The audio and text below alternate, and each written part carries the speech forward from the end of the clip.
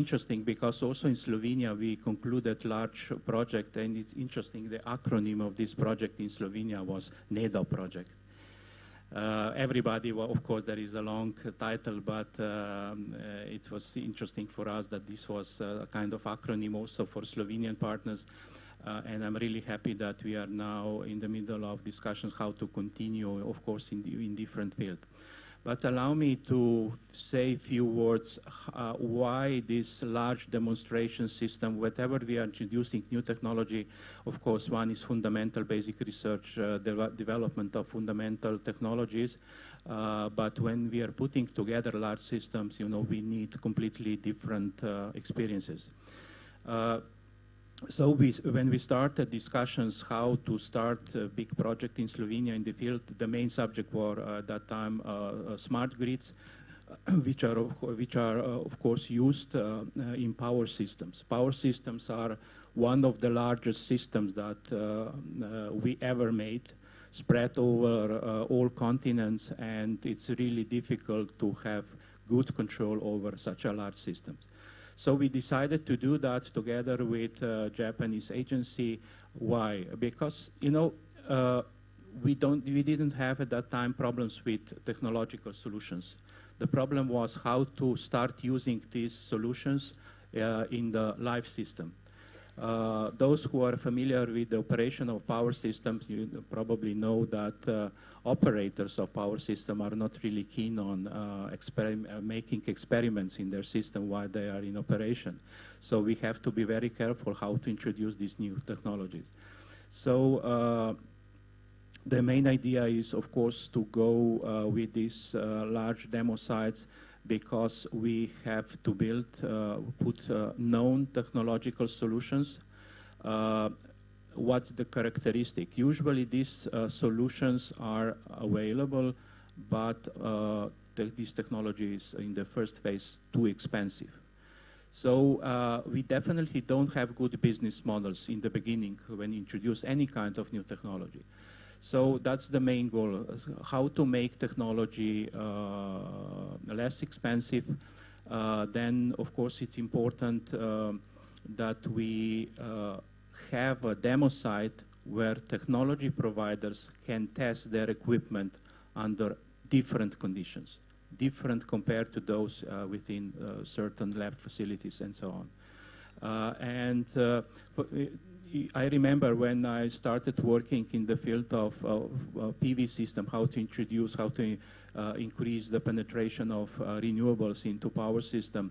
Maybe that was 15, 20 years ago. Do you know what was the price of PV system, PV modules at that time? In the range, let's say, 10,000 euros per kilowatt. You know what is the price today? Below 1,000 euro. And of course, PV systems today are business as usual. But 15, 20 years, that was not the case. Today we are talking a lot about hydrogen technology. I don't know what are the exact prices now, but of course I know that electrolyzers are too expensive at the moment. So we have to start with, again with large demo sites to provide fields for technology providers where they can test huge devices, and of course where they can improve their technology, where they can improve the efficiency rates of these devices. And of course this cannot be done just within the some, as I said before, lab facilities.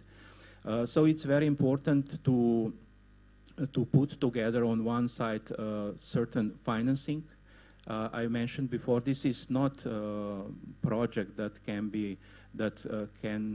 have very good business models. We have to develop. That's one of the components of large demo site. I said before, so we have technology available. We don't have business models. In many cases, we have to deal with certain legal issues. You know, certain services are not allowed, might be not allowed at the moment, so we have to change legislation. And of course, all these projects are done for people. I'm an engineer.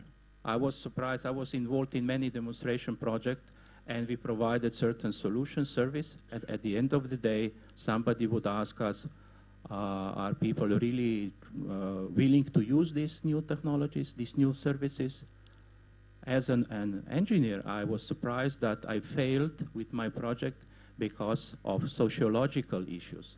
So that's fourth probably. So we have technology, legal issues, economy, and sociology. Without all these components, we cannot have successful introduction of any new technology. And of course, this can be done only on such a big demonstration sites. We cannot do it, for instance, technology providers, they don't really, okay, they of course, they have to provide certain analysis of the markets, but everything is based on certain predictions, what will happen in the future. So these demo sites are crucial for successful implementation of these technologies in the future. And what was the final goal of this large project? I think I mentioned the amount of this project of NATO in Slovenia was 40 million euros. So at the end of this period, of course, the polygon is used for improving of technology, and of course we gathered also industrial partners within this consortium, and of course the idea is to provide these tested solutions on the market. So by further reduction of costs, I believe, after 5 to 10 years, this technology will become business as usual. And of course, we are talking about big systems, and it's not so easy to run such a big system into life. It's like a big tanker, small ships can easily change the direction, but if you have large system, any change of basic paradigm is quite complex. So it's important to bring together, on one side, technology providers. I usually say that researchers are, I'm also one of them, we are always willing to research, to work on different new projects. We have to have support from our governments. I learned that. I was on the other side. When I was within the university, the world looks a bit different compared to the position on this side of the government. But to be honest, I believe I have now much better options how to start certain projects, how to provide financing than when I was on the other side, when I was just providing knowledge.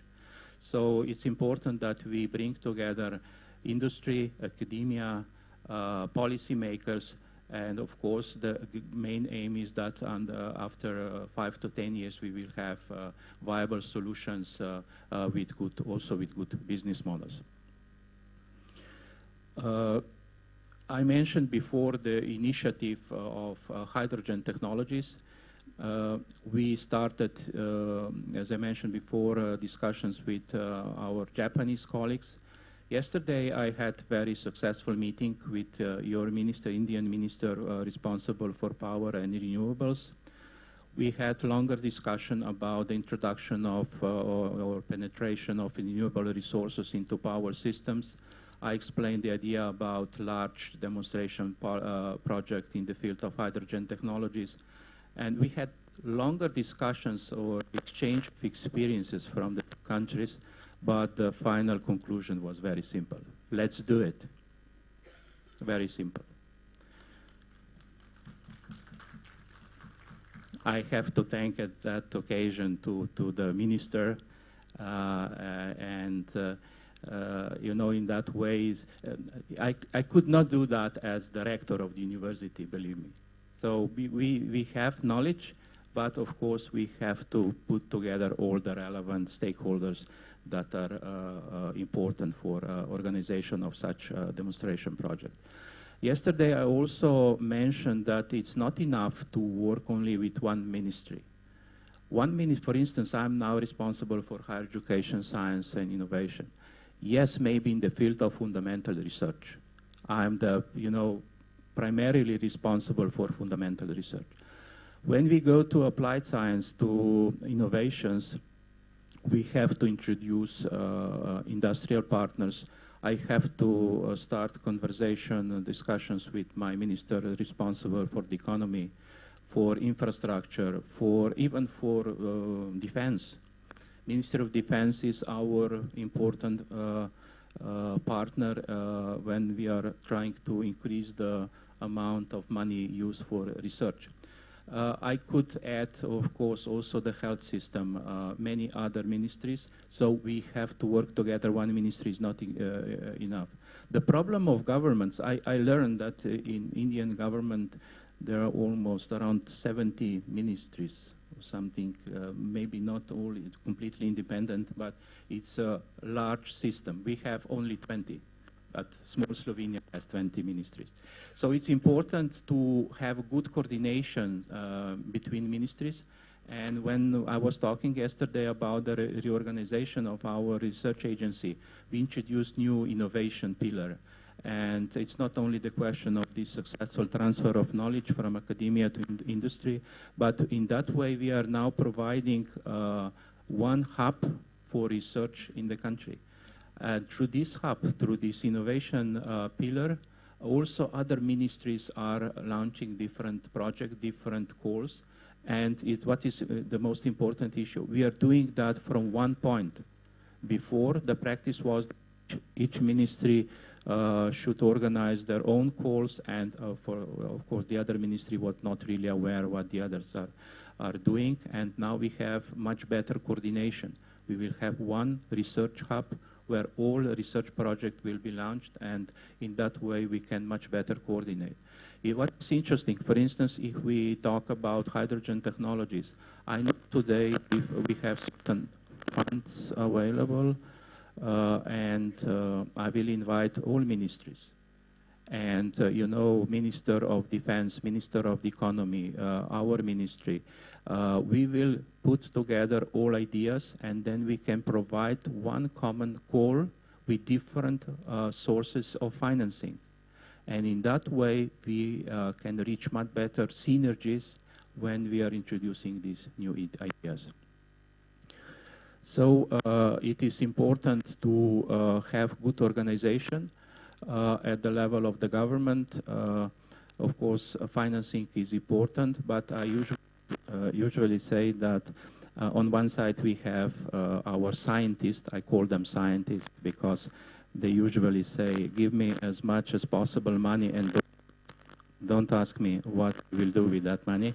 I understand that approach because that's the characteristic of fundamental research. We never know when we will get some useful results. Maybe tomorrow, maybe never. I'm sorry for these technical issues. But on the other side, when we are moving from fundamental research to applied research and finally to innovation, I usually have very interesting discussions with my Minister of Finance. He would always ask me about multiplication impacts. You know, what is the multiplication factors? If we invest certain amount of money, we would like to know when this money will be returned, when this, how much this money will be multiplied, and of course, one is the amount of money, the other is time frame. No problem. You can get 100 millions if you return 300 in 5 years. That's a good financing scheme for my Minister of Financing. So, so it's when we because the subject, the main subject of this event today is of course how to bring together investors, researchers, and policymakers. Of course, these organizational issues are very important. I experienced in many cases that money was not the main issue. We had problems with organization, with exchange of information, with coordination between different sectors, and so on. And finally, I would like to, of course, mention also sufficient financing of science innovation. I had discussions before I start this position, and I got very simple expectation from the Prime Minister that you are now responsible for the development. Doesn't matter what is the official title of the ministry. What we want to do, we want to increase the transfer of knowledge to the economy, and we want to increase the added value of economy. That's the main message. Everything else is just the question of organization and question of good financing of this field. Slovenia has in plan to reach 1% of GDP for research from public funding. I already started some activities to increase this number to 1.25%. Together with private investors, we should be able to reach in a couple of years 3.5% of GDP only for research. And in this number, it is not, we don't have in this number financing of higher education. Higher education for me is usually at least 50%, again, research. We have in plan to increase financing of higher education to 1.5% of GDP. So half of this is 0.75 together with 1.25. I'm sorry for all these numbers, but the idea is to reach 2% of GDP of public funding in the next couple of years. And under that conditions, and when I talk to my colleagues from universities and from a research institute, and when they start complaining about the financing, I usually say, stop complaining, start planning how you will spend this money in the efficient way. And so these are, from my side, really important points. Since we are talking today about putting together different stakeholders, yes, it's crucial because the easiest way if you depend on yourself, then you can organize yourself and you can get results probably the fastest way. The problem is if you have to work with other colleagues. And of course, why problem? Because it's good. That's the question of coordination. That's the question of good communication.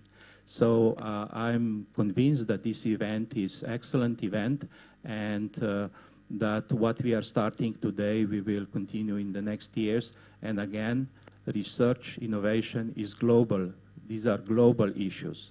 Whatever you do in India, whatever we do in Europe, we have to exchange this information with other colleagues all over the world, and only in that way, I believe we will be able to introduce these new technologies. In Europe, we talk about green transition. We know, okay, these days we are talking about how to improve the systems that are a consequence of bad decisions in the past, but of course we have to plan also our future. So really looking forward to our future cooperation, and it looks like we will cooperate not only in the field of space technologies, but also in the field of hydrogen technologies. Thank you.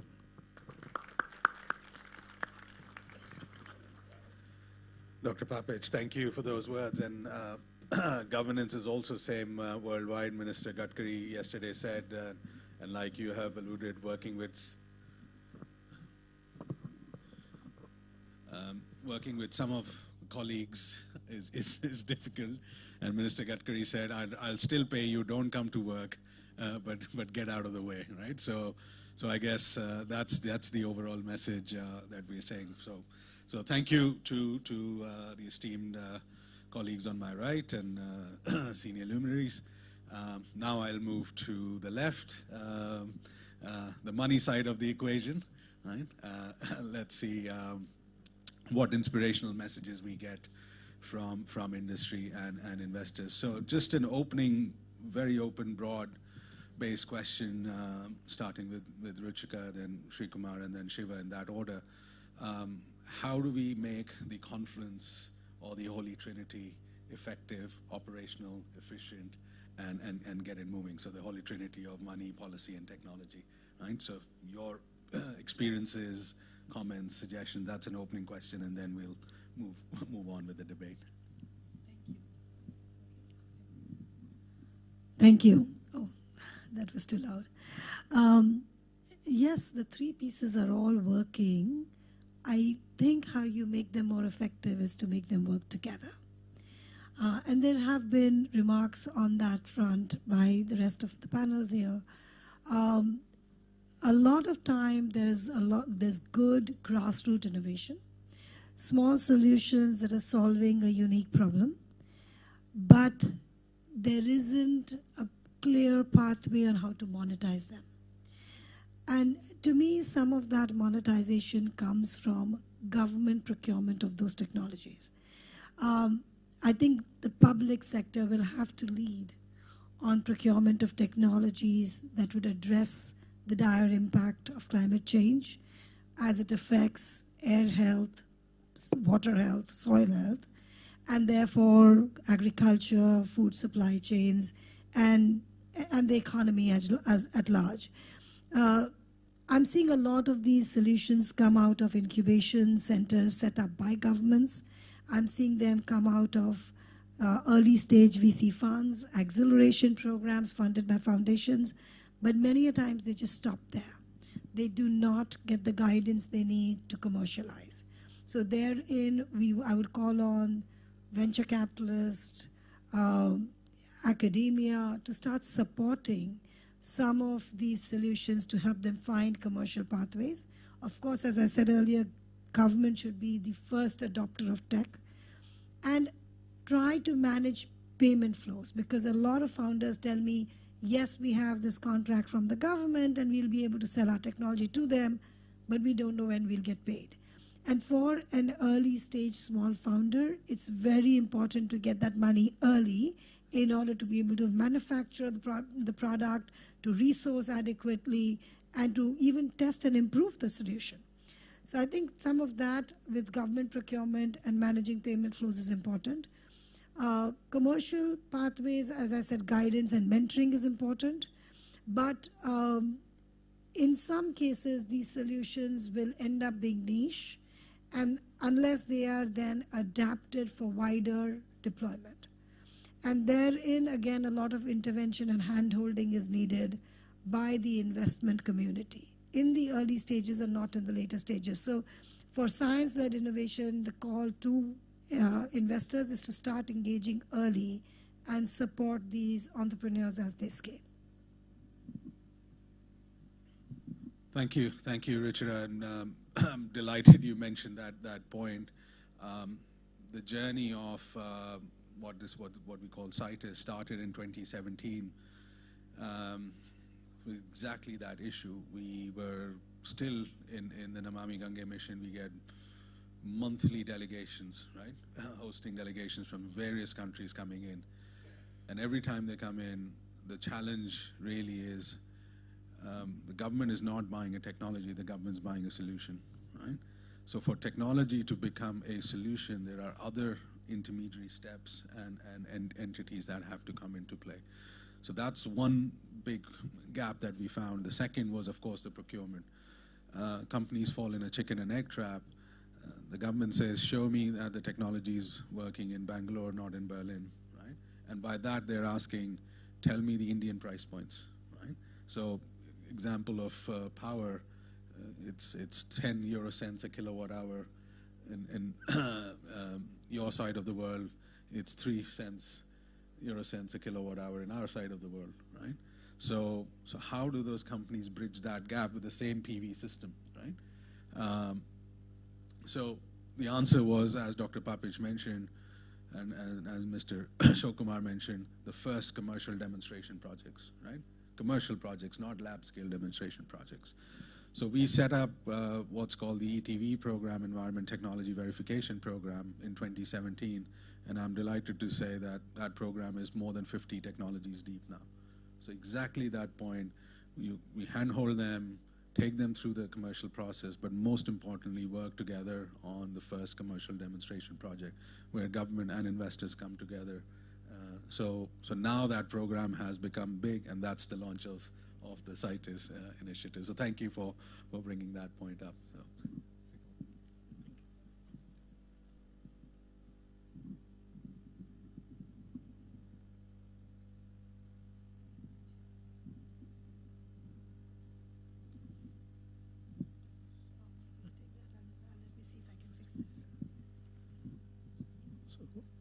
Thank you first for inviting us to this. Taking on Mr. Ahuja's question, how does technology, policy, finance, we can bring together? So to start with, I think there are two at least two steps. There are already possibilities where technology is available, finance can be managed, maybe policy is required to push it harder. One example I will take in relation to climate change mitigation is, let's say, energy optimization in buildings. This is something which we work very closely across the world.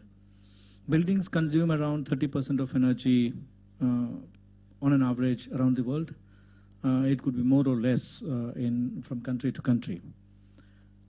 And there are adequate technology, deep technology available using AI or let's say other methods to optimize energy consumption, which can bring it down significantly. In most cases, the energy, let's say, optimization can finance itself, because whoever is investing saves energy. Cost of energy, whether it is 10 euro cents or 3 euro cents, there is a cost, and most cases it can be financed by itself. But then there must be some, let's say, little bit more policy thrust which could accelerate this. So this is, on one side, things which are available. We don't always have to look for new technology. In all cases, there are technologies available which need to be, let's say, deployed widely. On the other hand, there are technology which still need to mature. The minister from Slovenia talked about hydrogen, for example, which needs a lot of work. Some technology is available. We need commercial demonstration. We also need investments for commercial demonstration. It is a costly one, maybe a few $6 or $8 per kilogram of hydrogen to be produced. Whereas the economics don't allow a commercial use of it, so you need demonstration projects to that. And there, at another level, we also need investments in finding new technology, whether it is, let's say, carbon capture or the like. And in the second and third case, a lot of work would be required from in terms of policy and also innovation in finance. In my opinion, some kind of finance would be available globally for hydrogen projects and all, but it would also be required for governments to come with policies which promote it, so that commercial demonstration of these technologies happen and get deployed. So it's a multi-folded path as the way I see it. There are possibilities already existing which we should accelerate. And on those things which we need maturity, we need to let's say, make sure the environment exists to scale it and deploy it. Thank you. Thank you, Mr. Srikumar. And you bring innovation in finance as a key topic. So we're doing some analysis, working with other government departments also, on the cost of hydrogen, right? Green hydrogen. And that's where innovative financial instruments come in. So we had extensive with colleagues in Japan. Interest rates are low. The only issue the two issues they raise, we want large-scale money deployment, and you have to absorb the foreign exchange risk, right? So we initiated a construct called a government-to-government foreign exchange swap facility. So the commercial borrowers are not exposed the fluctuation in FX risk. And I'm delighted to say that, okay, it's not public yet, but we've arrived at a number, 6.7% landed in India in rupee terms, right? It is the blended finance that we should now be able to unlock in the coming years, right? Now, apply that to green hydrogen, and we worked on 3 rupees a kilowatt hour round the clock power. We brought the cost differential down just on those two instruments, cost differential between green and gray, to 100 rupees a kilo, right? And that's when Government of India kicks in and climate finance, carbon finance kicks in to bridge that gap. So just by using clever financing instruments, there is price parity on green and gray hydrogen, right? So money is out there, the knowledge is out there, the structure is out there. We just have to apply. The application of that is very, very important. So thank you on bringing out that point. Shiva, your opening remarks. So just from my side, I think slightly differing view to some of the other panelists, but from our perspective, I would say broadly, if we look at innovations that could come through, I'd bucket them into three levels of extent of how well the innovation could be received. If we look at something from the applications of a BT cotton and the potential that was there, you looked at a technology there that effectively a policy framework was rolled out to say this can actually start to get rolled out. Adoption from a user base happened organically within 2-3 years through effectively a fairly normalized marketing push of just saying this is a product that can be tested out. And the user adoption just could show that to me as an individual that is adopting this in this context, the farmer that is buying the seeds, this is so much stronger an ROI that it can instantly just have adoption. There's a second tier which you're saying are industries where a subsidy can help bridge these gaps, and you can look at that from the example you just called out for green hydrogen. We can look at what's been done through FAME for the EV value chain as well, saying you probably can't get to this instantly from a value chain perspective. There needs to be some scale that's brought in, and we're bridging this from a subsidy that is for a short duration to say get the industry up to a certain scale before it flies off there. And the third step are these industries where the challenge is probably too big, air pollution as Ruchira called out, where maybe it's government procurement on an ongoing basis. So I think for us as well, looking at the innovations and the climate impact we're trying to take on, it's a question of saying, what are those areas that we're taking on? And if we run them as a bit more as kind of focused innovation challenges that are for corporates to participate, startups to participate, other innovation centers and incubators to also be allowed to say, listen, this is what can be run through. And the pilot, as it is done in those initial versions as well, just calls out and is able to identify as a study at the end of which of these three buckets does it fall into. Because that then helps frame of saying what should that longer term policy framework be and what is the type of financing that starts to get appropriate. But having that happen inside a government body that becomes this kind of independent first test or validation customer really helps show that, as what Dr. Balkich was saying earlier as well, that you become this first kind of validation partner that's happened at a certain scale that just helps unlock what is that question of a longer term scale or evaluation rather than what is probably in a lab setting where a lot of things could get missed. So I've seen some states do this fairly well. The Maharashtra State Innovation Challenge, for example, does this very well from a piloting and saying, you're not just getting a grant, but a pilot will happen with a government agency, depending on healthcare or whatever vertical. So there are good lessons from our own regulatory setup we can probably take in, saying, can we do this and do that independent assessment framework that just allows the rest of that organically build out. Thank you. Thank you. So all three of you are saying innovations exist. Ruchira, you mentioned at grassroots levels, procurement is an issue. Shiva, you said, and Sri Kumar echoed that sentiment that large-scale commercial demonstration projects are absolutely essential. So the message to the government really is, as we are trying in the ETV program, and Dr. Papich, as you are trying, is these are no-regret investments. These have to be no-regret investments.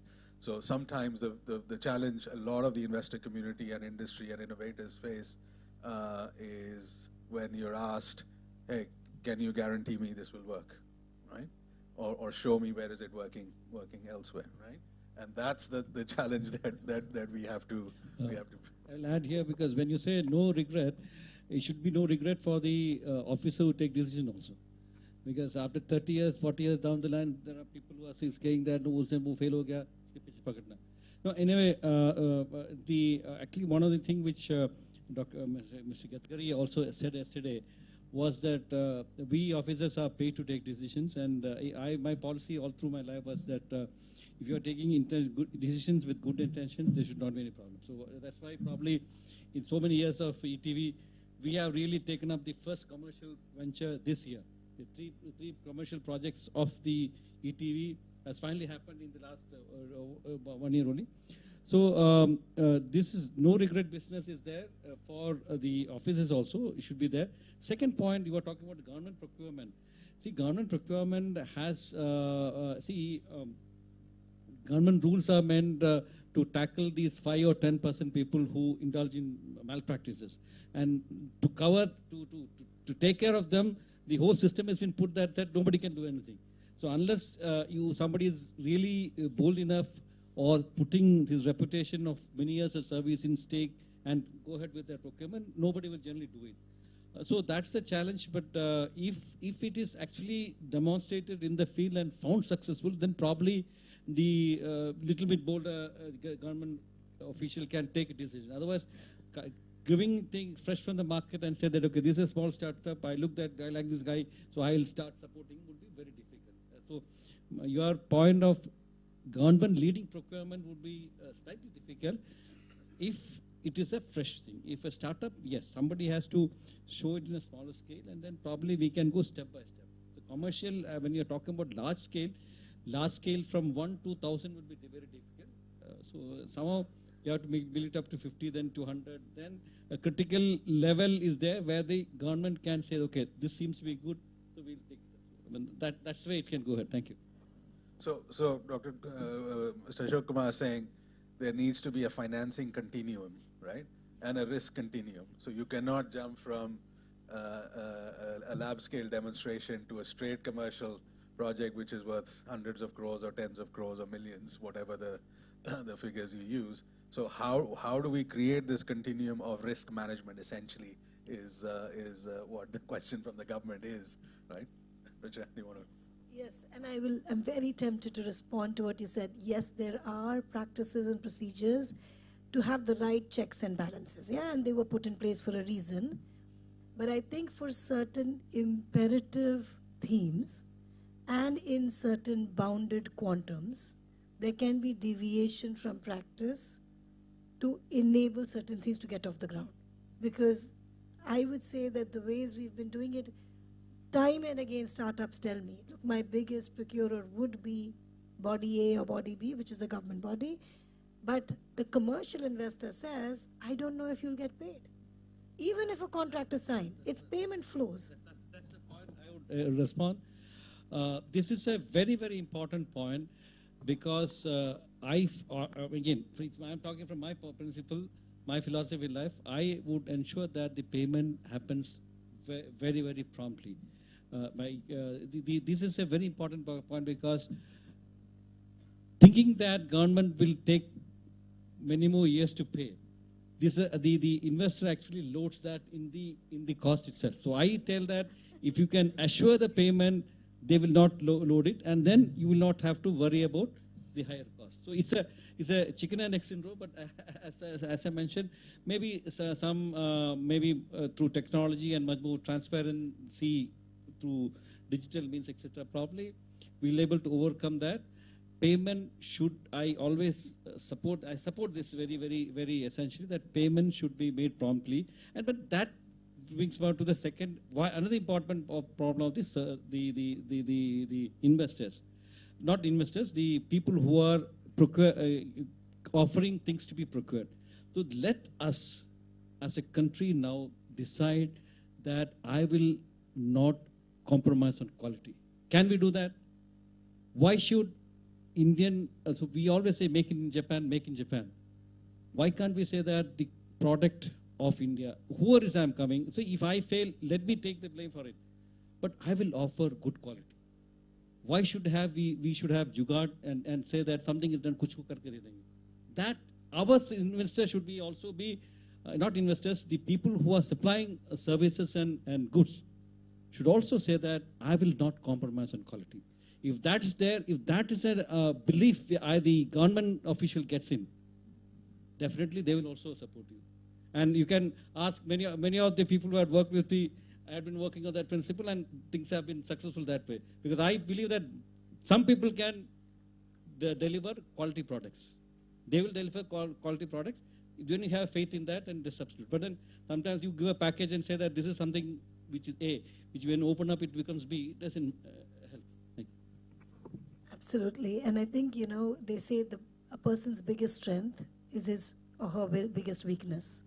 India's jugaad culture is what makes us the most innovative nation because we are innovating every day of our lives to get by, to get over challenges, get over problems. And that's why we are well positioned to innovate for the world and to innovate for the world frugally.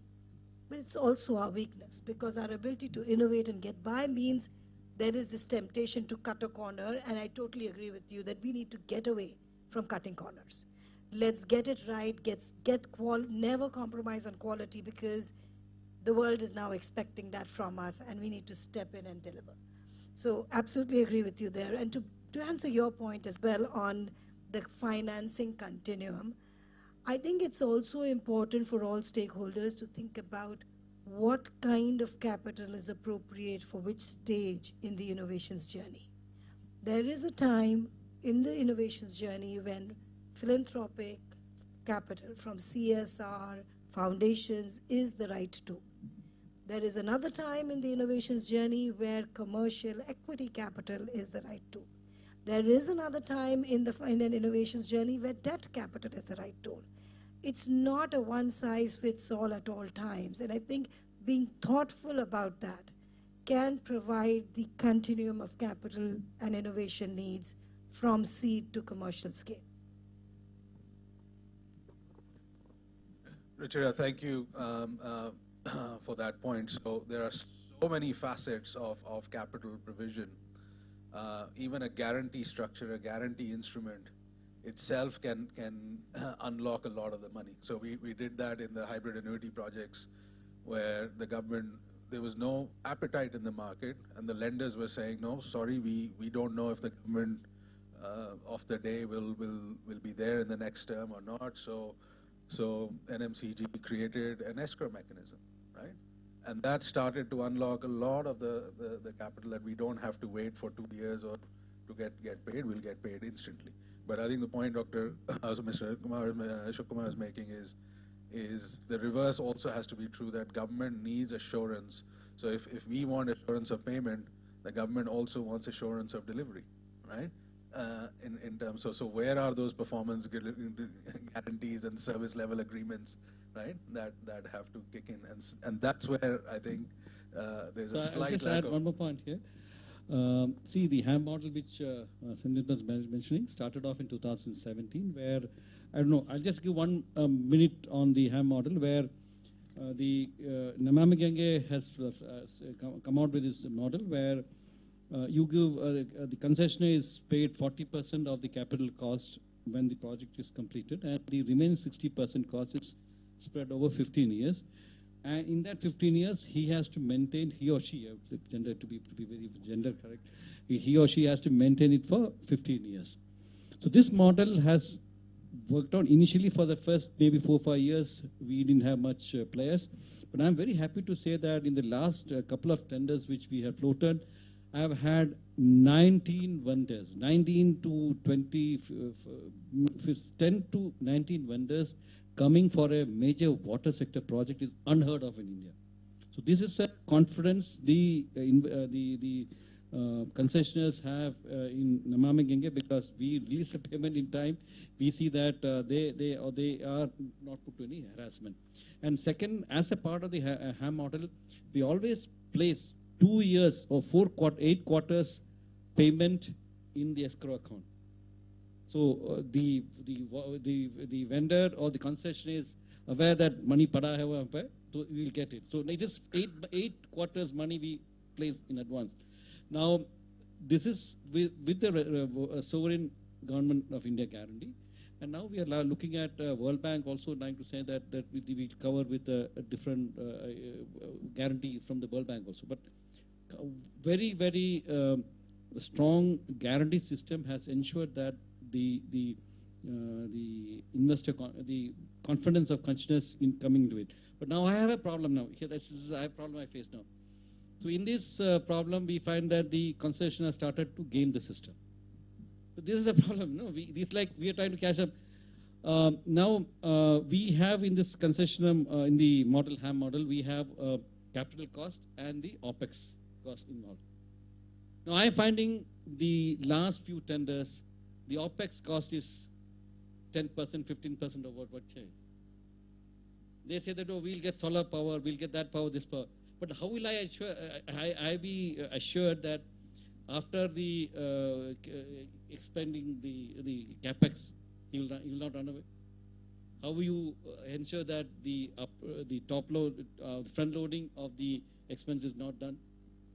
So this is where the challenge. It was a good system, and then people found that okay, you can play with the power cost. and suddenly I get 10%, 15% OPEX cost. So I can't look into the future 15 years whether that plant will be running or not. I have to take a decision now.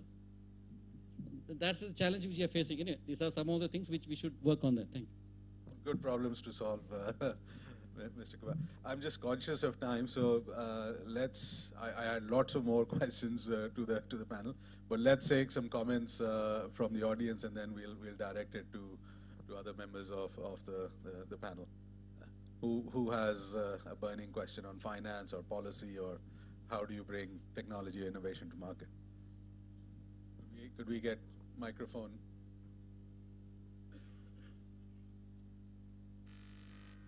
Indra, why don't you speak loud? Yeah.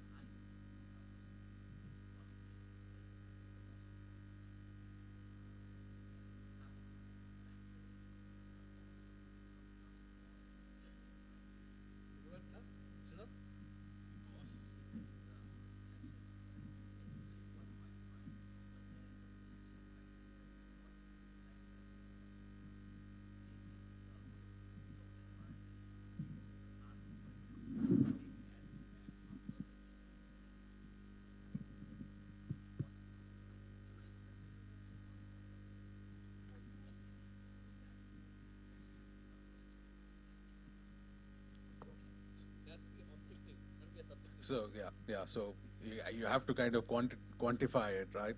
You're saying a qualitative assessment, right? Is what you're saying. Could we have a microphone, please? I don't need mic. That's right.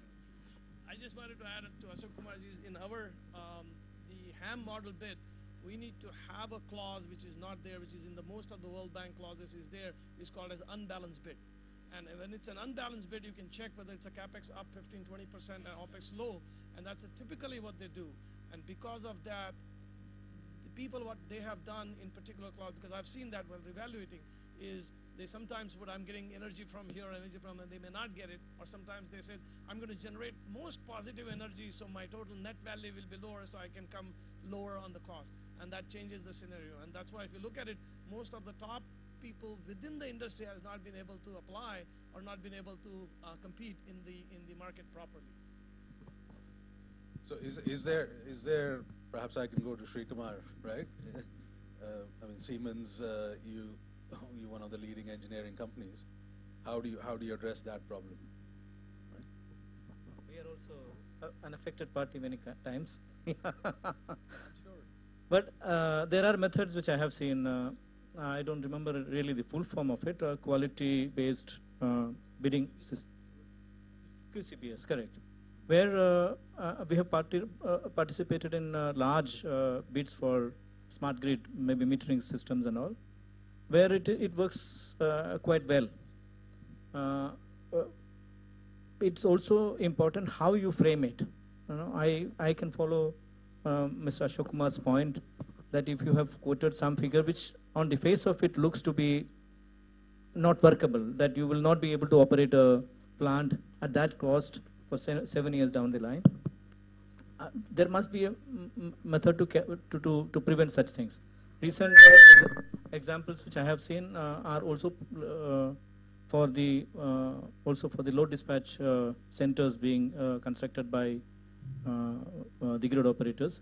They have a specific percentage, whatever you bid, this much you should allocate for operation.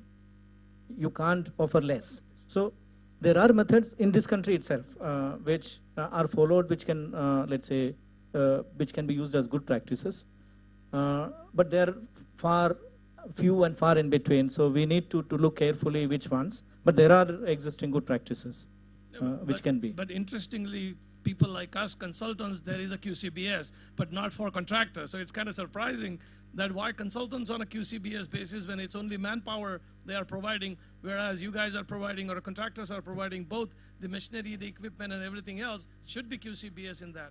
I mean, I don't think our our worries are less than yours. So in one of our projects, we have introduced not only that as a section, as QCBS, but also a presentation of what really you understood on this project, and there's a marking scheme on that, and that has really helped. I understand. I mean, I have also been working in this environment for quite long. There are good models which have come. There are bad things which have, let's say, also been continuing. Equally important, in my opinion, is, I mean, I'm not that's not the only problem. In order to address Mr. Ashok Kumar's point, two things which I want to say. One, in India, there are plenty of people who can deliver quality. Siemens itself has 22 factories in India, and we have a lot of factories we export. So, in a lot of industries, including IT, India has some of the best names in the world.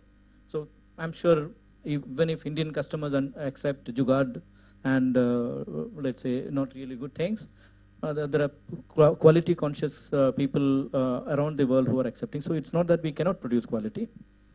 Then why we are not getting quality in India? Maybe we are not buying quality. So this is something which we have to think of, that we need to find systems by which we can buy quality.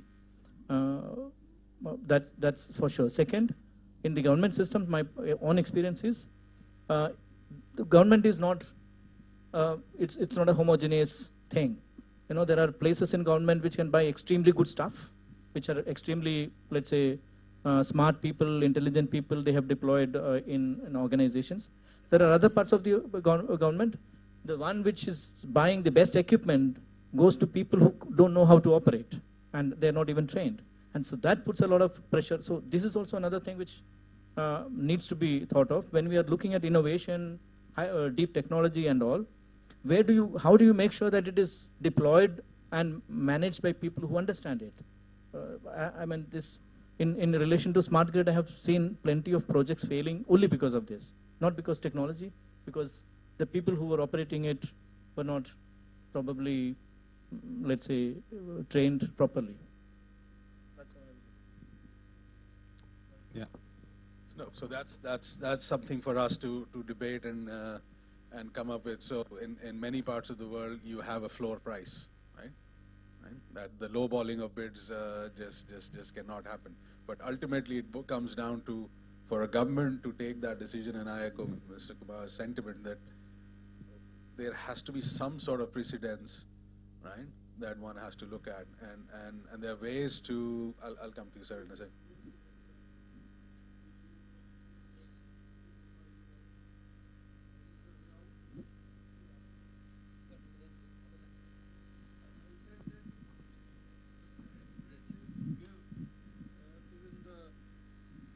Maintenance, operation, everything to the vendor. That's what we are doing. I don't know. No, I mean, nothing bad about it, but it's also a solution. Sure. So I'll take two more questions and then we'll get into the wrap-up mode. There's a question here in the front. Anyone else who wants to ask a question, just please raise your hand. There's a question. Okay. Thanks, Anmit. Sarmit, I have a policy and finance two aspects, which is I agree with Ruchira who mentioned types of funding or source of funding required for such projects must be explored, as access to finance and cost of finance is really major concern. Be it is international financing, when you hedge it, it comes to 6.7 or 7%, you don't know. So that's one aspect, and we find every day, having been into operation of two large municipal water systems in Haldia and in Angloi. So we have seen that. That's number one. The second aspect is I'm talking about cost of finance and access to finance is a concern for water, because we can't treat water, energy or telecom on the same platform. They're completely different. The reason being, the both are regulatory, water do not have a regulatory system. You want to bring regulations, regulatory system, tariffs and other things, you need to go and do the urban reforms. Unless do urban local body reforms, you can't bring in those things. So this is a policy safety required in the government, not at this one state, one level, at a country level. We need to really bring that policy changes, bring a regulator, and then fund will come.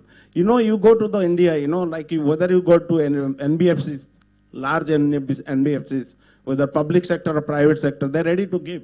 But then there is a question of how to recover, what are the methods and all. Same thing the commercial bank. Any bank in India, that's what the problem. So I think there's a chance for us to bring it to all the ministries, not only the urban housing and all, agriculture, industry, everyone. They should buy into this as a regulatory system, or whether it's like Maharashtra, they have a regulatory system, so that's the only state probably we need to bring into that. Thank you. So integration is what you're saying. So thank you on that. I'll take a question right at the end over there. And if anyone else has a final point, let me know. Hi, thank you. I'm Hiranda Misra, CEO of GMEX Group in 013. Question, we're heavily involved in related projects like renewable energy and regenerative agriculture, and related to that, carbon credits generation.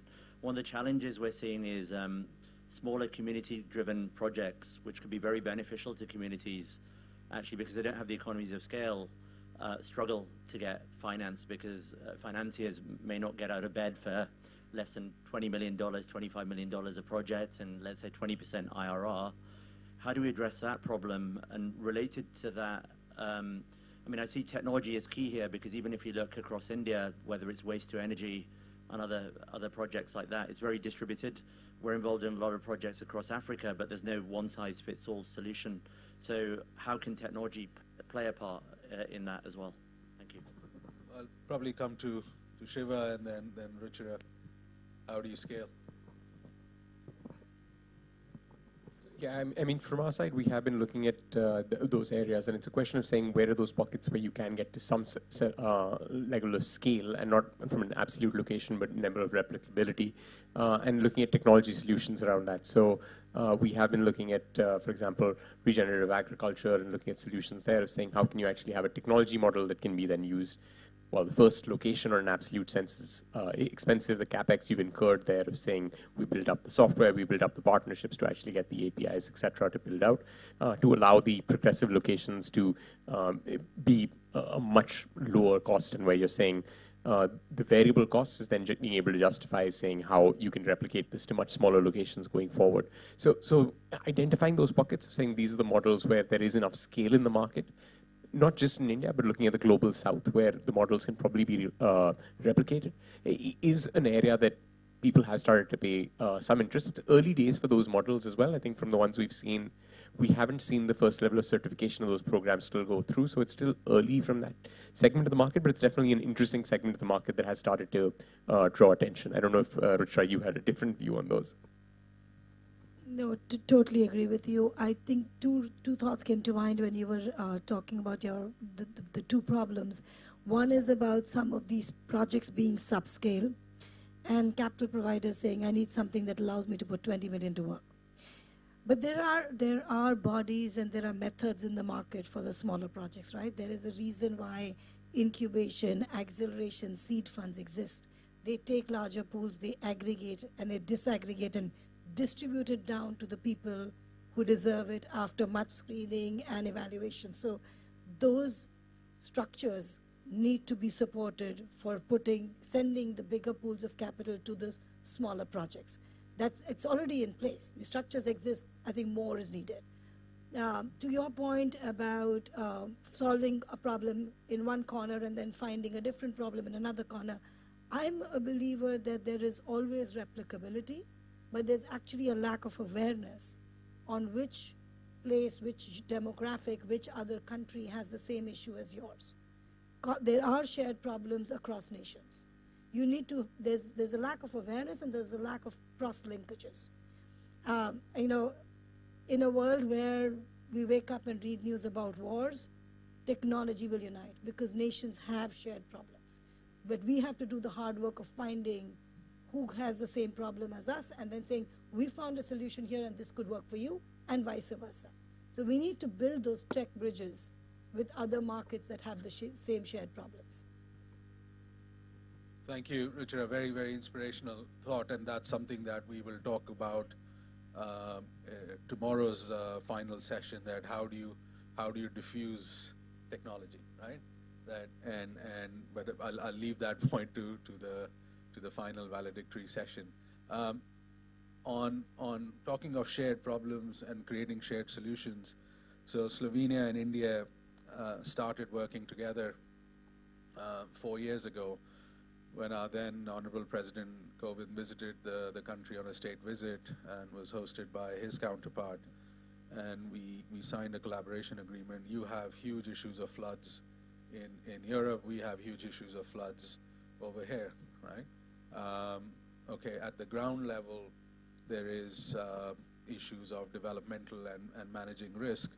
But in understanding of our risks, it's a common process. So Slovenian colleagues were working on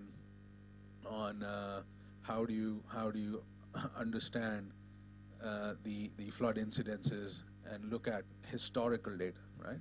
Going back 5, 10, 15 years of historical data. Looking at flood incidents today, whilst you may have to be in a reactive mode to address the burning problem at hand, but there's a lot of lessons that you can learn from how water bodies have behaved in the past. So common problems and common approaches to solving those problems, and that's how our paths crossed. And then in previous events, we've seen, well, we're not unique, right? We have those issues, flood issues, in so many different parts of the world, right? So why do everyone has to reinvent the wheel? Why do we poorly allocate capital, right, and make capital redundant? Why cannot we pool in resources? So we discussed with colleagues in the Mekong river system, we discussed with colleagues in the Amazon river system, same issues, right?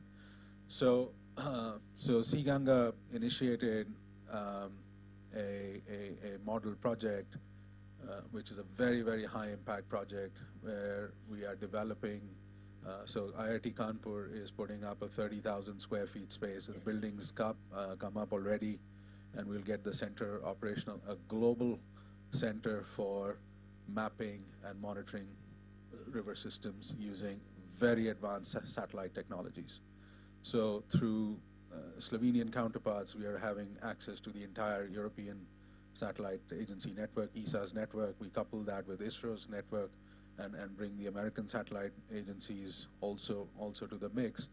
And this is a central pool for very advanced cutting-edge digital systems, both created in the public, in universities as well as in the private sector. But the dissemination of that is most important. Why does Cambodia have to reinvent the wheel? Why does Myanmar have to reinvent the wheel when all of those problems have already been addressed? And make those technologies easily available and affordable. So I'm proud to say we've reached a pinnacle moment where we're launching a global coalition for river basin sciences and management. And this command center essentially will be a massive digital repository of knowledge and digital tools, which first get upstreamed and then we downstream it to other countries. So, and this particular digital interface that you talked of, that technology exists, and the question that was asked, that technology can be a great leveler and great absorber of risk. So the interfaces with governments, the interfaces with private sector, the interfaces with society and community, technology can solve that problem. So this coalition is very much about that. It's very early stages. We'll have a very, very big announcement in Q1 as the center gets operational. But I'd like to invite Dr. Tomáš Rodič, who's our counterpart in Slovenia. He's the CEO of Space SI, which is a leading Slovenian space agency, and Indian space scientists and Slovenian space scientists will work together in creating solutions which is for problems which are global in nature. So a short cooperation agreement will be signed and an exchange between the two nations. And from IIT Kanpur side, can I invite Dr. Tare to do the honors? Please. And could I request Dr. Papich and Mr. Kumar to witness the exchange of ceremony? So could we have a round of applause? Right?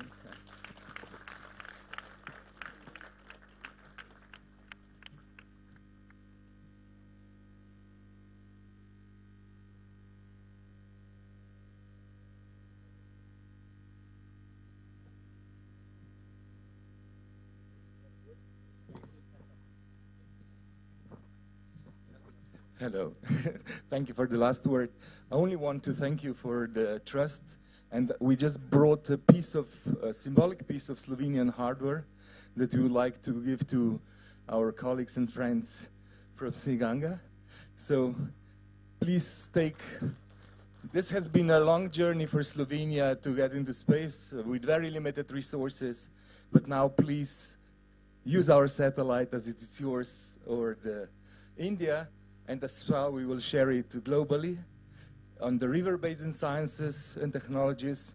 And very recently, we got also invitations from Mr. Kumar. It's not only huge river basins, also cities need that.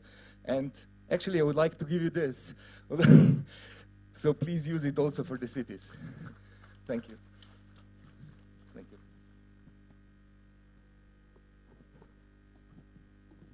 Thank you. Thank you, Tomasz. And that brings this session to a close. And you would have witnessed that there isn't a problem that we cannot solve, right? That you just have to be, all the stakeholders, all the decision makers have to have faith in each other, but come together on the same forum, on the same platform. And as I said, let's not create technologies that are finding solutions.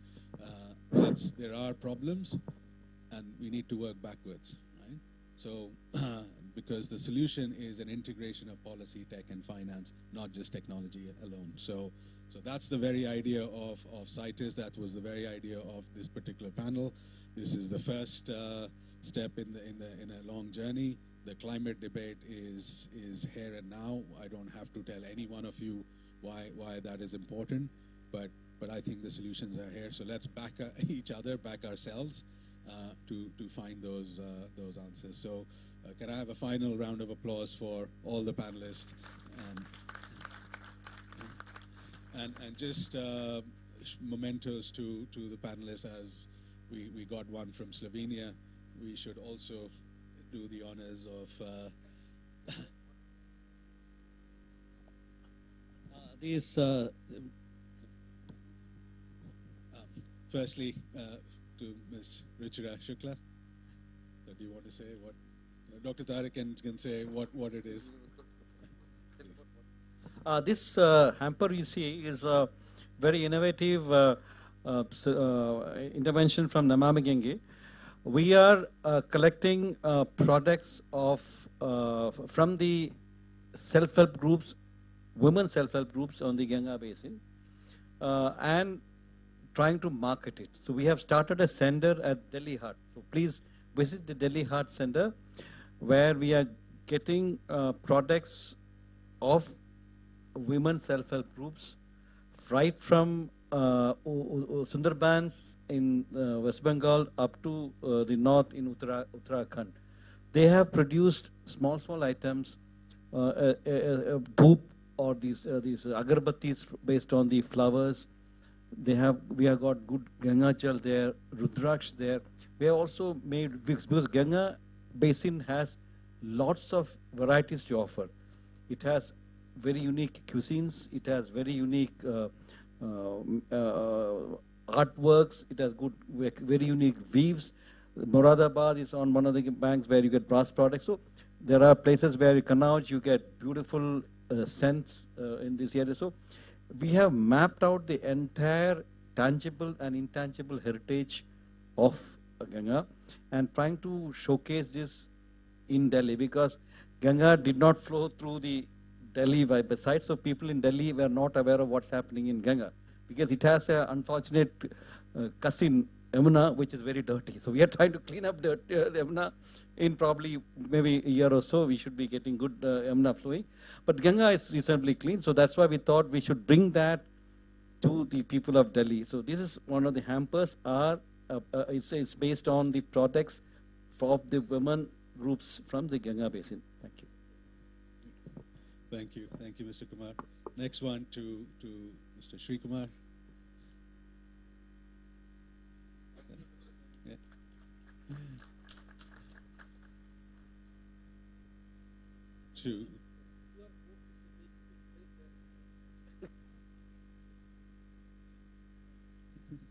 To Shiva.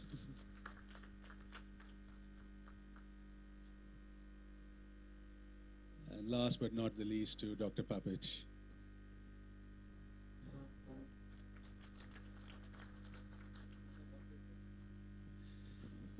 Thank you, everyone. Thank you, Dr. Papich, for taking out your valuable time. Hope India has treated you well, and this friendship should prosper.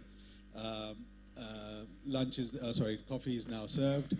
The next sessions we now break into parallel tracks. So all those who are in the CITIS track go to second floor, conference hall number 1, after the coffee break, where we'll have a very interesting discussion on investing in water, followed by energy and waste. And those who are on the IWIS track in the Samarth Ganga and lifestyle for rivers and land should come back to this very room. So thank you very much. Coffee is served, and we'll see you soon. Just one announcement. Since we started half an hour late, we are running half an hour late. So I think we will improvise on the whole timetable. So all sessions from now, including lunch, will be shifted by half an hour. So the next station, instead of 11:30, we'll start at 12, and lunch by 1:30, finish by 2:30, next session by 2:30. So we'll end by half an hour later. Okay. We should have probably kept it that way. I think 9:30 is too early for everybody to reach here. We should have actually planned to start at 10 o'clock only. But anyway, we'll improvise and we'll do today. Thank you very much.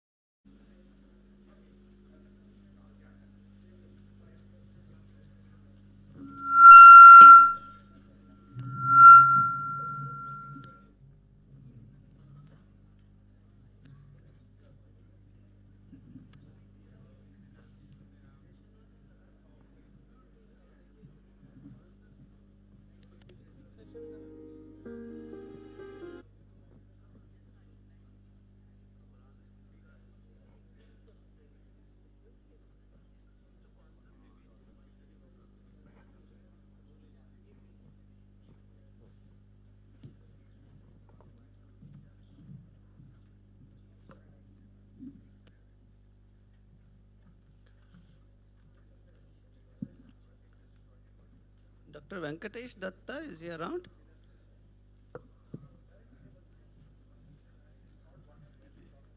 ये हमारी team वाले ने check नहीं किया है.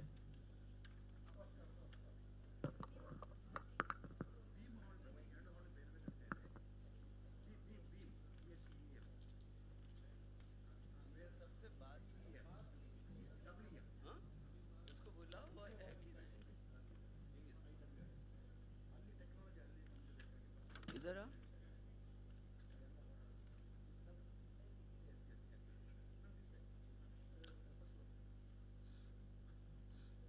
Dr. Guru Das, is Animesh Das. Who else is there?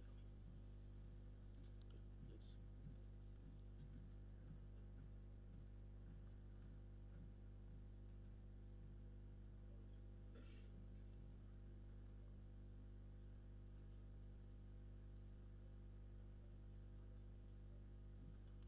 Yeah,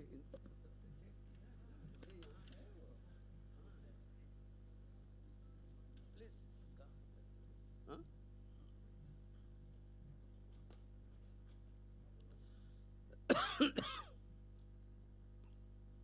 Dr. Anshu Mali is, please.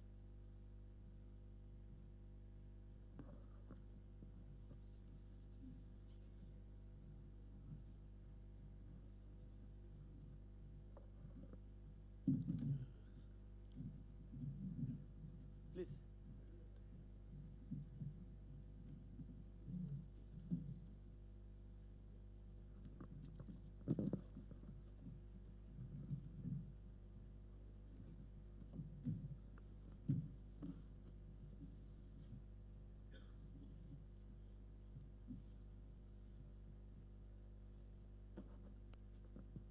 Well, I think we can get started. Welcome to this particular session. This is in continuation of what we started discussing yesterday. The idea of these two sessions is basically to kind of create a vision, direction, in terms of how do we handle these two particular issues, okay? Particularly land and water together. And we have kept this issue because we realize that the certain problems of the water, they necessarily come from the land side, okay? Particularly if we do not manage the cultivated agricultural land, then they have associated problems in the water bodies. And there are certain issues of water, they are related to the land. And that's why land and water interaction is very important. It's not that this we have been talking about for land and water interaction for ages. It's not that the first time we are raising this. And the other issue also we want to include is the lifestyle, okay? Because that also has been issue that is in flagged Prime Minister, lifestyle for environment.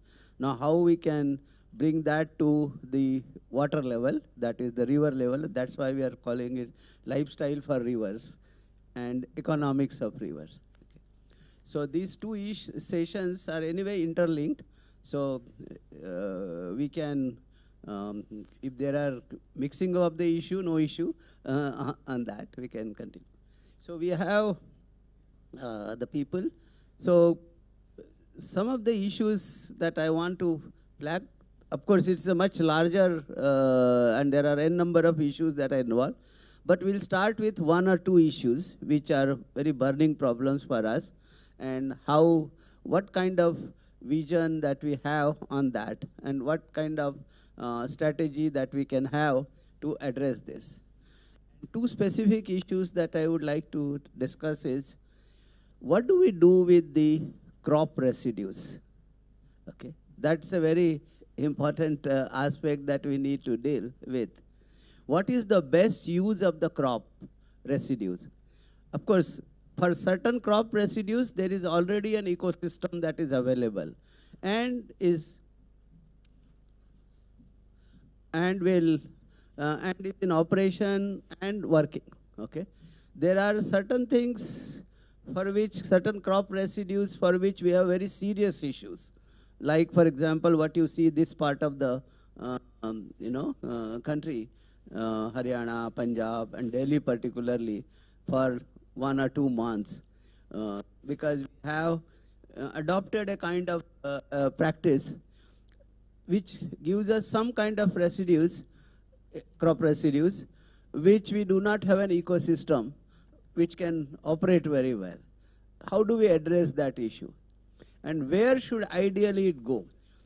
Finance, economics, and technology is later, right? But what is the ideal way of dealing that? And then we can talk about how do we strategize to do that. So, first question that we want to address in this is, what do we do with the crop residues? Should it go back to the agricultural field, or should it go back, should be used somewhere else? What is the best from the long-term sustainability point of view? That's the issue that we want to address, okay? Because the kind of harvesting practice that we are following, and immediately after that there is another crop that is waiting, and we have very limited time, and that has to be removed. And the easiest way, if we do not do anything, what the farmers are doing and would like to continue to do it, is burn it. That's the easiest thing for them, but then that has created. And since that is not an acceptable kind of solution, it creates error. In fact, one of the most serious things that has happened, like for example, we have the presidency of G20. Normally, the final activity of G20 should have happened around this time, because that is where we hand it over from 1st of December, it will be taken over by somebody else. But then we had to shift it just for this reason, because the air quality of Delhi in November is expected to be very, very poor, and that would have created a big issue. And that's why the government had to plan this much ahead of ending the term. So it is as serious an issue like this, okay? And it is not that this is just 1 year that we have been having this problem at least now for last 10 years, okay? And there are number of strategies that are there. One is, of course, farmers would like to burn it, and we have not been able to provide a feasible alternative to that. There have been talks about it. One is, the government is saying that one of the option is you remove it, pack it, crush it, compact it, and they are saying it should be used as a fuel in NTPC, thermal power plants. That's also an option. How feasible and practical it is, and whether it is in the larger interest of the country on a long-term basis is something that we have to see, okay? The other option was, it was advertised a lot, that we can convert it, it can easily dissolve in no time, but that has also not, So what actually we should do, that's the question that we have to say. How do we address? Should it go back to agricultural field, or it should be used somewhere, okay? So that's the specific question, and it's a land issue, and if we do not manage it properly, then the land also has a problem, and if land has a problem, it will get transferred to the water and the river, okay? So we have, you can come closer. Animesh Das is here, or? No, okay, whenever they join, then we can change. Somebody is there? You can. So I will first get the views from the panelists, but actually it is just for the namesake that we have panelists. Everybody is a panelist here, and that's why. So all of you are free. At this problem, we will take it up, because we are now going to deal with other 6 river basins also. So we have to have a good understanding of this particular issue as to how do we handle it. Okay. So you want to start? Can I say something, sir, before you start? My name is Arvinder Singh Brara. I am Chairman and Managing Director of Mantech Consultants. Very interestingly, my cook, who's from West Bengal, when this problem has been happening, and he's also suffering along with me and others for the air pollution, said that in West Bengal, we don't burn this. We use it simply as a soil enricher. So my point is that if in one state of the country, this problem for years has been taken care of, why can't we simply have that thing studied and then that knowledge transferred to all the states, including Punjab, Haryana, so that this can be implemented? The solution is right within our own country. So that's the point I thought I would make. Thank you. Very interesting point. I think such kind of things will come up and we will discuss. That's why we are here. Okay. So if something is working and it's very effective, why is it not? I don't think in these days the knowledge transfer, it's not that what is happening in West Bengal people are not aware of it. There must be some bottlenecks, some reasons why it cannot be used. Okay, that is what we need to identify, right? For example, as I said, this is not a problem for other crop residues, right? There is an ecosystem. And similarly, even for this also, there is an ecosystem, as you said, in West Bengal. Why such an ecosystem is not there in Haryana and Punjab? This is what you want to talk about. Okay. So thank you very much, Professor Tari, for inviting us. And the problem of crop residue burning is the last 3 decades we have seen this is a very serious situation, that farmers are burning their crop residue after harvest. And why they are doing so? And the answer is the lack of water. Once upon a time, our farmers were kept their residues in the field only after harvesting their crops. And they were pouring all agricultural field with the plenty of waters. So those crop residues will become the organic matter in due course of time before the sowing their crops in next season.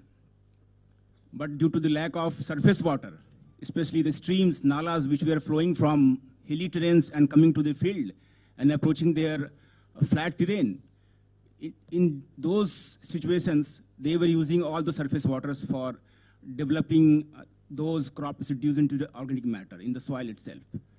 But today, due to the erratic rainfall, delay in rainfall, extending their crop season to the extent when they have ready to harvest their next crop, they have very little time to use water for decomposing those crop residue into organic matter. And the result is that they are burning their crops so that field is available for next cropping. So we have to address this problem. In Haryana and Punjab, people have, since civilization, people have diverted their surface water bodies into agriculture field. No more surface water bodies. And further, they have intensified the groundwater extraction. And the resultant is that they have very, very, poor in quality agriculture field. So if we want to solve this problem and desire to make the crop residue as a part of organic matter in the soil itself, then we have to provide them plenty of water. And that is possible only when we start again restoring the disappeared small streams of 2 kilometer, 5 kilometer, 10 kilometer length in those fields. And we have historical data. We have topo sheets. We have those all impressions of the running water bodies once upon a time. So we have to take into account again to bring those streams into picture so that we can solve this problem if we want to make the crop residues a part of organic matter of the soil. Otherwise, we have different options, commercial options to convert those crops into energy, into different biochar forms, in different forms of organic manure, and this is happening, and people are investing in those sectors. In fact, small farmers are also coming forward to look into those aspects. But if you want to make our soil as rich as once upon a time, then we have to retain those crop residues in the field itself. We should not keep away from the agriculture field. So I think the point that you are trying to bring in is that the farmers or whosoever have encroached into the water space. they have, the small streams have been leveled up, converted into agricultural field, and so those streams, whatever water that used to flow is flowing somewhere else, okay? And that is one of the reasons. So if you want to really go to the root of the problem, we have to also solve. That also means we are trying to talk about how do we, map those kind of streams, and then if they have been encroached or if they are now under the possession of a particular farmer or whatever, taking back also is an issue. So we also have to talk about, given the situation, what is the best solution for us, right? And if that is what is the best solution, that no, we have to reverse, have to be recovered, then we have to also put that into, and this problem will come up everywhere. In all basins it will come up, because many water bodies, ponds, reservoirs, lakes, from where the streams used to originate, our streams used to feed those ponds. That connection is lost. So this is also an important thing, that in some cases it may be possible to revert it. In some cases we may have to say, no, now we can't do anything. We have to find a modified route of that, isn't it? So that is one. But one question that I have is, what is the best use? If you have agricultural residues, this is the given situation now. We don't have water. We don't have those streams. We don't have time, because it's all mechanically harvested, okay? So what is the best solution that we think, based on whatever understanding that we have in this particular house? Well, how do we do it? What is the best strategy from the nature's point of view, from long-term point of view, and commercially how it is influenced, that's another thing. Yeah, thank you, Professor Tare, for this question as well as the discussions which came up. Yesterday we were discussing about circular economy. And, one of the most linear forms of economy is the agroeconomy. Karl Marx had identified it. He said, what is taken out from the soil as food grains, it goes to the cities. The detritus of the cities goes into the river. The fecal matter goes into the river, and the rivers carry it to the oceans. So there is a complete linear flow of nutrition, and there is a depletion of nutrition which happens in the soil. And he very poetically called it the robbery of the soil. So if you want to bring back, get away from the robbery of the soil, one of the most important things which we need to look at is to put back whatever has come out of the agro residue back into the soil. But this is easier said than done. There is a commercial aspect to it, there is a labor and drudgery aspect to it, and so on and so forth. So this is why it doesn't happen, and why it happens in West Bengal and not in Haryana. We have to look at socio-ecological and socio-agri practices to find the answers towards that. So then what is the answer towards this is the question that Professor Tare just asked. To me, there are two things. One is that, much of this agri residue can be composted and put back into the soil in situ, right? But there is a time factor to it, and the farmers of India, the majority of farmers of India, are absolutely ill-advantaged to do that, because they are, fighting to make a living. They are fighting the vagaries of the climate. They are fighting the price swings in the market. So there's just no way that they can think of how to put this back into that over an extended time frame. But if we move this aspect from the authority of the farmer into a value chain which does the composting in situ in villages, then this becomes a viable commercial model which can be thought of. That is the first point. Where there is an excess of residue, in a lot of places, for example, in Maharashtra, agricultural residue is taken as fodder. It goes as fodder. Only the agri stubble is burnt. The stubble which cannot be taken out, and that is burnt. So that's another part. So in places where there is, so fodder is a good choice, soil composting and soil nourishment is a very good choice. The third, less better choice is biofuels, which is biomass briquettes and biomass pellets. And there is a huge market for biomass briquettes today. As you know that, some states have already mandated their thermal power plants to shift over from coal power as a fuel to 5% of biomass briquettes. Again, that is easier said than done. The farmers can't do that. There are no local entrepreneurs who can do that. So we need to establish a value chain which can actually collect that. The important part here is the feedstock, the flow of the feedstock. And that is cyclical. You know, it varies over 3 months. You get agricultural residue only after 3 to 4 months. So what does the poor entrepreneur do to feed his biomass briquette machine? So these are the kind of questions which need to be answered in this particular solution. But I'll just give you one example. A company based in Pune, which is called as Thermax, it's one of the largest boiler manufacturers in the country. Their fastest revenue growth is coming from biomass briquette sale. And they are purchasing biomass briquettes from small manufacturers all across the country. They can easily make a contract with them. They'll keep buying it at agreed prices and they'll supply it to their own thing. Burning biomass briquettes in thermal power plants is still a challenge because of slag, because of so many other things. But in burning them in open furnaces is very easily possible.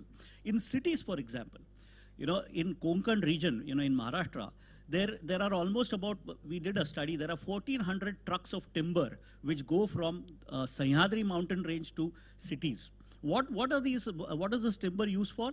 You won't believe it. This timber is used for bakeries in Mumbai, you know, which make the vada pav ka pav. And they feed on this. So biomass briquettes can be sold to cities in bakeries, to tandoor ovens and dhabas, to clay brick manufacturers, all of these kind of things. So market is established, feedstock is established, only missing piece is the value chain which needs to be happened there. Again, to add to what he said, and as a supplementary, I think we also have to have a long term. Do we kind of, to resolve this problem, is this the strategy that we support? That we have to support this kind of market, or we are really looking at a kind of a solution? Well, see, if you do it, this market will establish, will go on for probably 10 years or 5 years or 15 years or whatever, and then our soils will get. What will happen to the Absolutely. soils? Will they continue to kind of thing? Yeah. So is that the kind of strategy that we want? Because anyway, even if you have to do composting, if you have to return it to the soil, there has to be some support system required. That's the what I support think, system is required for this also, the support system is required for this also. This house recommends supporting which kind of system? That's the question that we have to, in a long term, if I am looking at from the river basin point of view, sustainability point of view, because we are even talking about lifestyle and we are saying to people that eat this, not this, because it has this. So we are going to that. So do we want to support this kind of thing that, yes, market can be supported, entrepreneurs can be supported, this is a good model, economic model for us, and is it a sustainable model? Should we be recommending this or what? That is. So absolutely, you're right, and that's why I started with the robbery of the soil. You know, soil nourishment is the first option, and in economics, a decision is always based upon trade-offs. So the trade-offs depend on the context and the situation. What works for West Bengal may not work for Haryana, may not work for Konkan or Vidarbha. Within Maharashtra, a situation in Vidarbha could be different from Konkan. So therefore, all these three solutions, we have to look at it pragmatically and considering the local biogeography. Now, for example, the farmers which are fed by dam water, there'll be completely different solutions for that. 70% of farmers are not fed by dam water. They are doing rain-fed agriculture, or they are doing rabi crops on dew. So this needs to be done. So therefore, the first thing I said is the first option is giving back the nourishment to the soil. Second option would be using it locally for fodder, and third option would be using it as biofuel. But while using it as biofuel, we have to consider the fact that how is the money flow happening? You know, how is it trickling down? How much is going to the farmer? How much is the investor and the businessman making? And very often we see that the farmer doesn't get anything. It's the investors who are investing in the solution. They get the money. So all three need value chains, and all three are suboptimal solutions. No, well, not the first one, but they are suboptimal for some stakeholder. Composting and putting it back into the soil is a suboptimal solution for the farmer because he's going to spend 2 to 3 months over that. I would like to add on the questions raised by Professor Tare and some supplementary information provided by Gurudas ji. We must adopt our model of panchayat model of dividing the land into different sectors. National average is 33 forest area. Once upon a time, surface water bodies were on 8% area were covered under the water bodies, but today it is hardly 3%, sir. We have to again take into account panchayat model of land utilization policy, where 40% for agriculture, for example, I am saying 40% for agriculture, 8% for infrastructure, 33% for vegetation cover development in village area. Like that, we can cover 100%.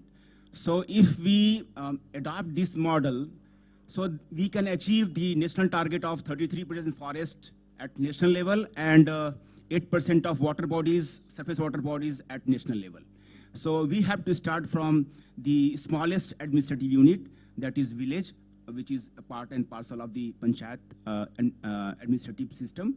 So this will solve the problem, where farmers will get the benefit out of their land utilization, and we can also nourish our soil, which is considered as the second largest repository of carbon after atmosphere.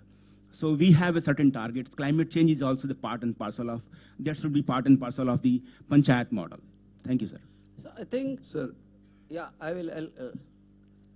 I'll come to you one by one. Don't jump in. Sure. There are other panels, and when your term comes, we will definitely come back. Everybody will get an opportunity to talk about. Okay. I think in order to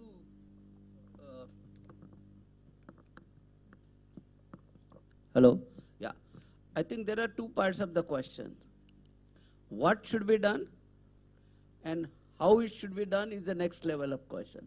So first of all, I would like to get a kind of thing that what should be done, okay? In what I said, burning is an option. If it is burned in the farms, it is unorganized burn. If it is converted into briquettes and fuel and whatever, I call it as organized burning. And there is some kind of, value chain and market or whatever that is done. Okay, or sending it to thermal power plants is another thing. Okay, the other option also that is people are talking about is possible is converting it into a ethanol using some technology or whatever. Okay, and of course the ideal thing people talking about is returning it back to the soil, because what will happen to the soil if you follow this is a linear flow of materials. So this is the first question that I would like to get from this. We are now starting to talk about river basin planning for other rivers also. How would you address this question, right? Is it possible to link that, and we have to continue to support the soil system? How it will get done is a different thing. Like we have river conservation program, should there be a national soil conservation program? Right? And the way government is doing public spending for restoration of rivers, public spending for STPs, there can be public spending for this also. It need not be loaded onto the farmer. But as a larger national good, right, our soil has to be protected. Right? Ultimately, every one of us will get the food from that or benefits from that.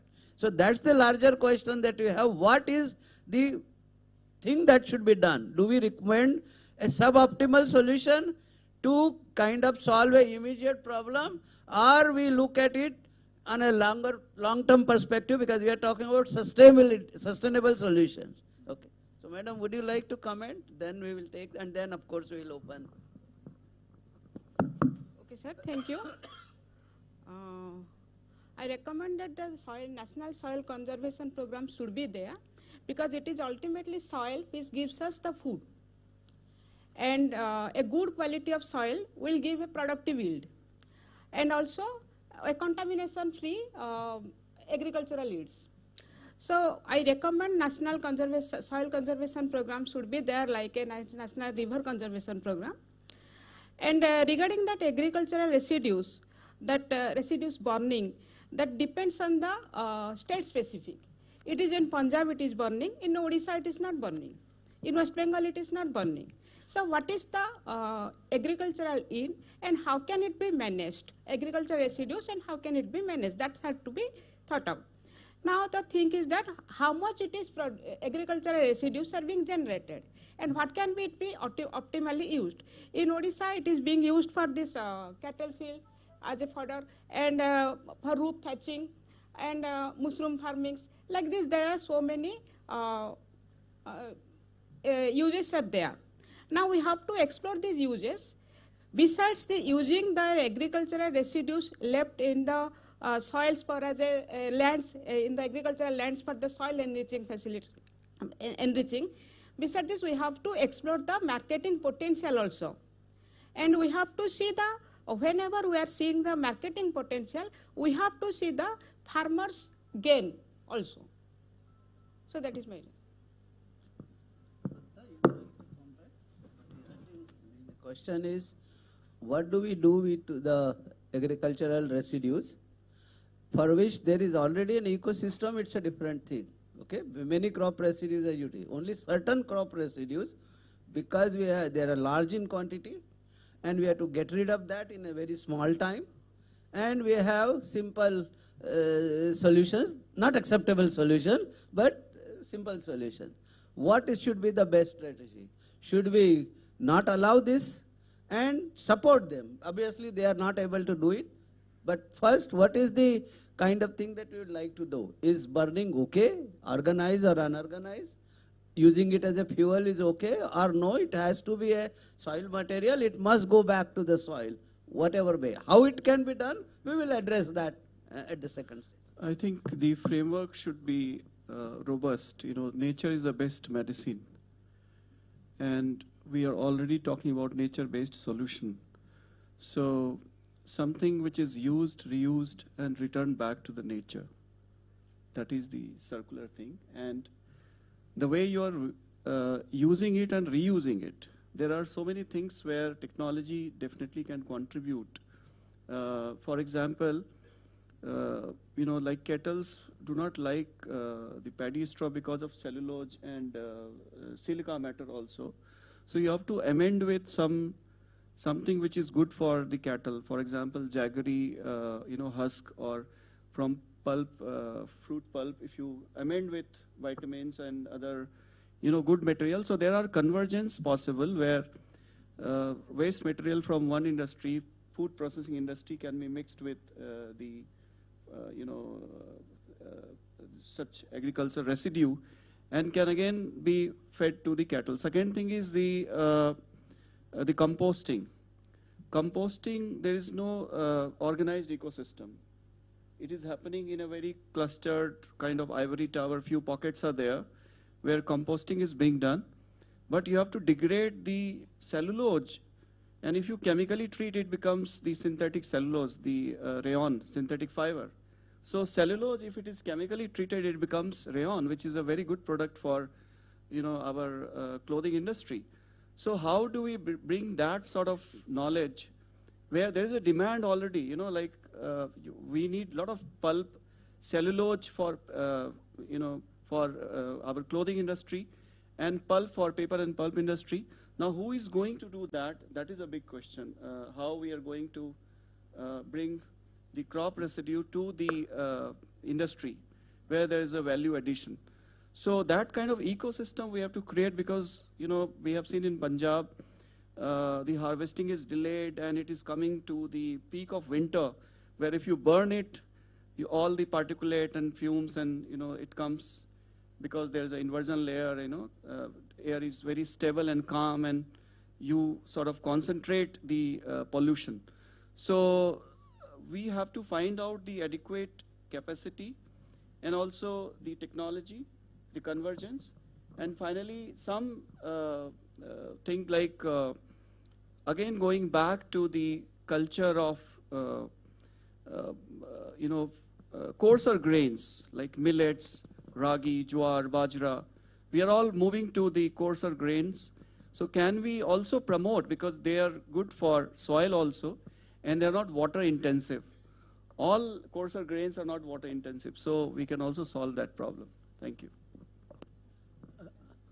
Yeah, I think the idea here is, if you restrict to one issue, then we will be able to get something. If you mix up many issues, your point is well taken, but I think the millet issue and other thing is more a lifestyle and other issue. Right now we are specifically targeting about the agricultural residues which are generated in large amount, in a short duration, and at a time when the atmospheric conditions are very, very unfavorable and we have large issues. So that's one thing. And there is no way that the farmers we can convince composting we would like to do or whatever. But my question is, yes, we can do composting and return it back to the, so ideally, like we are saying, it should go back to the soil. The other option that you have said is that we can convert it into textiles. We can convert it into the paper, okay? Now, how does that fit into our circularity of materials? Then what happens, is this not a linear flow of material, right? So what is, on one side we talk about nature-friendly kind of option. So if we support this, how it can be done? Because if we agree, yes, that's the best solution, we can recommend to the government that support this, support that, and they'll do that, and the market will be established. We are not, that's how it can be done, it's a different thing. But what do we think is the best thing to do for us? And then we recommend the right kind of policy to the government that instead of supporting this, support this. Then we don't have to, after 10 years, solve another problem. Okay, that is the issue that we are talking. So do we kind of say that support composting, support returning back to the soil, or you say support converting into the paper, support converting into textile, or support as a fuel this? What are the options that we will have? Okay, so if there are choices on that, and if you can tell me, yes, this is better for this reason, okay, that is what is that we are looking. Then how to support it is okay. Like for example, one of the possibilities we can say, okay, it is in the larger national interest to make sure that our agricultural soil remains productive. So like you have started Namami Gange program or other program, you also start soil conservation program. Let there be public funding. Don't expect the farmer will do this. Don't expect farmer will buy your product. Right? You supply that freely to the farmer because it is in the larger interest of the nation that the soil should be protected. Right? Then what kind of program? Because this is what is the kind of vision that we want to create. As academicians, why we are given this responsibility? Right now it may not be happening. We may not have mechanism.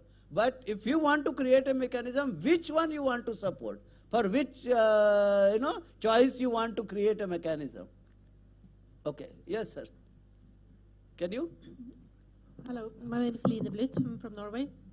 I just want to tell you a little bit about the story in Norway because we have some of the same. It's actually, we have a lot of manure, has a lot of release of methane, and we want to digest them in biogas plants. But the farmers see that that will cost a lot of money to build and transport all this manure to biogas plants. So what the Norwegian government says that if you deliver this amount of tons, you get this amount of money per ton to deliver to a biogas plant. So there's the collaboration between the farmer and the biogas plants, how this support are distributed, so that the farmers also get some money back because of the work he is doing. So it kind of covers the work, the extra work. And of course, in these collaborations, the farmers get the digestate, the fertilizer back to the farms. And it has been improved. So it is better nutrition, it's better uptake of nitrogen especially. And if you come to this problem with the residues from wheat, this straw, maybe it could be, if not biogas, maybe pyrolysis and making biochar, which is a commodity.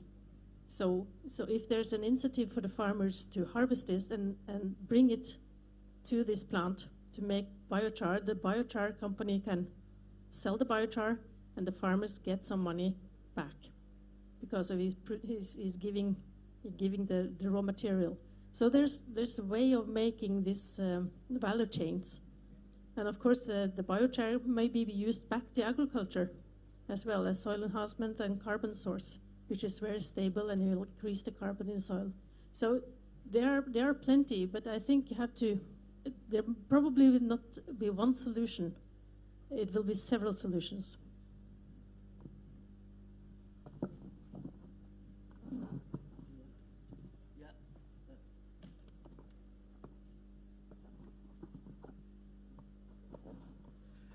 Sir, I'm Jigjeet Kochar, and I think out of this whole discussion of managing the byproduct, if we go deeper into it in terms of what are the contents of the pollution which is being caused by the burning or whatever we are handling it, especially when it comes to paddy.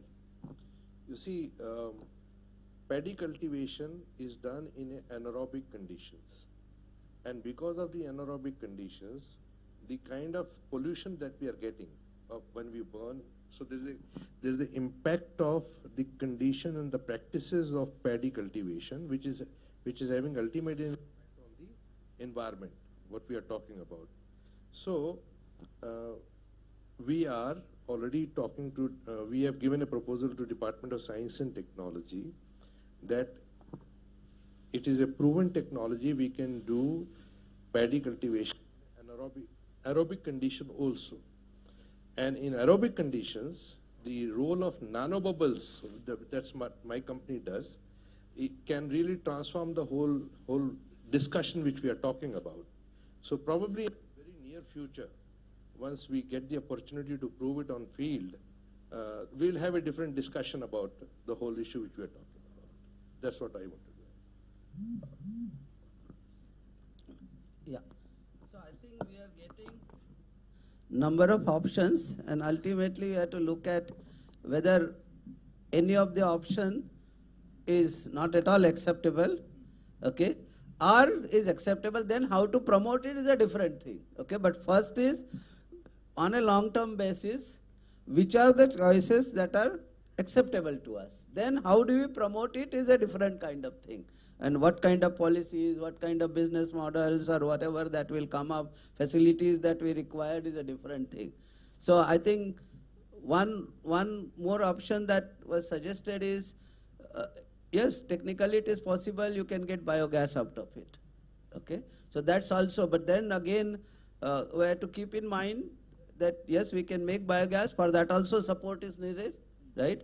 And that also fits into our overall choice. I will not call it circular economy, circularity of the material, okay?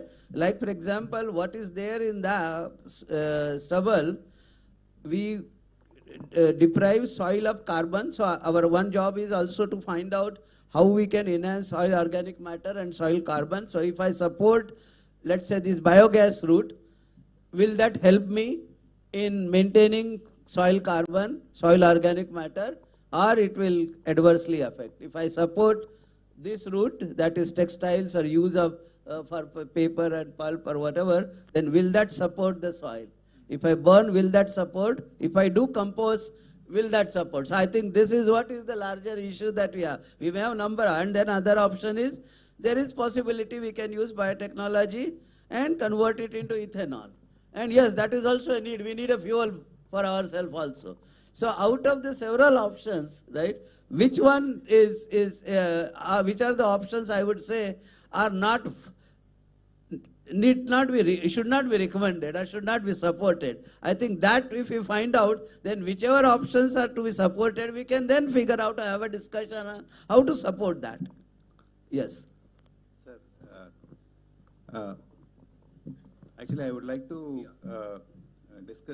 talk about that public spending of taking up this kind of activities. Recall actually late 90s and early 2000s, Ministry of Rural Development has taken up a large scale what they call as integrated watershed development projects, where one of the objectives was the soil conservation, soil and water conservation. And I think there are several states which have taken up at a local scale, a scale where the farmer participation was an important aspect there, and through farmers' participation, we try to invite ideas about how to conserve soil. Okay, maybe in terms of soil erosion, and also in terms of how do we deal with the residual of the this thing. But that was done at a very small scale at a local level. We can have different solutions because different people have been discussing different solutions for how to deal with this, and every region has its own this thing. So if we can take up this as one of the visions of the river conservation projects, because finally it is soil conservation is also a river conservation, part of river conservation project. and then make the farmers participate, and then I think they will be able to come up with ideas, different ideas when we propagate to them. I think the local solutions can come up on how to deal with this, avoiding the burning of this residuals. I think that is something which we can actually integrate into the whatever conservation projects. That's what I feel. I'd just like to add that, some suggestions have been done from Norway, what practices, etc. What I feel is whatever we think of soil enrichment or incentive to the farmers, we can have a list of options, but what is important is that there should be some kind of a survey and understanding what the farmer wants. So whether IIT Kanpur or which organization will do that, I mean, I as Mantech chairman, I'm willing to volunteer without any charge if that will help. But I think we should make a list of these options and then communicate with the farmers and ask them that these are the options. Do you have some other option? Because we want your help to see that this burning stops. So what is it that will work for you so that there is no burning? So I think we may come up with whatever we think, but if the farmer doesn't accept that solution, it will be a waste of time. Okay, I think at this point of time, see, we as a community sitting here in this hall, if I can call this as a community, I think what we are looking forward to is, yes, farmer is also mine, industrial is also is mine, rural person is also mine, urban person is also mine, you are also me, I am also you, right? We are not talking. We are talking about, as a nation, what should we do? And then we create an ecosystem, what is required for sustainable. That is what is the question, because obviously, what he said, that streams are encroached by farmers. And if I try to recover that stream, farmer is not going to support. So I will have to make sure either I use stick or I use carrot, right? So that approach has to be adopted. But the question is, first, what do we want in a larger? Am I just looking at one farmer, and if farmer is not going to support, I am not going to use that option? If I have to build highway or road, obviously there is some land which is somebody's house, I have to take it up, I have to, by force or whatever. So what is exactly that we are looking at? From the larger perspective of long-term sustainability of, why are we today talking about river basin planning? Because we have messed up things. And many places we find we now need to reverse those kind of things. And that's where we find many of our main rivers are also encroached. Right? We need to recover that. So first we have to agree, yes, we need to do that. Then how do we do it is a different kind of, that's why I said, what should be done is one thing, and how it should be done, we will have a strategy. And that's where our brains we will apply later. But first, do we agree on what should be done? Yeah, I just want to say, sludge, a few things. One is, there are 4 pathways where you can dispose of sludge. One is the sludge reuse. That is the... I think we are deviating from the topic. We are not onto the sludge today. We are talking about the crop residues. I'm sorry? Okay, crop residues. Right? So we are talking about crop residues which are burned. We are not talking about sludge in this session. Okay. So over there, I just want to say, land application will be the best option to go, because because we are returning to the nature and circular economy. So that is the best option to go. I would not recommend going for incineration because it creates lots of hazards around the thing. Nor I would recommend going to a landfill. Yeah.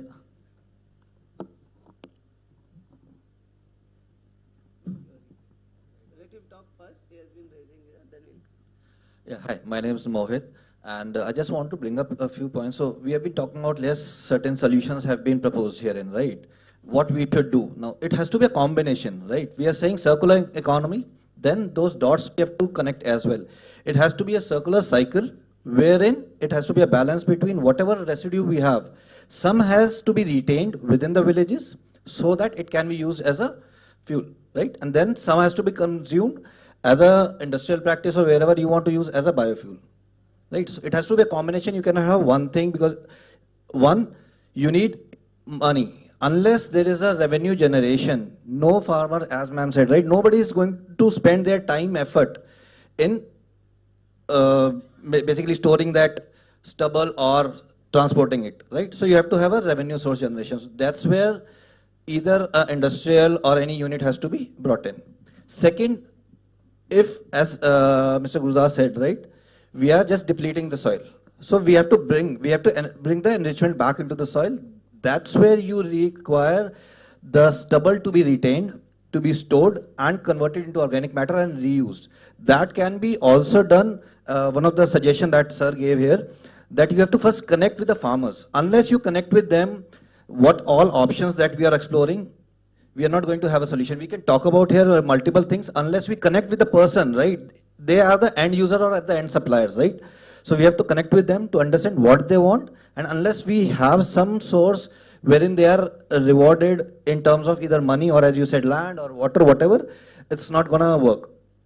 So there is an option that was given a few years back of self-help groups or cooperative societies for food processing units, right? So one of the industry, like one of the ministries gave that option in some of the states, and at district levels, some food processing units totally run by the village folks was created. Some rebates, some funding was done by the government, some rebates were given in setting up all the materials. Similar model has to be adapted here as well, wherein first, after that residue, where are you going to store it? Because no way farmer is going to store that in their own land because it's too costly for them. So storage is required. So you need self-help groups which will also generate employment within the village, right? So that is one way of ensuring the stubble is used within the village as well as for industrial places. The one point I haven't heard yet is we all talk about, it is related, so I'll just maybe deviate and then come back to this topic. We all talk about water, right? It is scarce. We are all struggling, at least in Delhi NCR I know, and even some of the northern states I know, there is scarcity of water. So this parali, right, this stubble that we have can be also used as a mulching for plants. We are a lot of agroforestry is happening nowadays. A lot of microforests are being created in the multiple urban areas. And if we use this mulch, what happens is when you use the mulch, you do not require a lot of water. We already know a lot of people, they do the plantation and then in order for their survival and growth, we need water. So if we use parali, this stubble, you need less water because it will absorb it, it will keep the ground moist, right? So less water is used. So that way we are going to save the water as well, and we are going to provide a healthy growth for the plants, which is itself a struggle. Watering plants is itself a struggle for another set of government, right? Which is horticulture department or the forest department. All they are also struggling. They don't have enough water, or they don't have enough resources. So the cycle that if they have to water them thrice a week or twice a week reduces to once a week. So it's a combination. It has to be basically a connect between the villagers, between these different government entities, and then the solution has to be implemented. That's what. Thank you. I think just a minute. I think I can draw a parallel between what we talk about in the case of rivers, a concept of environmental flows. What does environmental flow means? There is some water which is of reverse water. Out of that water, how much we leave it for river? And how much we use it for irrigation, for industry, for this or that, that's a different thing, right? How much water the river requires. And we are fighting for the rivers. And because we believe that if river does not survive, in long term we will also not survive. Similarly here, if I can draw parallel, there is certain amount of organic matter which is generated as a residue or whatever, right?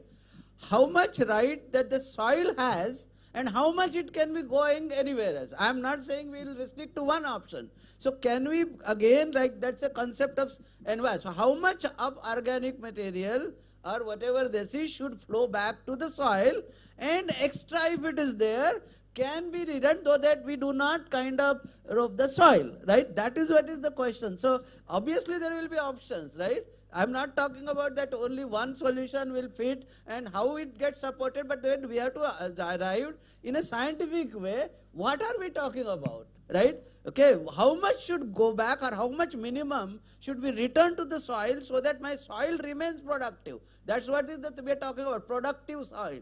How do you make sure that my soil remains productive? If I continuously keep on having linear flow of material, whatever may be the mechanism, use it for textiles, use it for pulp and paper, use it as a biogas, as a fuel or whatever, right? But all that is linear flow of material, or if I can say the circularity comes but with a much long-term kind of thing. The circularity will come in 100-year cycle, right? Here we are talking about every year cycle, right? If I take it from the agriculture field and return it to the field, on an annual basis I am closing the loop. If I do it in some other way, I am probably, again there also I am closing. In some case I am closing in 10 years, some case I am closing in 50 years, some cases I am closing in 100 years or whatever. So that is the scientific answer we would like to get. What is that actually there, so that we can, like we have come up with the concept of environmental flow, right? This much minimum water we cannot compromise. Right? It has to be there in the river, then our demands are much more, right? But we are saying, no, you are restrict, you have to find out recycle, reuse, whatever. You cannot take this much water from the river, more than this much water from the river. That's what we are talking about environmental. So do we have some concept of that kind, okay?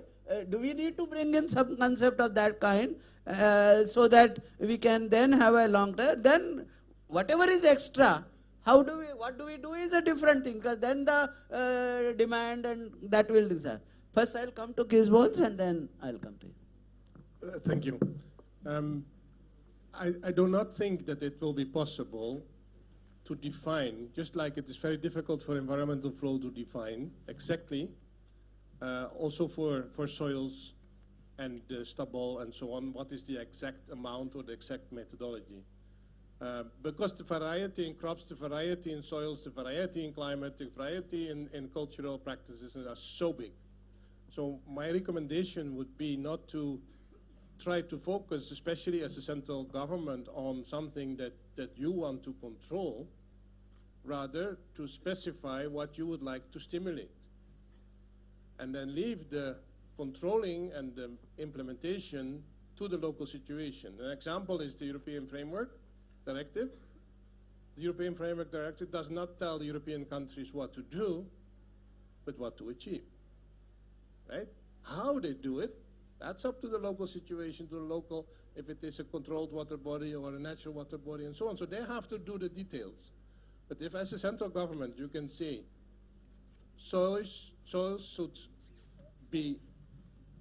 have a high carbon or a natural carbon content, because also soils are different, right? As sort of something like that. Then it is up to the local situation to find the real solution. Otherwise you can control everything, you're always running behind the facts, because all new things are not in your regulations, and it's a huge bureaucracy. I wouldn't recommend that. I think you have defined this whole thing in a more clear way. This is what exactly we are also talking about. What to achieve is what we need to talk about. How to achieve, I'll not work out on that. There is science into it, there is technology into it, there is social engineering into it. There are all aspects of it. And I don't think I want to address that at all.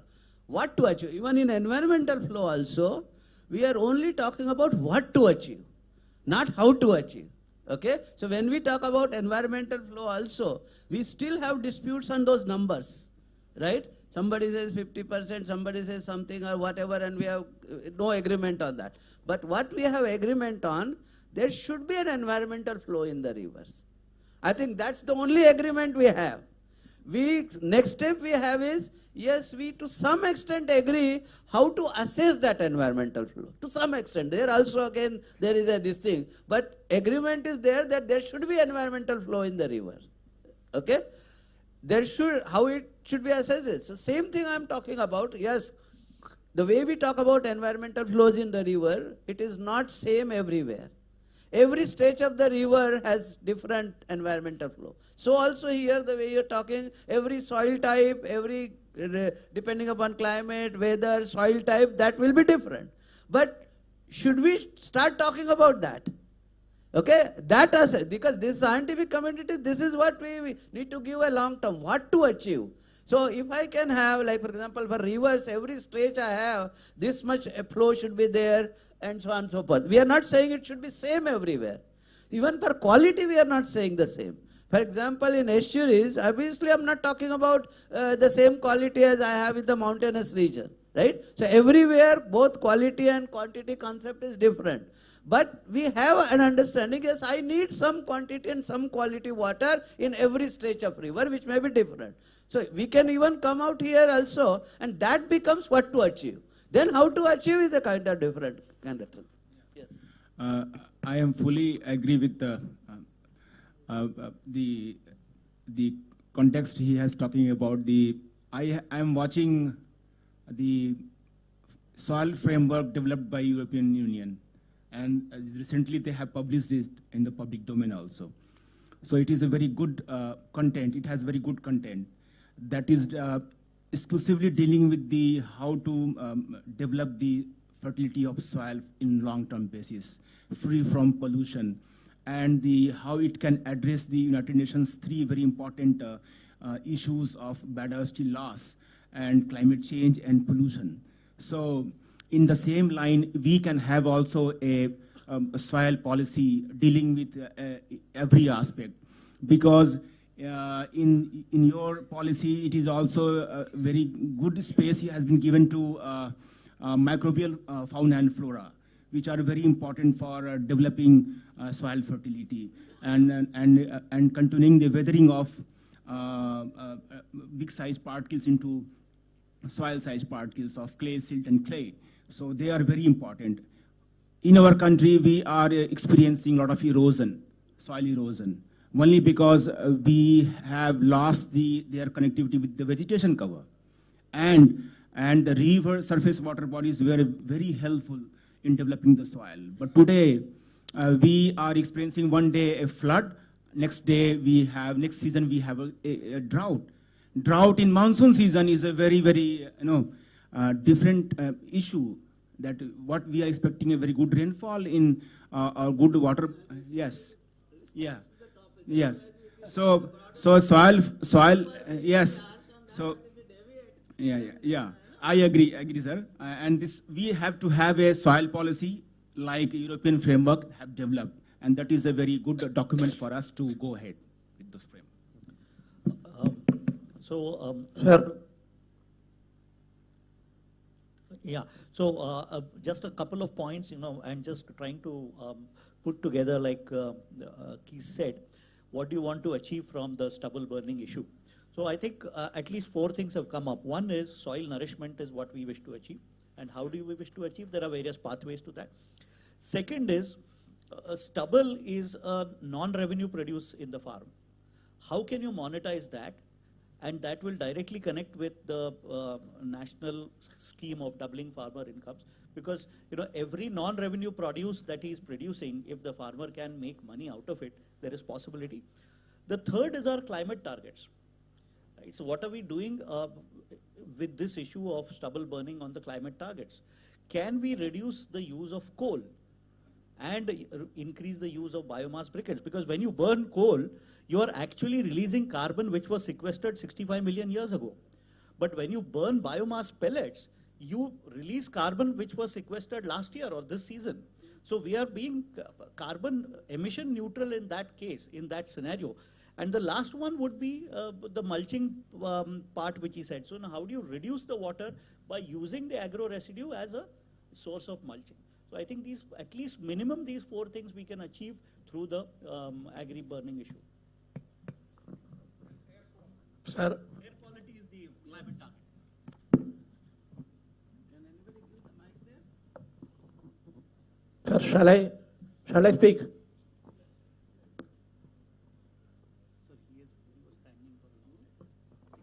Sir. So first him, then we go there, and then Myself is Maniappan. I am from Kerala, residing in Delhi. We are also troubled with this straw stubble, burning of stubble in Haryana and Punjab. I have a very straight suggestion. Without burning the stubble, you see the Kerala is feeding with the cattle feeding is with the fodder, especially the fat straw. So I suggest that this organization have a link with the government of Kerala and because in Kerala the fodder is they are starving with the fodder, and if we can get the fodder as it is from Punjab and Haryana through this bogie in train straight away through the government, this straw burning can be solved. And in Kerala, it will be a very advantageous also. Please think of. Well, I think the problem, I'll come to you. The problem now we are looking at is, we have a material, as yesterday Gadkariji also said, nothing is a waste, right? So now I see stubble burning, stubble is a resource material, right? Now I have to make choices whether I send it to Kerala, I send it to biogas plant, I send it to somewhere, that's a kind of different kind of thing, okay?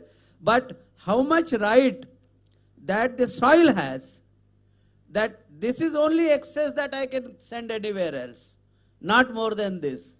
I think so we have to look at, and that's why I brought in this concept of environmental flow. We can talk it in a different way. How much for that particular soil to maintain its sustainability, whatever function it is delivering, like we are talking about a capable river or Samarth river, Ganga is one, which delivers on its functions and processes. Similarly, we expect soil to deliver its processes and functions.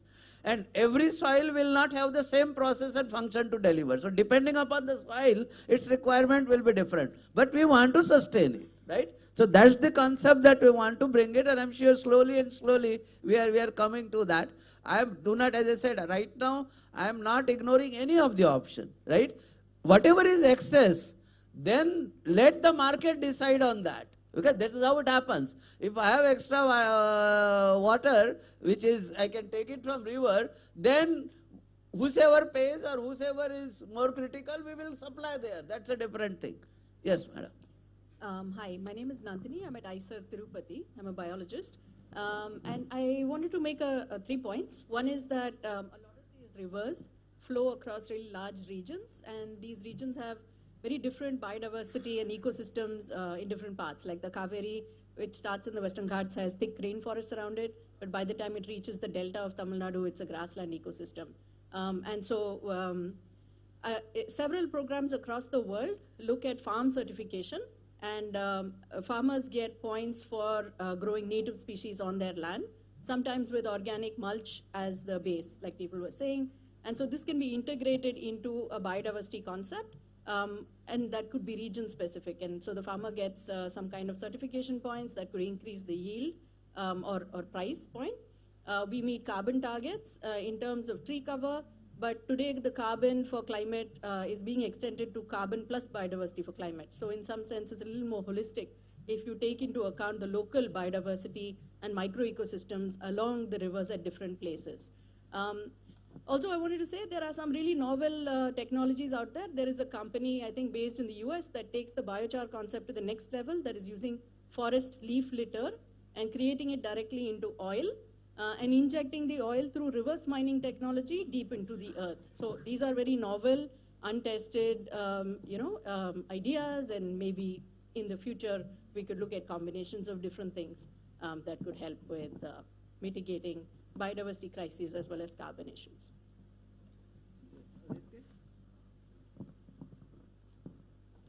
Hello, my name is Aditya Sharma. I've got 3 points. One is, as far as the crop residue burning is concerned, We see that it has increased when we have shifted from manual system to this mechanized harvester. Because when mechanized harvester or feeder is used, then this crop residue that gets completely destroyed and it has got no secondary market value. So we have to go back to the old system. Either we have to see that how could the design of this harvester could be changed, improved, so that we could get the same quality of output as manually when it's harvested. And that explains that why there is a difference in what we see in West Bengal or what we see in Punjab and Haryana. That's one aspect, and because it has got no other use, so it has to be burned. Second is that what we see is that earlier there used to be livestock which used to ensure that you can return something to the soil. Now those have been replaced with tractors. So that means that the possibility of returning to the soil gets reduced. So we have to have some way of having that same number of livestock be maintained, and that number needs to be identified what it is, so that this quality of soil is maintained. Third point is that when we talk about using the briquettes for burning, the problem is that briquettes, when they burn, they are highly polluting. And so it's not recommended to use it very, very widely that way. So there are the three answers. Thank you. So I'm V.R. Desai, Director, IIT Dharwad. So just I would like to share some of the experiences in terms of, that is, the best management practices related to stubble. So there is a Homa organic farmer in Belgaum, Karnataka. Abhay Mutalik Desai, by qualification, he is a chemical engineer, BE chemical engineer. What he does is the best management practice related to sugarcane as one. All the stubble in his farm is used for mulching, and it will significantly help in soil moisture retention. And then very important thing is, there is no, he doesn't do monocropping. Sugarcane, this one plant grows from 8 to 10 feet, and then so there is this one that is medium height, maybe some creepers such as this one bitter gourd or Karela, or even this one cucumber or Kira and all. So that is the medium height, and then there is also a small height like tomato or even these leafy vegetables. So that he uses elevated sprinklers, and elevated sprinkler irrigation is the one which is closest to the natural rainfall, with also reduces this one. And so what happens is, so actually because he does this, stubble is used for this one, that is totally for soil moisture retention. He has the best management practices related to sugarcane. And of course, the same thing, whether we should see whether it can be explored, because we all know that out of the that is irrigation water, the country India, we use the maximum water for irrigation globally, and 50% goes for this one. So therefore, we need to use best management practices such as this one. So this either if we burn the stubble or grass, so it is going to this one drastic reduction in soil fertility, and it will have other impact like increase in water demand and all. So that's what one already Sir Mohitji has mentioned about that. So we should definitely, and even our senior colleague from Kerala also mentioned. So we should explore, and then so basically we should.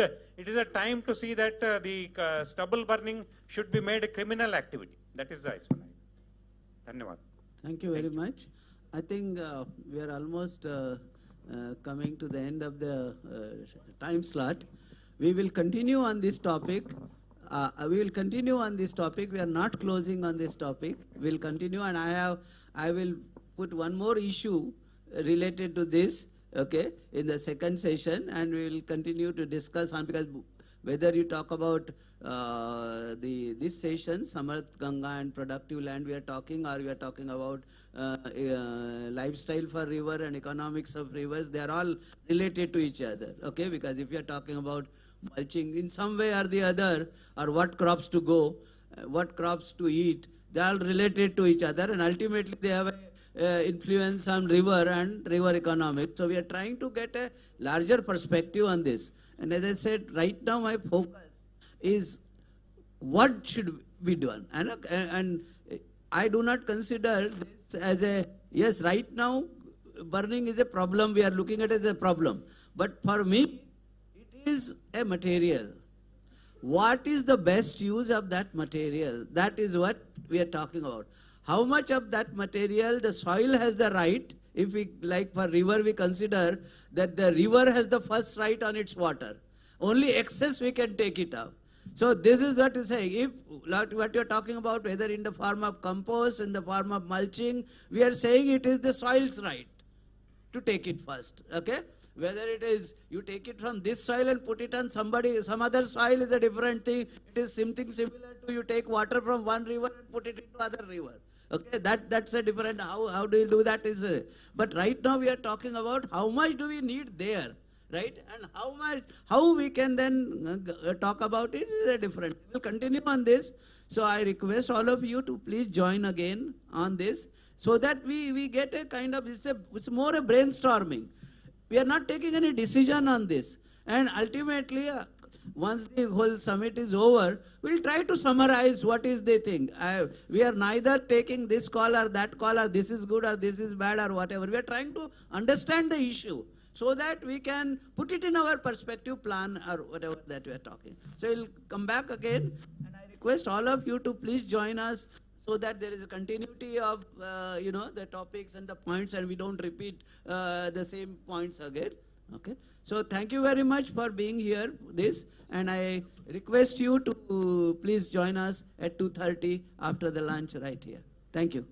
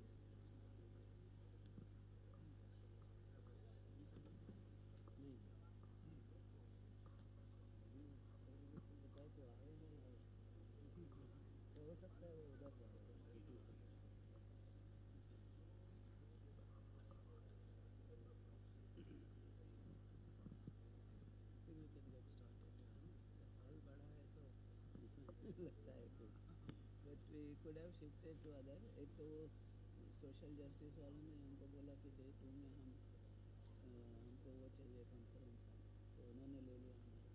Then we had to do it there. मैंने कहा कोई problem नहीं है. थोड़ा ये लगता है कि हाल खड़ी है, but it doesn't matter. हमारा तो बहुत select group है इसमें. ये ऐसा होता है क्या कि उनकी इतनी ये है USA की फोन आया था मेरे पास नहीं आया राकेश कि ये हमारे मिनिस्ट्री के अंदर आता है ये सोशल जस्टिस के अंदर तो हमको आप हॉल नहीं देंगे तो हम आपकी बुकिंग कैंसिल कर देंगे ऐसा कर सकते हैं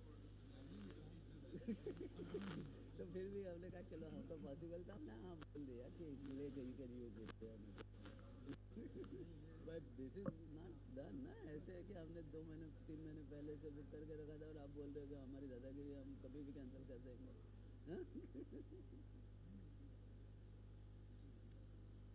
दिस इज नॉट जस्टिफाइड कि ऐसा करना yes exactly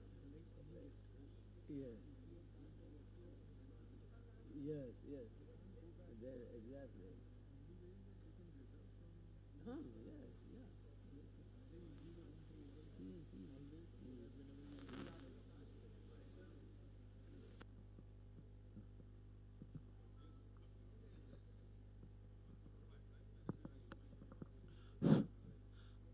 hello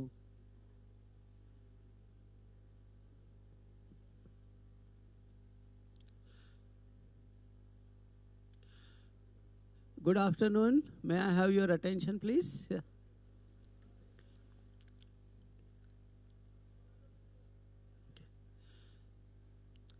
So welcome back after the lunch in the 4th session of the IWIS.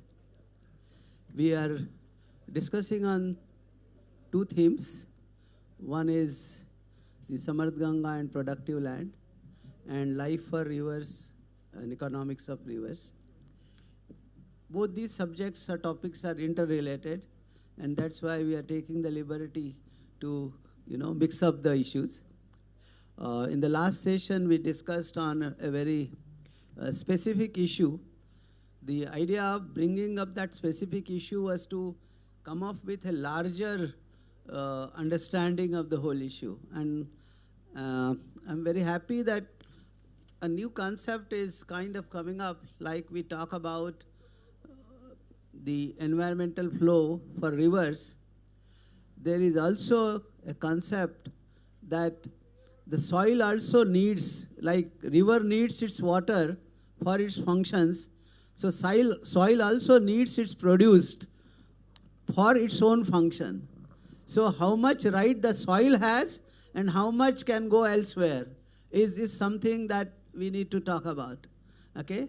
And like we have a water policy, I think we also need to talk about soil policy. And like environmental flow is different for different stages, so also the soils requirement are different for different places and different. So basically we need to talk about what to achieve so far as soils are concerned.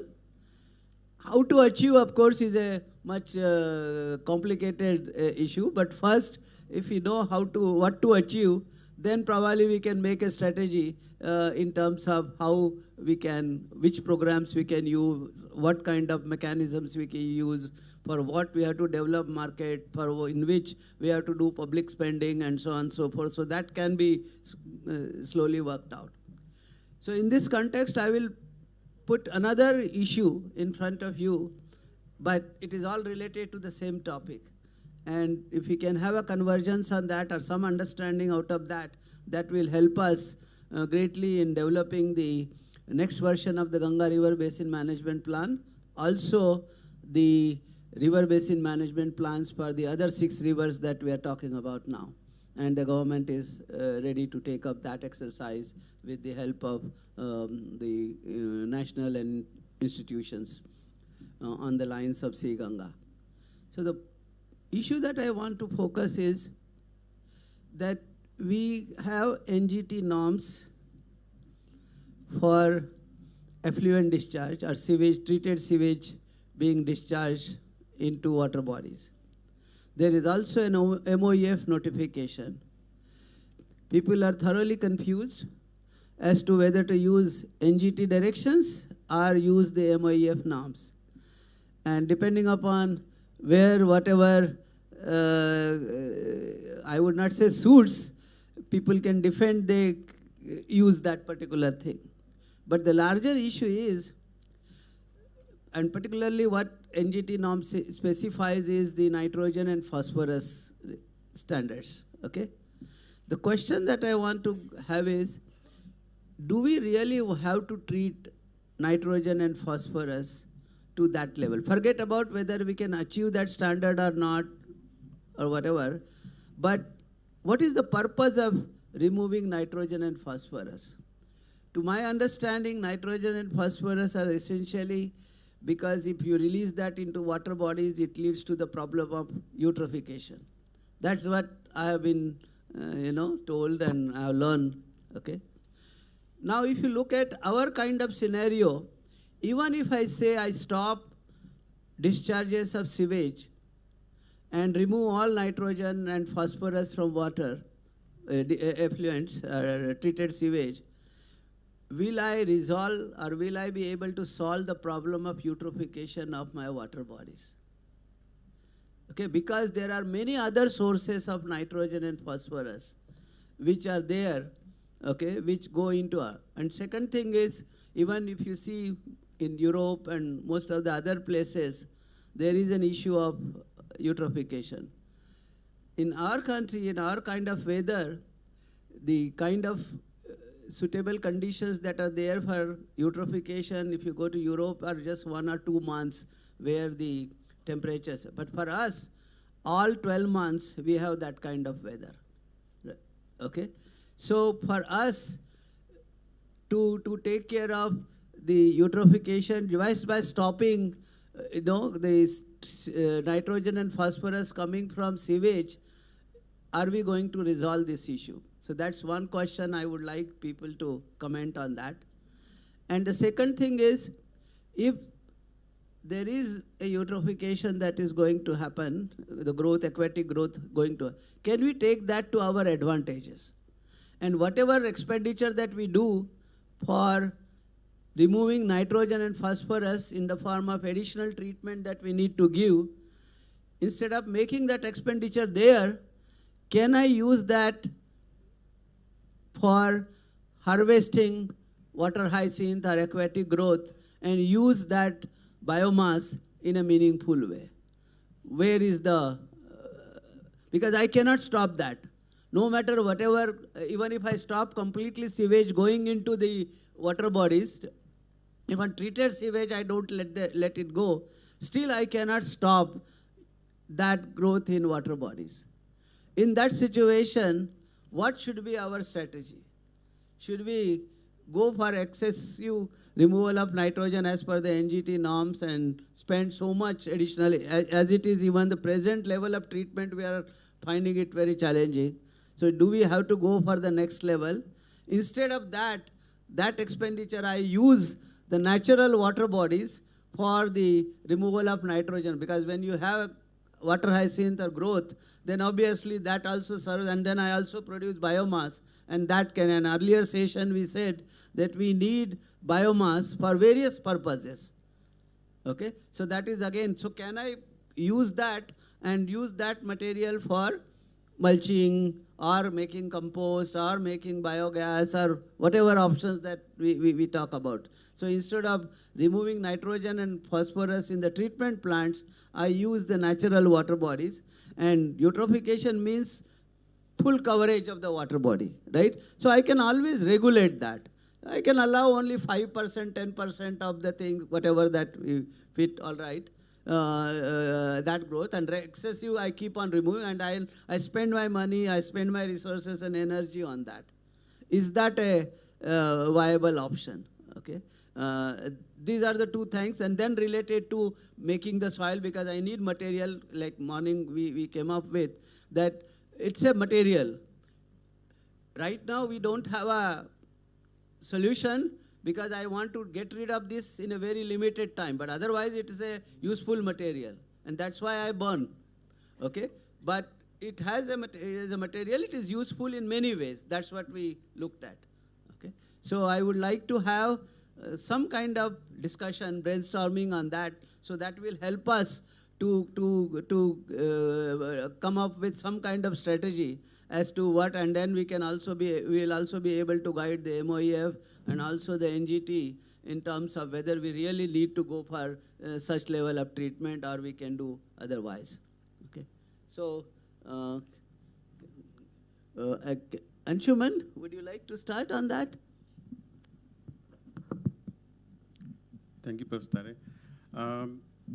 I think it's a very interesting sort of viewpoint that you have put across. We have been, sort of historically looking nitrogen, and phosphorus and sort of associated issues more of a problem than a solution. But I think in the last session, yesterday we discussed about the resource recovery and aspects related to that. I would put it this way, of course, where there's a challenge and we need to get rid of that challenge in an immediate time, we need to figure out a solution of its treatment. And therefore, there are n number of technologies that we have talked about in the past about its recovery and beneficial usage and the cost benefit associated as well. But it will be very interesting to see if we are wanting to rather look at, the sort of, let's say the, chlorophyll and those kind of aspects in the algal bloom as a source. Then why not? In fact, one of the projects that we are doing is basically to look into this as a resource for generation of chlorophyllous material and for its very beneficial use in food market, because that's a very huge potential. And that's where we can look at it as, again, a resource rather than a problem. So that is another option I would say that, possibly we haven't looked into, but we can look into. I think the only challenge would be, whether it is still cost beneficial and whether the kind of required market that we are talking about has been enough explored and linked together. If you look into yesterday's discussion, we were sort of exploring the challenge of basically, or looking into the challenge of, while we know the technologies are there of recycle, reuse, and resources recovery, it's the last mile connectivity that we are still, struggling with, and whether that can be created at the point of, requirement or not at a, beneficial cost or at a cost which makes sense. So I think that will be a question for us to still look into if we are wanting to go into that kind of as a challenge or that kind of solution. Then we'll need to look into whether it is still feasible cost beneficially or not. So that's something that I would want to propose to be looked into first. As far as soil is concerned, you also mentioned about soil. I would look at it at, a resource. I just want to add one more thing to this.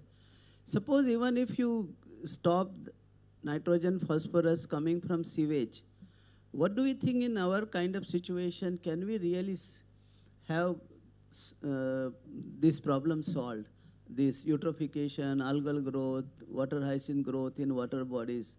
Do you think we can, so if you can comment on that as well, that will be very beneficial. Like our kind of weather, even because we have animals, we have other, birds interacting with our water bodies, and there are many, many sources of nitrogen and phosphorus to trigger the kind of, aquatic growth. It's not just this as a source, right? So given that, and our kind of weather conditions, almost all through the year, we have a situation where this growth can take place. Prastari, I think if you look into the study-based information that has been available, the kind of eutrophication that has been linked with is mostly from the discharges and the wastewater-based sources of nitrogen and phosphorus and associated things. So the problem has been largely linked as far as the percentage of, let's say, the mass coming in. That has been linked to that. Whether it is, a contribution from bird drop or maybe other associated, flora and fauna, I mean, one need to look into what kind of percentage impact it is making. If it is making a significant impact, then of course the point that you made holds value. And that's something that needs to be looked into, researched and established, I would say. From the perspective of us taking a decision whether we need to just do away with that at this stage or not. So that's my response to that particular question. I do want to quickly touch upon, Sari, you mentioned about soil as well. Besides other things, of course, soil is a very basic resource, and I think in the context of water, I would want to comment it has three major kind of perspectives.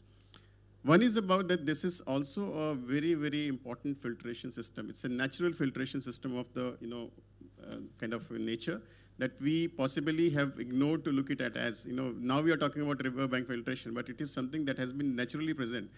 If we are not contaminating it with the discharges or let's say the contaminants from the various sources, then of course it is going to provide that kind of advantage. Otherwise it becomes a problem. So the soil health from the perspective of the contaminants has to be looked into, restored as well if there is already a contaminated zone. And two, from the perspective of this as a sort of option to look into wherever possible for cleaning of water as well. And the third thing of course is the aquifer. If we are looking at it as also a kind of, a pocket of aquifer between different zones, then we need to also make sure that we are not actually contaminating that. So from soil perspective, these 2-3 things are, I think, very important to as well simultaneously consider. Dr. Thampi, you would like to comment on this?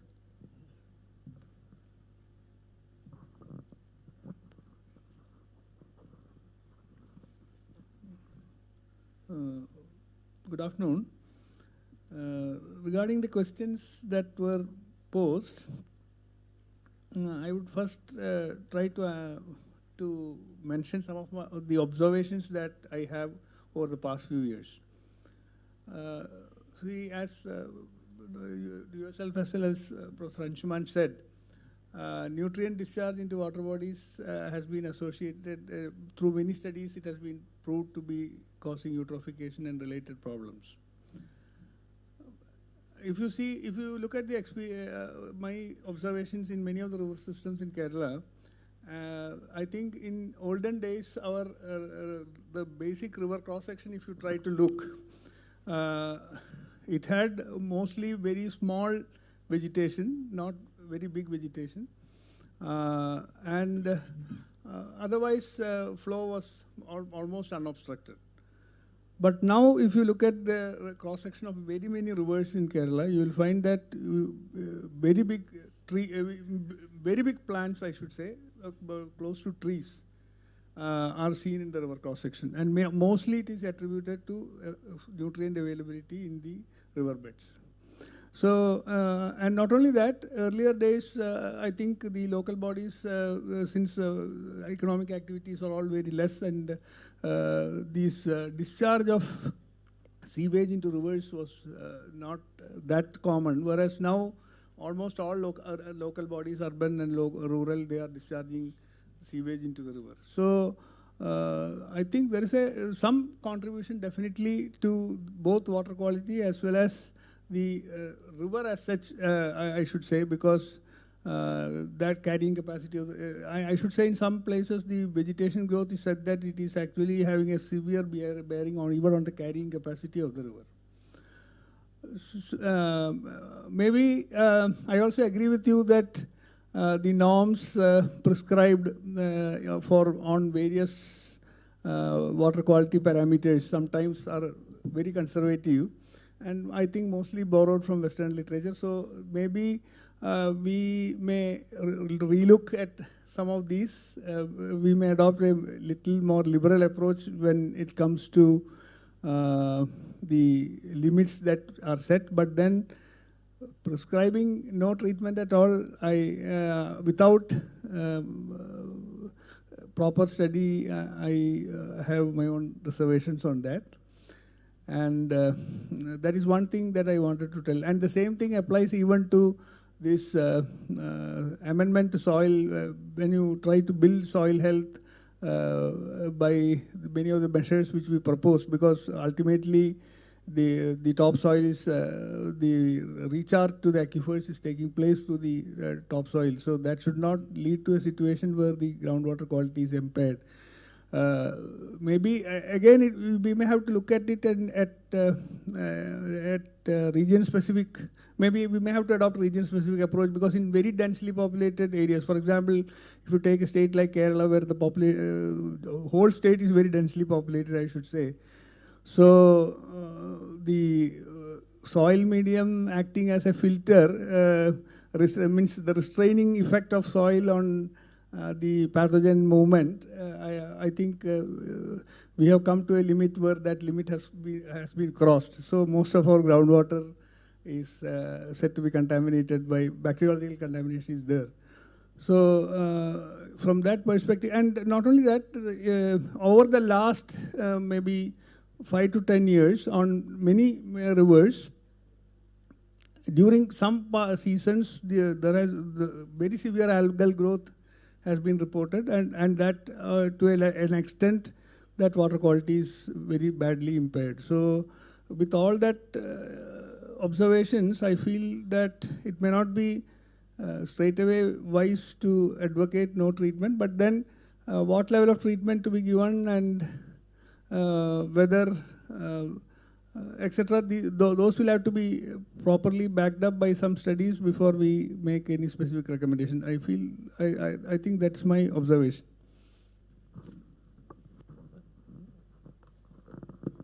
Well, I think I did not mean that there is no treatment to be given to the sewage. I only talked from the perspective of nitrogen and phosphorus removal. Because we go for carbon removal, activated sludge process or whatever treatment, and then it does remove BOD, COD or whatever. So no way I'm saying that treatment is not required. It is, if you follow the NGT norms, then we have to bring down nitrogen and phosphorus further. And that cost additional 50% of the actual, the present cost, right? So do we invest in that? Or we live with the problem of the algal growth and take advantage of that growth, invest in harvesting that, okay? Yeah, so that is the, so anyway, we'll take a larger perspective also on this, views from other. Dr. Rana, you would like to comment on that? No, okay. Dr. Nulkar, do you want to comment on that?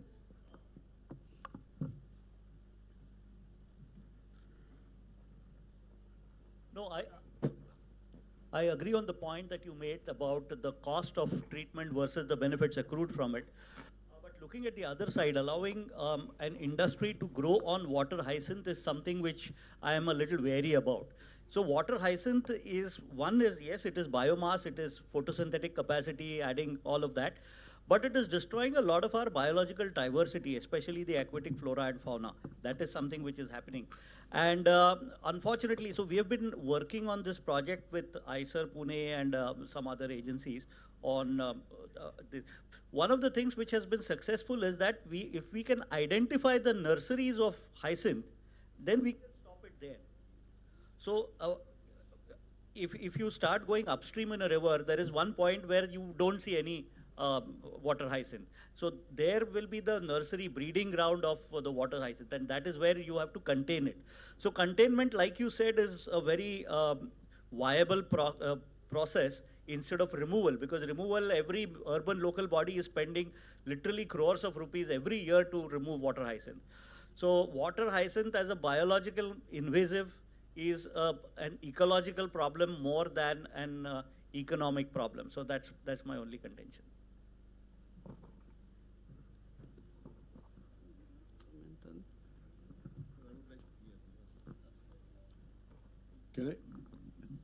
Can I? Yes, please. Though it's very valid point whether we need to remove nutrients or not, but then it's a case-specific thing, sir. I can share a very beautiful example which I've seen from my eyes, 2-3 places.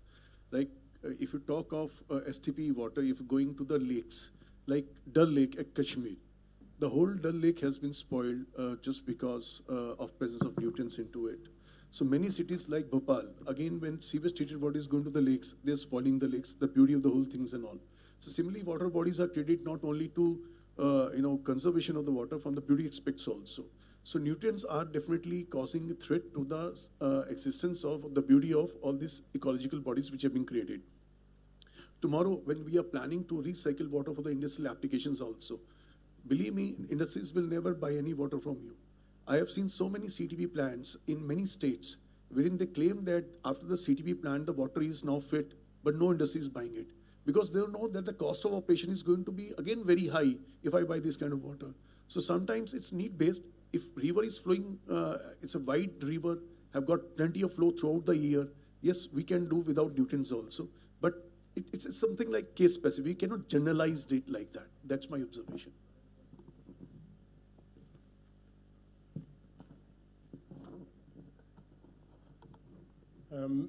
I would like to also be a little bit careful because, yes, the most obvious symptom of eutrophication is algal blooms and so on, but it is not the only effect. The whole biodiversity of a system is affected by high concentrations of nitrogen and phosphorus. It is easier for certain species to, like the water hyacinth or certain algae, to take over and destroy the system, but also that's not the only effect. So there are also other effects that are less visible, but that doesn't mean that the effect is not there. So I would be very careful, and I join the concern of Sir that it is easier, and a lot of countries in Europe regret that they did not do it earlier. Knowing the cost now of trying to restore natural parks, systems, rivers, the cost we have to spend on restoring those systems are much higher than if we would have started proper treatment of also phosphate and nitrate 10 years, 20 years earlier.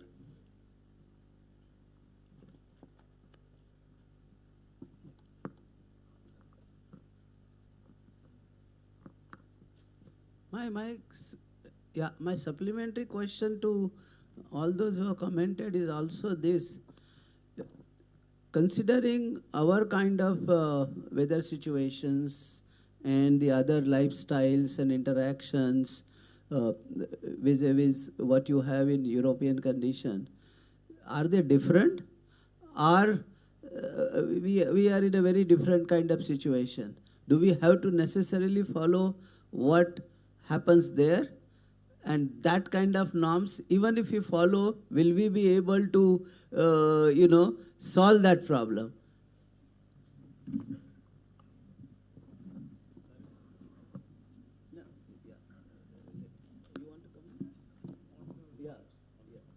Well, one comment on that is that if you again look at the European Water Directive, it doesn't give you a certain absolute standard. It tells you good ecological quality. And what is good ecological quality in your environment may certainly be different from what is good ecological quality in the Netherlands, as it is different in Spain and the Netherlands already. So as long as you consider that good ecological quality as a norm in your climate, I think you have no problem. Stani, I think since long, because I have been saying this, that, regarding the norms, and be it the drinking water standards or for that matter, these wastewater norms, I think it's very important for us to look into the Indian conditions and set up the, norms based on some very basic scientific study. All these norms which have been set up in Europe or otherwise, they have been based on certain kind of, relationship between the impacting entity and the, contaminant. So for example, dose response relationship is for the, health with human, and likewise. So we need to establish that first, if we are wanting to go ahead with that kind of, most of us, have borrowed that, in the past, but maybe that's by and large applicable. But as you mentioned, if there is a variability that we need to be careful about, then we first have to do that kind of dose-response relationship between the contaminant and the, impacting body, whether it is human body or, for that matter, ecological, system, ecosystem. So that's something that I would suggest if we are wanting to go into that route. Unfortunately, that's not something that we have had, as a historical evolution of standards as far as us is concerned. Yeah, hi. Good. Yeah, so what emerges now here is that it's a debate between what is the applicable standard and where we should be heading to. Now, this is a very important issue as far as policy formulation is concerned. Now, what we are now debating is first, what should be the standard? Then every standard which we establish has a linkage, has an implication on following those standards and implementing it. Because like as Professor Tare has said, that this nitrogen and phosphorus, whether its removal is required or not, we have already kind of gone ahead and designed several treatment plans which would be mandated to achieve those standards. So there has to be a clear linkage between scientific community, the policy formulation, the applicable norms, so that we are able to have a convergence on what we want to achieve, how we want to achieve, and then strive to achieve those standards. So at this stage, maybe as he has also pointed out, that some scientific study going into various dimensions of the issue, because right now what is happening is that we are also operating in silos. Water experts will only be kind of looking at water aspect, soil would look into another aspect. So this cross connection between the various parameters which are impacting different players as far as ecology is concerned, that would need to be considered, and we would need to have a kind of an agreed upon standard, so that we can start formulating our policy based on those standards. Yeah, thank you. So I'll just add on to what Nalin sir was saying. So we need to connect those dots. We are working in silos, right? So we are saying we are investing a huge amount in removing the eutrophication, removing the hyacinth or the algal bloom, right?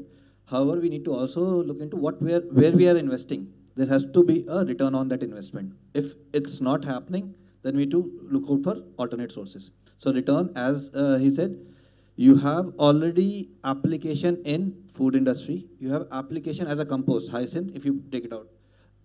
Even NMC itself, it's having a collaboration wherein hyacinth is currently also being used to create cloth, fabric, right? So that is already happening. So these solutions are already, make sure these solutions are implemented at a larger scale.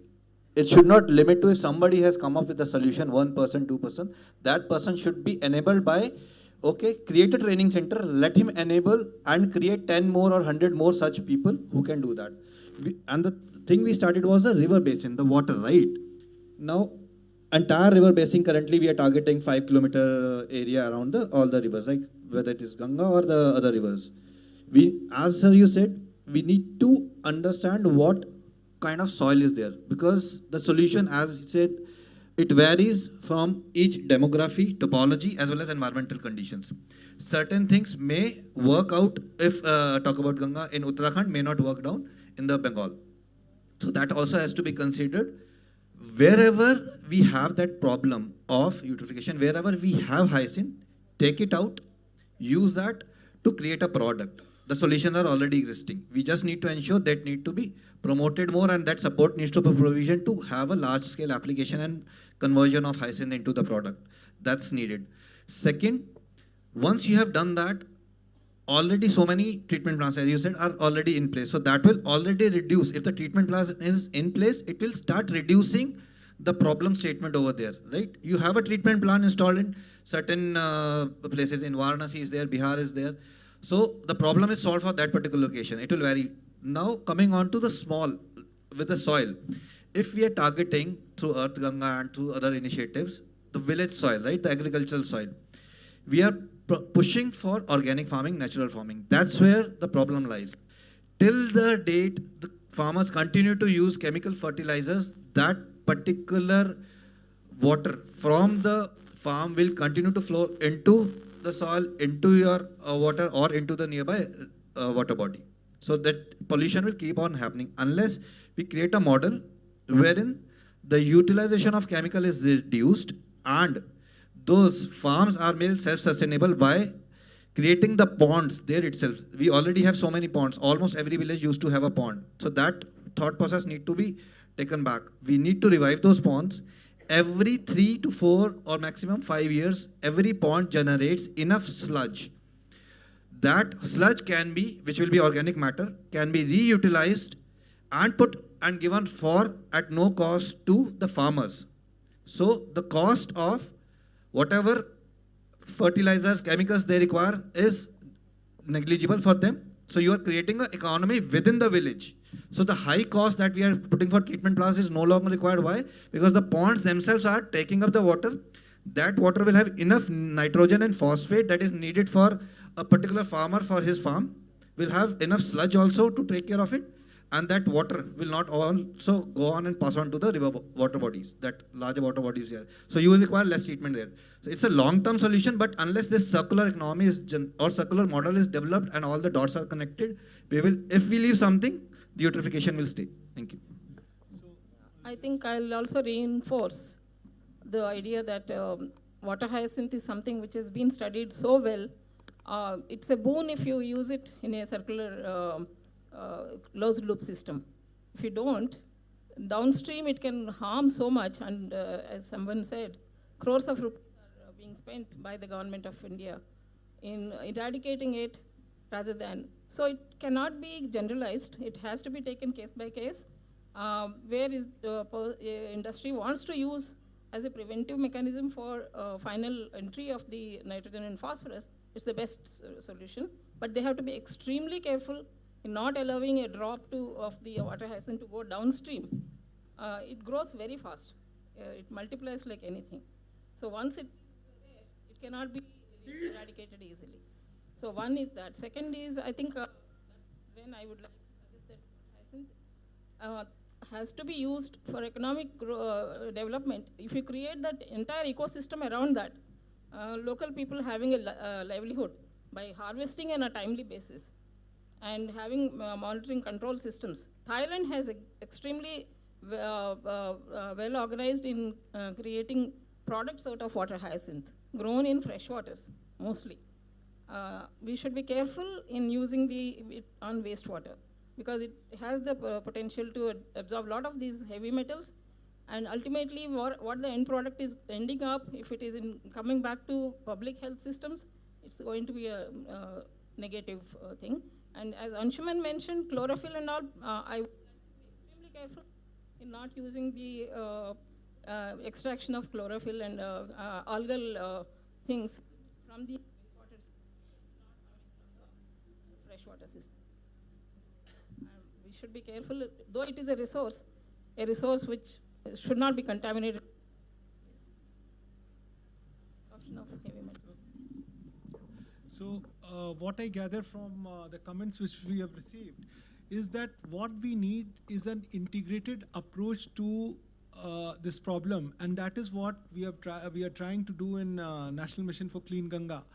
That on one hand you need certain standards for taking care of pollution and cleaning the water. Then we have to go for river basin management comprehensively so that we are able to take care of the health of the river. As has been pointed out, that the river basin management has several dimensions attached to it, and we should address all the dimensions, that whether we are getting the proper point sources of pollution, non-point sources of pollution, hydrology of river. So we need to consider that aspect comprehensively and see the connect with the economic. That if we are able to kind of work out a model in that river basin management part, that through which we are able to create certain products which are economically viable, which we are now handling through Earth Ganga, trying to bring out certain products which are economically viable and kind of create a market for that. Then another aspect is that when we are looking at this problem, the behavior of the people also has a very important role, and that is where we are now looking for River City Alliance, because each river, each city has to be considered separately and needs a unique solution. As has been pointed out, that the generic solution may not always work. So we need to see that what is a specific issue related in a particular district, particular city, particular river basin, see the entire ecology, and then try to approach in a comprehensive manner that we are able to work out a solution considering all these aspects, right? So we are trying to approach in this manner, but then again, one point which is universally agreed is that we need research, we need the scientific community to bring out new and new studies where we are kind of being able to be guided as far as where to head to. once we know that where we are heading, where we need to head to, obviously we'll be able to find a solution to go in that direction. So this integrated approach between the research community, the policy formulation, and the standards which are applicable will help us to kind of comprehensively address this issue of lifestyle and river, including water and soil aspects into it. I think I'll come back to you. I'll go one step deeper into the thing, okay? And then, because you are all, most of you have good backgrounds, and that's why this forum is essentially meant for that.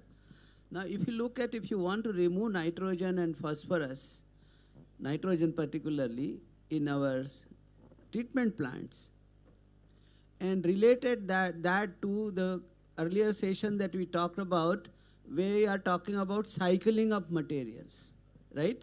So if I allow that to happen and then aquatic growth to happen, that's one way of cycling of nitrogen and phosphorus. I can harvest it, put it in the form of compost or mulch or whatever in the soil. If I don't do that, and I have very high standards of treatment, I do nitrification, denitrification. So I am gasifying nitrogen from water, putting it into the atmosphere, and then again I need to bring it back to the soil because I need fertilizer. Then I have used that nitrogen, marry it with hydrogen, make ammonia, marry ammonia with carbon dioxide, make urea, and then bring in that again. So that's the kind of, cycling that we are talking. Instead of that, should we capture that locally and then say, so you look at it from the, again, I'm not really worried about what implementation strategy, what immediate, how will we do it. Once we understand this mechanism clearly, then we can always develop an ecosystem to support that. But first, do we understand that kind of ecosystem? So basically, I'm saying that we are using energy to transfer nitrogen from liquid to gas, and then again bringing it in from gas to the liquid and then to the soil because this is required. So is that scientifically this thing on a long term? Because right now we are stuck with a problem and standards or no standard, NGT standard, that we will resolve anyway. These are our local this thing. If I have a pain somewhere, I'll take care of it, but the real disease is somewhere else, right? So I'm trying to address that kind of real disease, right? Where do we want to go in that direction? Because we are talking about a larger issue here, right? So I by no means I say we don't require sewage treatment. By no means I am saying that untreated sewage should go there. What exactly our vision? Because earlier I need to develop soil health, I also need to develop river health, and I need to talk about cycling of materials, right? At what scale we cycle, and depending upon what our understanding is, we are going to spend our resources on that. How do I spend resources? That's a different thing, right? So that's the question that I want to answer. So in light of that, because this is more for that kind of brainstorming, because this is going to have a much larger implication. Yes, we have a problem of water hyacinth. We have a problem, isn't it? There are issues. But how do I use that in a nice manner? That's the question that we want to use it. And our kind of weather, if we have that, so instead of considering it as a problem, can you consider this as an opportunity? This is a process that is available to me, which is not available in Europe or whatever, because there where conditions do not support that. So for me, is this a kind of situation? Because that's where I'm saying country-specific, weather-specific, climate-specific strategies that we are using. So we are using science, okay, to understand that and then talk from that point of view. And water hyacinth as such is a kind of exotic species. It is not an indigenous species. It was brought from somewhere. But now that we have, I don't think we can get rid of it. It is impossible to completely remove it. Now, given that, how optimally we can regulate it and use it in a different way? That's the question that we want. Yes. What we also try to convey is that we are also not advocating that the norms be very strictly implemented. What we were trying to advocate is that the standards may be relooked, and but with proper studies, so that ultimately we don't land up in a bigger problem. So only a cautious approach we advocated. That's all. So still I am at loss, sir. Have we not been able to kind of decide upon, because this appears to be a very, the way you have put in, it's a very simplistic and it looks like a straightforward solution, and nobody will disagree that you go through the entire process to come back to the zero again, that you take it out and then recycle it completely and come back and put nitrogen into soil again. So is it a question that there is an internationally accepted standard and we are trying to look into the modification and implementation in Indian environment, or is it still a question which has not been kindly formally decided by the scientific community, that what is the best? Because I'm also an engineering student, so what we see that this is a basic cycle which is being projected. So have we not been able to even agree on that what basically is good and how we should approach this problem, or is it only a modification of the applicable standard in Indian condition? I think what Professor Finotara is suggesting basically is, instead of removing nitrogen and phosphorus in the plant in a technical chemical way, to do it as a polishing unit outside the plant. Okay, that is possible, but please don't do it in the natural river. Yeah. Because the natural river will have all the other negative aspects of eutrophication that you do not see. You see the water hyacinth, you do not see the change in the situation that kills part of your ecosystem, right? So please, if you want to do it as a separate polishing unit. Make a big pond. I challenge you whether you will reach the efficiency that you want. Yeah. In fact, the Scandinavian countries, I read this one, so they are very widely practicing urine harvesting.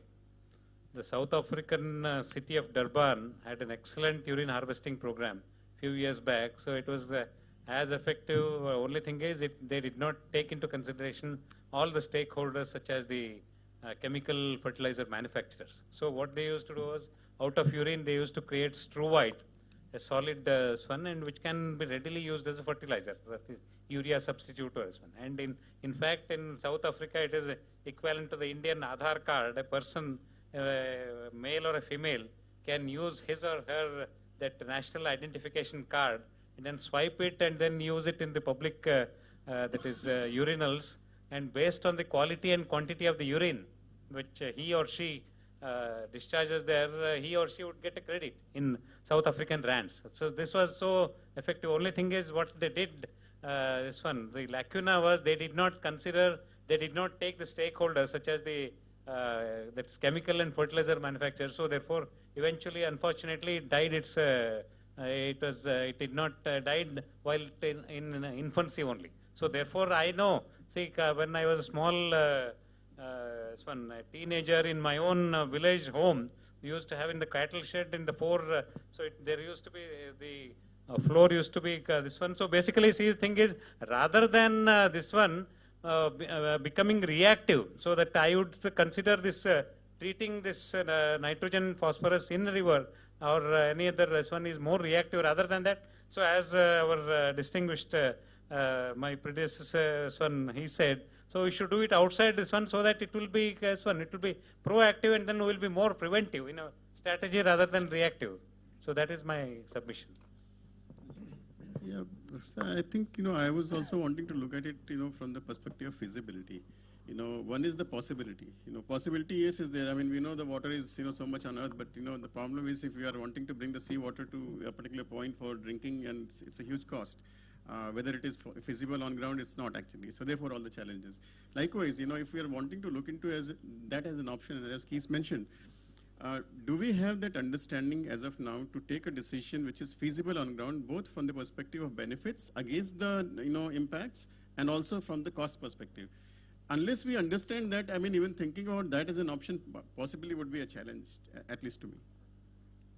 So that's something needs to be understood first before we look into that kind of thing as a solution. I also wanted to respond to Lakshmiji. I meant about the freshwater, algae and its kind of extraction, and as well, if where there are contaminants, they have to be treated without any doubt. You have to be careful, anyways. Yeah, thanks. Yes. I wanted to say that these questions about how to begin to address the problem, maybe one first step would be to categorize the scale of the problem. We have a wetlands inventory for the entire country that was created by several organizations about a decade or more ago. It's on the Ministry of Environment portal. But today with remote sensing tools and platforms, it's possible for us to map different water bodies and see, do some kind of modeling to see where the hyacinth problem is greatest. Is it flowing water, stagnant water, connected water bodies, lakes, and so on.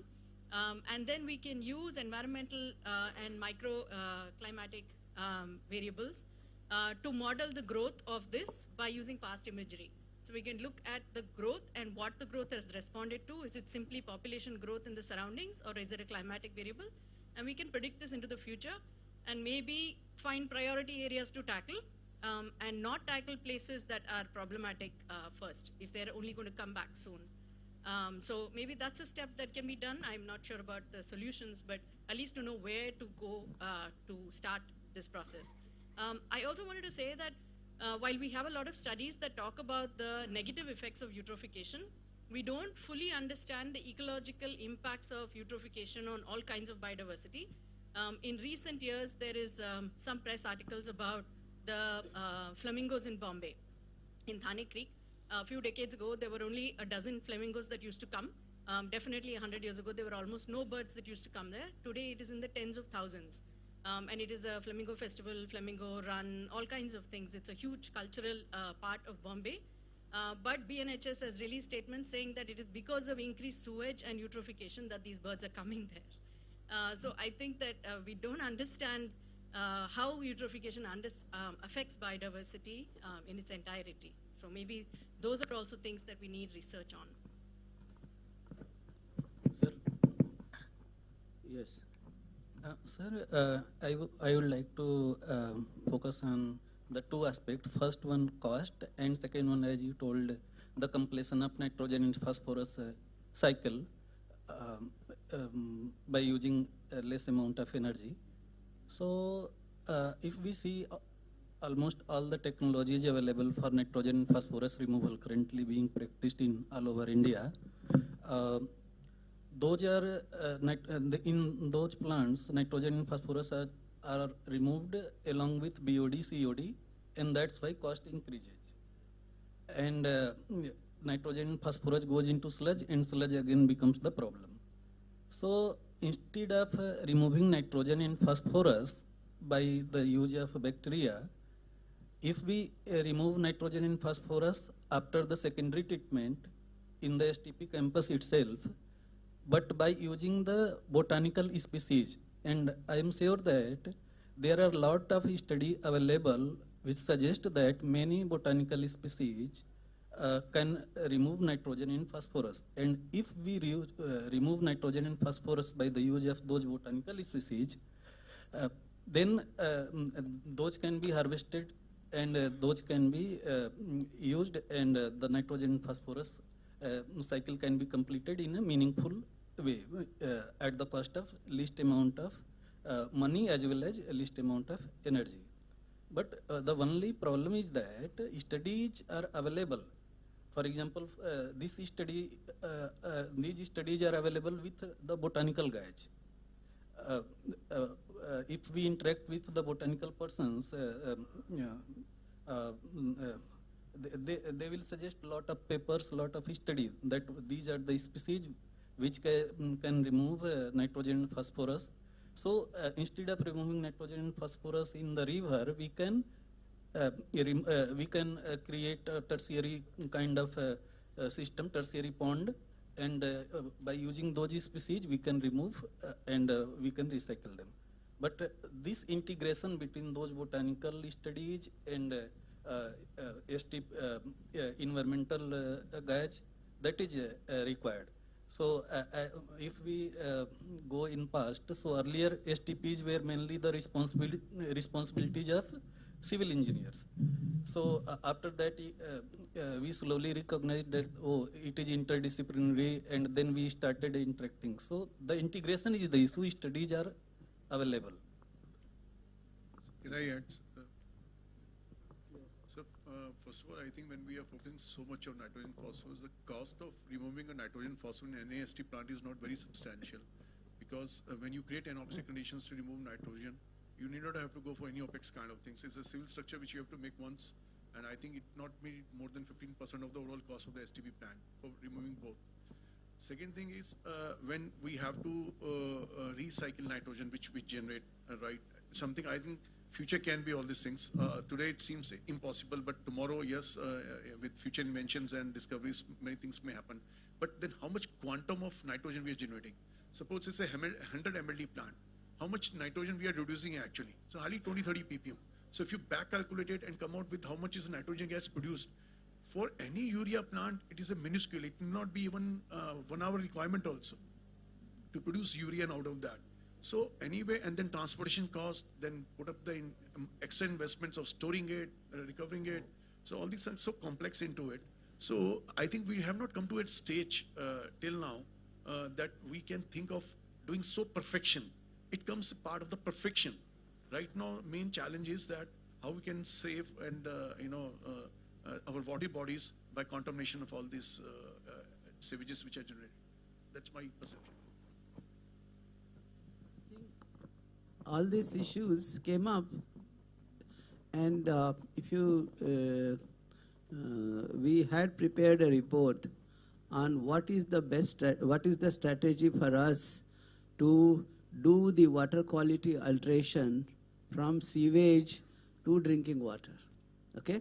And we have said that there are 4 stages of it.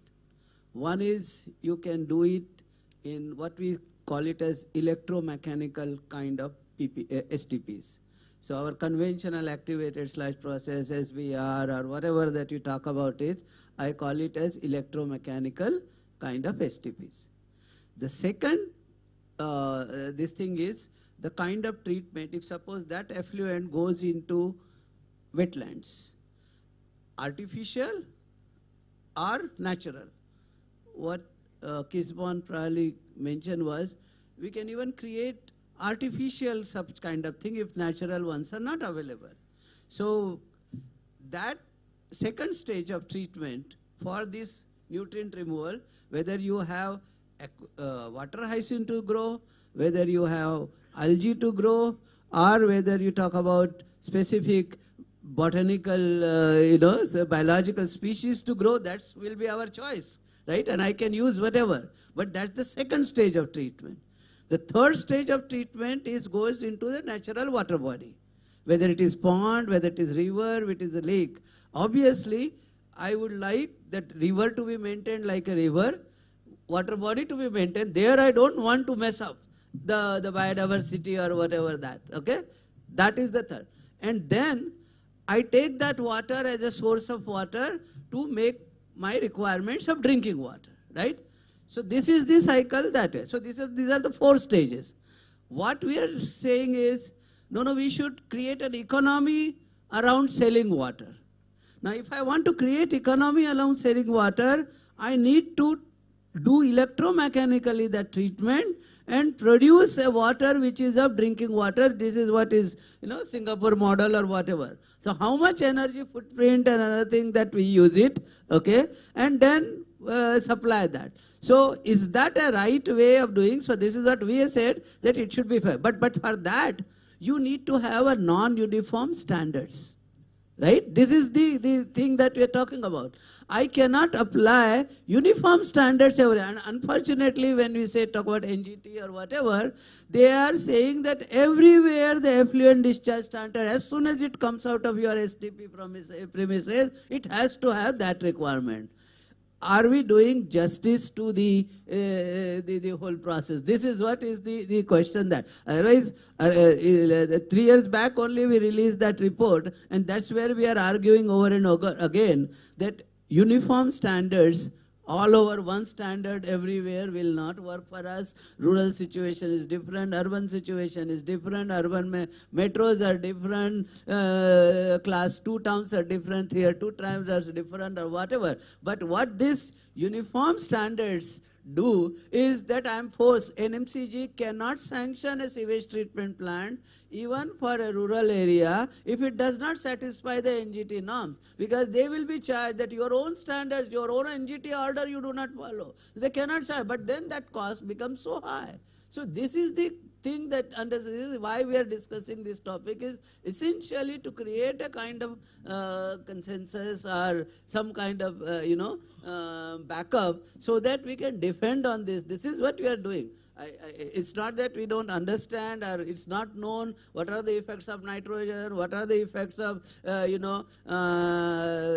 there is excessive growth in water body, there is a choking of water body, rivers get choked. Then when the floods come, good example we have here right now, our Okhla barrage. If you look at it, within 3 months it gets completely filled with water ices. You don't even see water there. Nobody, if you are going from the bridge, I think it looks as if it is a complete green park, not a water river flowing. So that's not the, so the idea is that I control that, I regulate that. I will not allow 100%, only 2%, 3%, 5%. But that growth, and in fact, when I started my studies, and I was given a research topic to say that use water hyacinth for removal wastewater treatment. That was the topic that was given. So this is how we have, gone through that, and based on that we say, so we have some treatment can occur in this fashion, some treatment, it's after all water quality alteration that we want to do it. Whether I want to close the loop and directly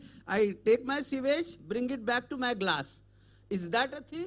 Or I let it move through some natural processes and then it comes to my glass. What is the best way of doing? That's what we are doing. And accordingly, then we will have our own strategy to fix up standards. And we are basically arguing for whether we have uniform standards. Will it do good for us, or will it we'll have a better way to handle that. That's the, and then the whole economy, what you are saying, lifestyle or this, is all around that, No, so we have gone again to the same issue. Like, if it is a customized standard, so it is, whether it would still be called a standard, or is it a requirement for a particular set of I would say activities, like even for treated water. Right now we are looking at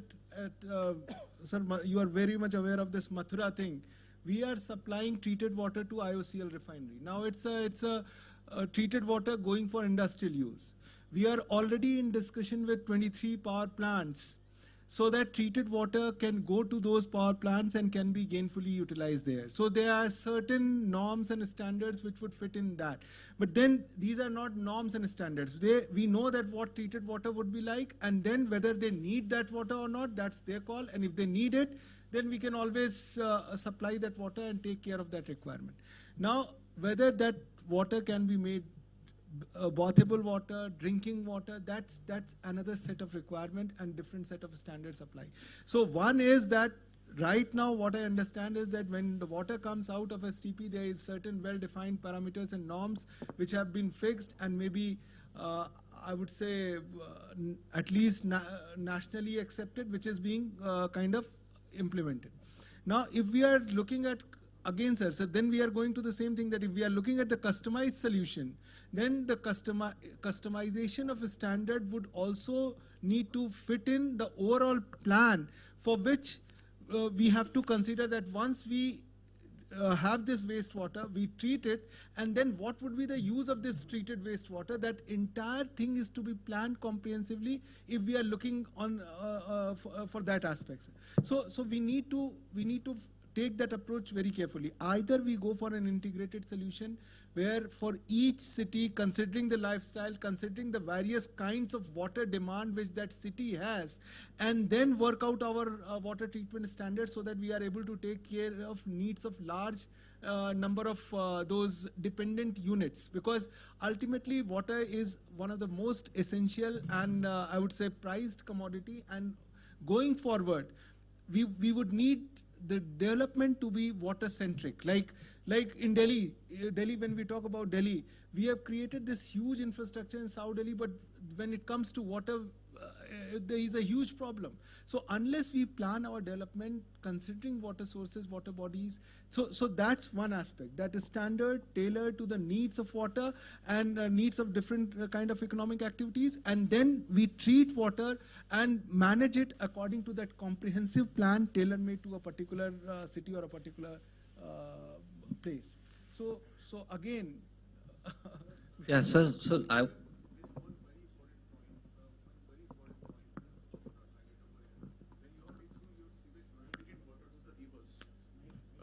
When we are throwing that treated water to rivers, river water is again going for the water treatment plant for drinking water application and all, right? And I hope Delhi is facing a huge problem of contamination of ammonia. Now chloramines are going to form if they are going to do further chlorination. So existence of nitrogen in the water can pose this kind of threats also. And chloramines are carcinogenic. We all know that. So Delhi government, Delhi Jal Board has to stop their water treatment plants when the contamination ammonia level goes 1 ppm or 2 ppm or 3 ppm level, in the water, So this is again, I think these are the perspectives which are very significant, because ultimately the water is going to be used for the drinking water application also. So what are you saying? So it means nitrogen removal is essential. So yeah, so that's what we are saying. So the standards which have been prescribed right now are applicable and addresses to a certain part of the problem, but it may be kind of so as sir has pointed out, that if we look this issue comprehensively and have that entire plan ready, that these are the water bodies, these would be the treatment, and with this treatment this is going to be the end use. If we are able to kind of envisage that entire plan beforehand, then maybe we can go for that. Otherwise, whatever we are having appears to be an optimal solution, where we at least reach to a certain standard, and people know that if water is coming out from this STP, this is the standard which is applicable, and then from there you can take it further for whatever use. Yeah, and sir, I would like to place one point. I'm little lost in this session. We are talking about lifestyle and the economics of water, wastewater economically treating. I don't think water hyacinth should be or should not be, or there should be a standard around that. It's not the question. I think we are lost. What we should be debating is the existing standards, to meet those standards for different purposes. Purpose-based standards are already existing. So to meet those, water hyacinth is only bioremediation method. So in order to do that, lifestyle changes, maybe we should involve the citizens, also the corporates, to reduce the nitrogen phosphorus not to enter, contain. How do we reduce the amount of nitrogen phosphorus usage at the prevention point itself? I think unless we look at that, we will not be able to. We will come to you again. Let me bring it back to this, and I'm very happy that the whole thing has happened in this way. And what he said finally, the whole concept of river basin management plan is this, right? To have a comprehensive plan for overall thing. We are talking about river making, we are preparing ourselves to prepare the second version of Ganga River Basin Management Plan, or the first version of the 6 river major basin plans, and we are trying to understand issues. So the idea is to, how do we plan our river basin, okay? If you divide that into rural part and urban part, right? The rural issues are different, the urban issues are different. And that's where in the first version of Ganga River Basin Management Plan, we define these two things. What we call it as Urban River Management Plan, URMP, and Rural River Management Plan, RRMP, right? So the situation, we are not talking about revising the standard immediately. I'm not going to go to the NGT tomorrow or MOF and tell that, oh, all this thing, you change it. That's not the idea, right? So how do we prepare ourselves for preparing river basin? And that is, rural part is one. Now when it comes to urban part, right? Unfortunately, that whole concept got lost of urban river management plan in a different way. So the idea is, how do we manage river in urban areas? That's urban river management plan. Just listen to me, okay?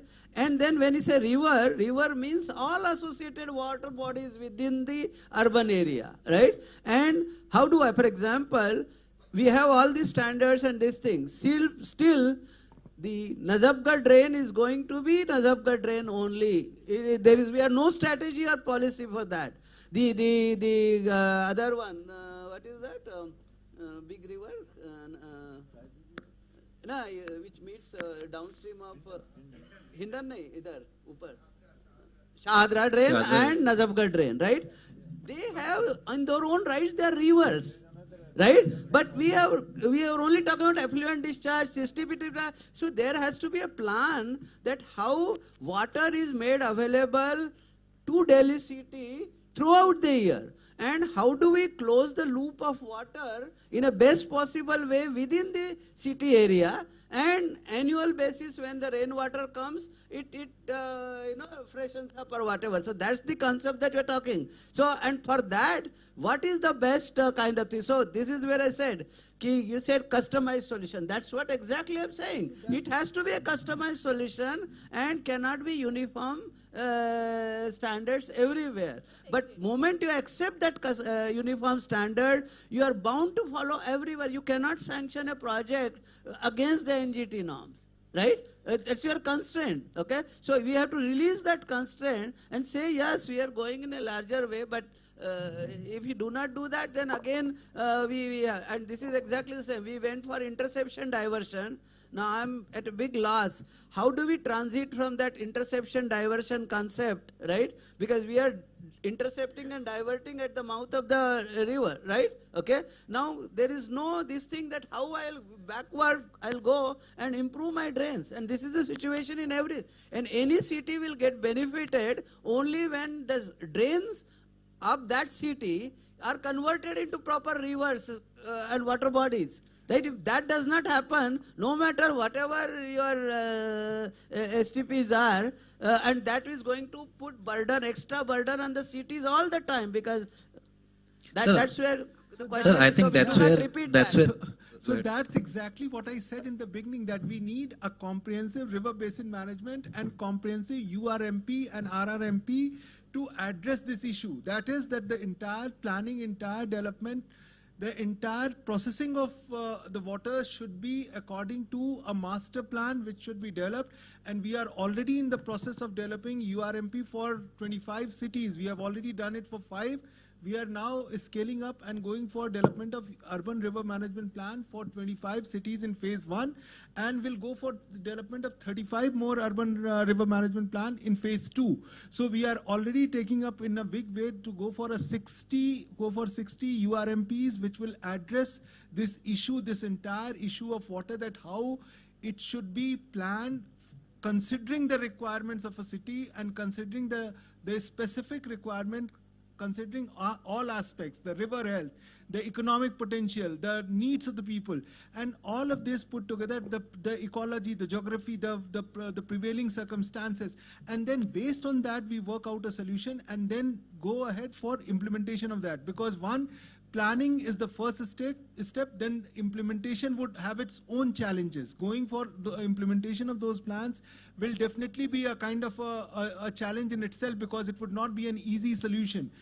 We have been kind of exploiting our rivers, water bodies for time, for large number of years. So making this in a proper shape, bringing back in proper shape would take some time, but then we have to comprehensively plan for it and then go for implementation. That is what I have been saying since beginning. Maybe I have not been able to communicate it. No, I think that's rightly said. As you said, it has to be integrated approach and standards have to be there, but standards have to be different for urban areas, rural areas. But the third thing, a couple of things that we are missing here is, when we say urban and we say rural, we somehow miss in between the agricultural part, because agriculture community, they need this water. They need treated water, but it need not be to the extent which the current norms are for NGT. Because as I pointed out earlier also, they need water which is enriched in nitrogen and phosphorus. That itself is a product for them to be utilized for their farming. So we need to have inclusivity, not only of researchers and scientific community, we also need to include our agriculture community, the farmers. Then we also need to include industry community also, because the effluent that is coming up, right? Ultimately, we are talking about treating the water, which is the source, right? So we are having untreated water, that is the problem. Untreated water is coming from either the domestic waste or industrial. We are not talking about that industrial part. Unless we have that inclusivity, we will always have chemicals within the domestic waste. And looking into the current situation of India, we cannot say this hub is an industrial hub, there only we will have a CETP, it will have chemicals, and everywhere else STP will work. No. Almost every urban city has mix of small scale factories. So the regular standard STPs that we have, they will not have a solution for that. You have to have a customized solution. So a standard has to be created, but it has to be integrated with application use for, whether that application is for farming, whether for the end users as a residential or industrial. As you said, it can be given from STP to the industries for application. Yeah, so again, now this again becomes a basic question. How do we define measurement? See, measurement is the comparison of a particular property of an object with the same property of the standard.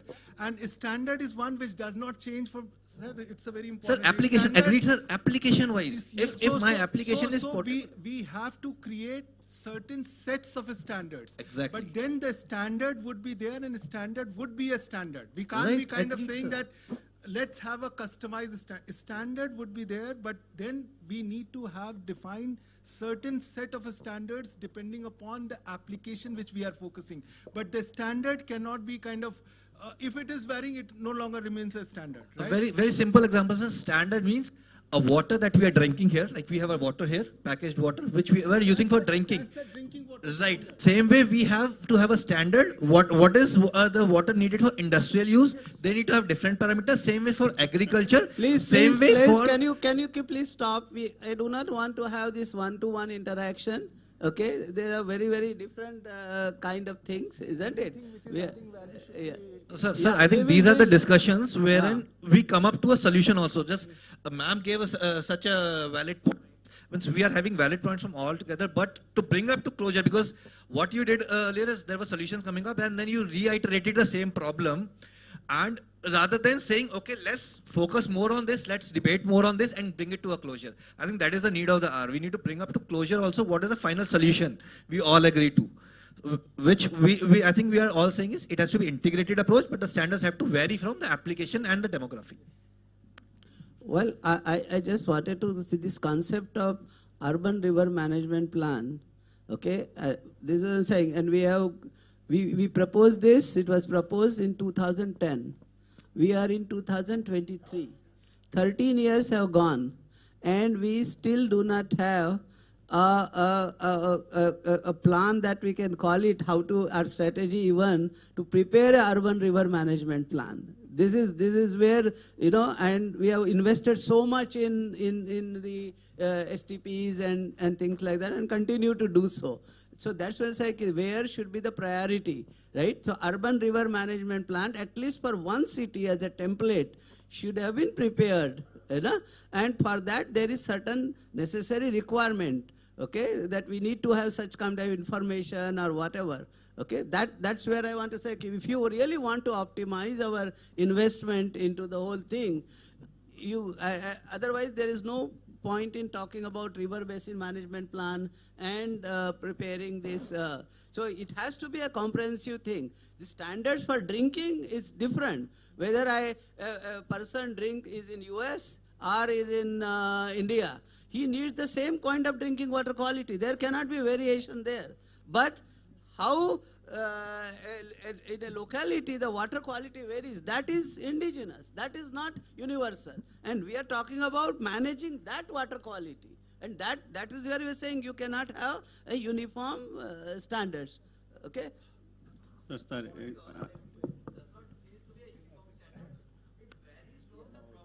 See, So the problem at every place is different, right? That's what we are saying. Problem at every place is different, and solution has to be based on the application, what that water has to be used for.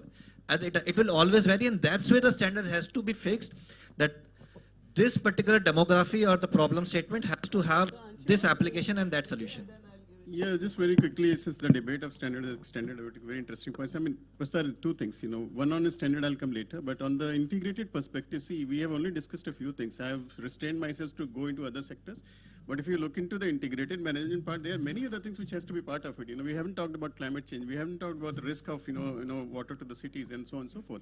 So all those have to be part of the integrated plan and management plan if one is going to get into that. I thought we were not discussing, so I was just restraining myself to talk about that. Standards, you mentioned about, whether it should be uniform, you mentioned about it should be, based on the, utilization and things, applicability as well. See, both are required. Therefore, we have a general standard, and therefore we are also arguing about the fit for purpose standards. If somebody is wanting to reuse the water, what is my definition of reuse standard? So I need to specify that. And by the way, standards also get revised. They have to be revised from time to time. I mean, if you talk to me, I mean, if I have to comment on the drinking water standard, as of now, BIS 10500, I would say it has to be revised. It has to be revised. We are not talking about the ECs right now. There are not many, kind of contaminants, carcinogenic parameters, ECs, etc., which are causing all kinds of problems, but we haven't specified them into the standards. Well, research has to be done, it has to be established, some point in time it has to come. The point is, standards evolve over a period of time based on the challenges that we have faced, the kind of, known impacts to the health of the human body or the environment or the ecosystem, flora, fauna, based on that. My point is, whatever best knowledge is available to us as of now, we should make use of that. And as Professor Tare is making a point, whether the standards should be so stringent about its usage at different levels, it has to be uniform or not. I believe if there's a possibility of looking at it where it doesn't do the harm and it still can be relaxed a bit, why not? But then that has to be studied first, looked into very well, both from the perspective of the health impact as well as the ecosystem impact. Then possibly we can proceed to that. I do not know the NGT's adoption of that, those numbers, whether it was based on certain, hardcore scientific research, as I said, based on dose-response relationship or not. But I mean, since I'm not privy to that information, so I can't comment on that. But possibly look into that before we decide on changing or revising that.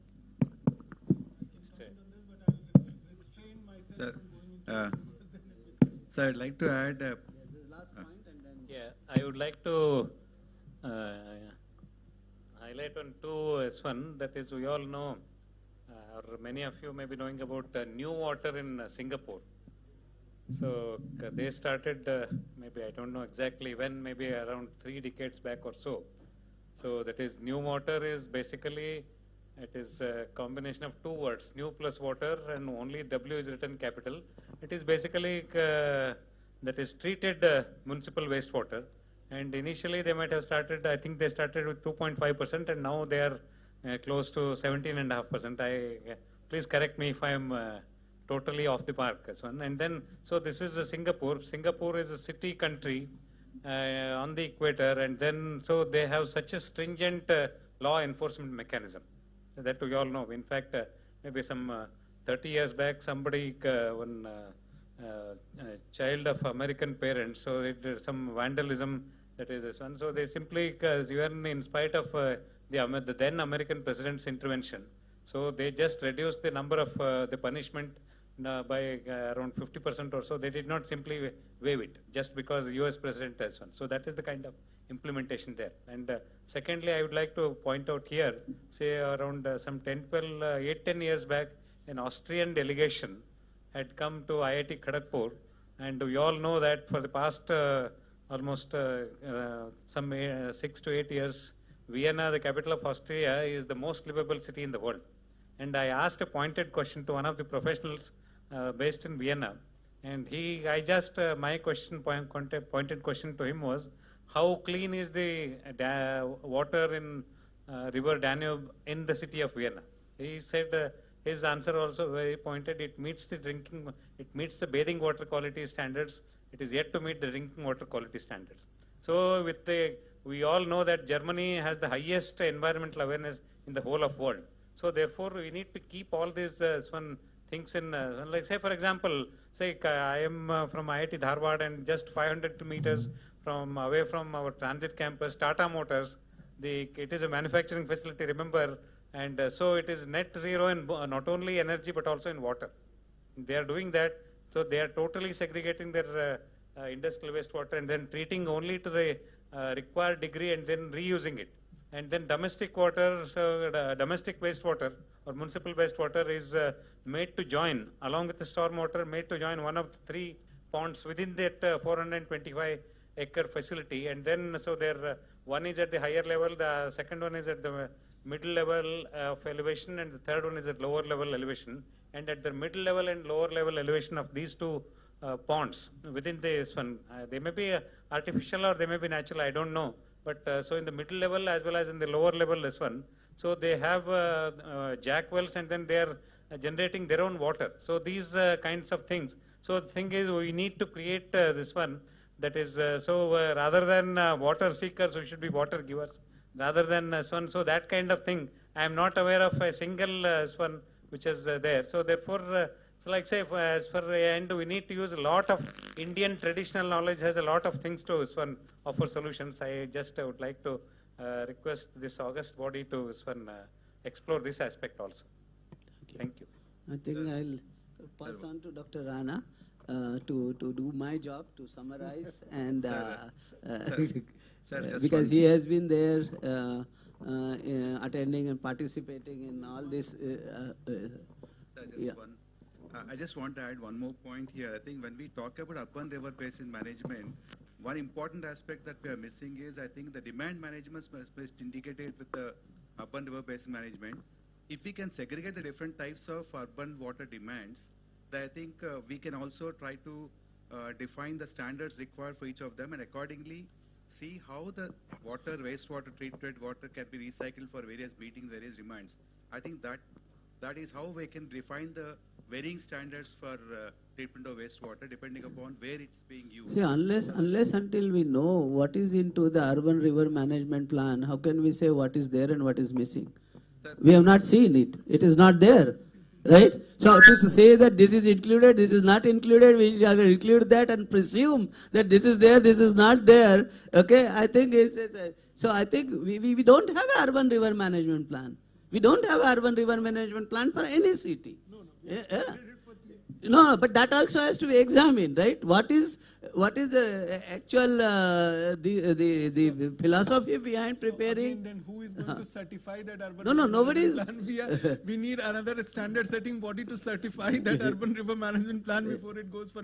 It's basically the urban local body and the experts in NIUA who have created this urban river management. So we can at least, even if it is not able to address 100% of the problem, because no solution can be 100% ideal, but at least it should be able to address 75 to 80% of the problem. That should be good enough to start with, rather than just keep on evolving plans after plans and don't implement it. See, these things are always dynamic, isn't it? It's not a rigid. Today we are here. We keep on improving based on information, understanding that happens. So these are, and that's why we are saying first version of GRBMP, second version of GRBMP. These are dynamic. These are as and when more information comes, more challenges come, we incorporate those. New technologies come, new ways of doing things come. So this gets improved. Okay, that's why the basic thing remains the same, but the plan itself will get evolved. Dr. Rana, please. Yeah. Good evening, everybody. I think we have been discussing what problems our cities have created for the rivers and for us, and finding the solutions and the cure for the same. But let us now also start discussing how to prevent all those problems which the cities have created. And our city management plans or urban river management plans should focus on those areas, how to prevent those problems which have been created by the cities. And I think that will solve our future plans at least. And in that respect, even yesterday I mentioned that India still has 70% rural population and they have to be urbanized. And how to urbanize, how to avoid those problems which are in our existing cities will be a challenge and a need for us. And for this, we have been discussing that decentralize the problem. Don't let it be concentrated.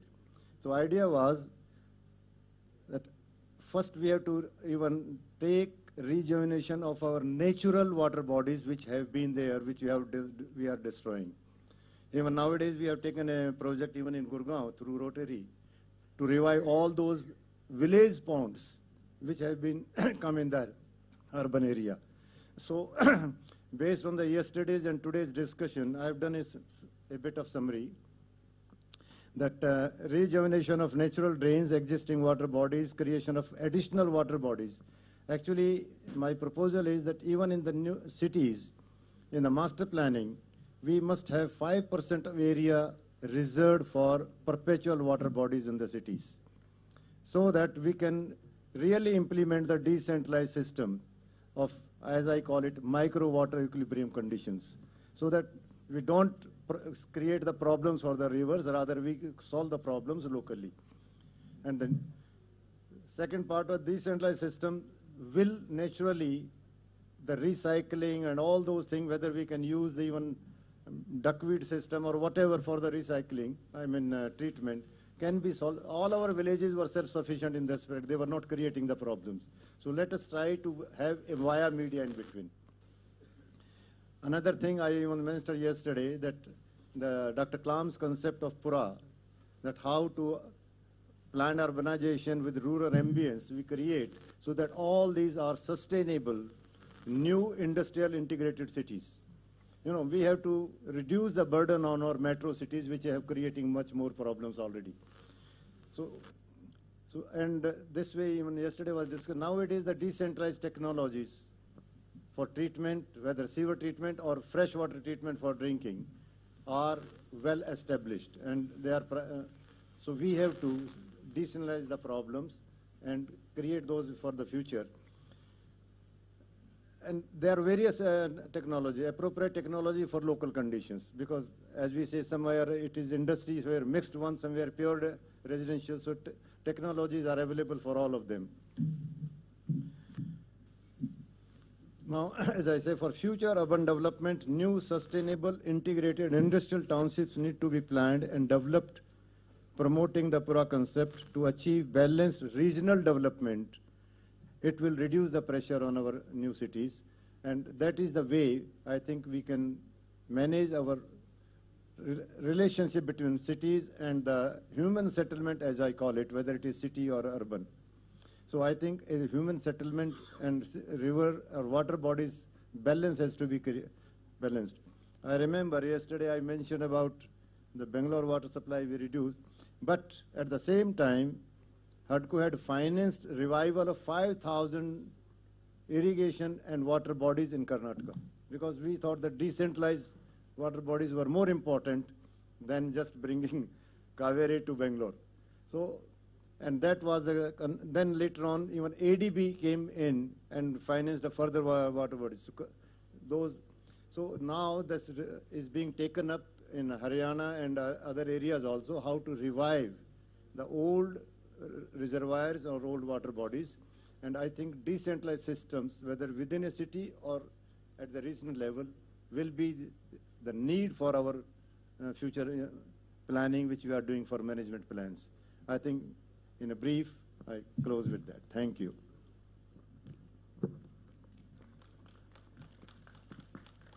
Thank you very much. I think though we may not have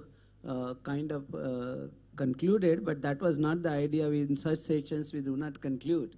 We only draw lessons and get a sense of what we can call it in legal language, the sense of the house. Okay? Yeah. So we only try to create a sense of the house, and it is later on that the studies team actually takes into consideration that sense of the house and then prepares the report, right? So his idea was neither to accept this or accept that, but get a broader dimension of the things, broader way of, how different people think about the same problem in a different way based on their background and so on and so forth. So the idea was essentially to get the sense of the house, and it's a very, very intellectual community that we have, very knowledgeable, coming from different backgrounds of their profession. So that's the idea, to capture the sense.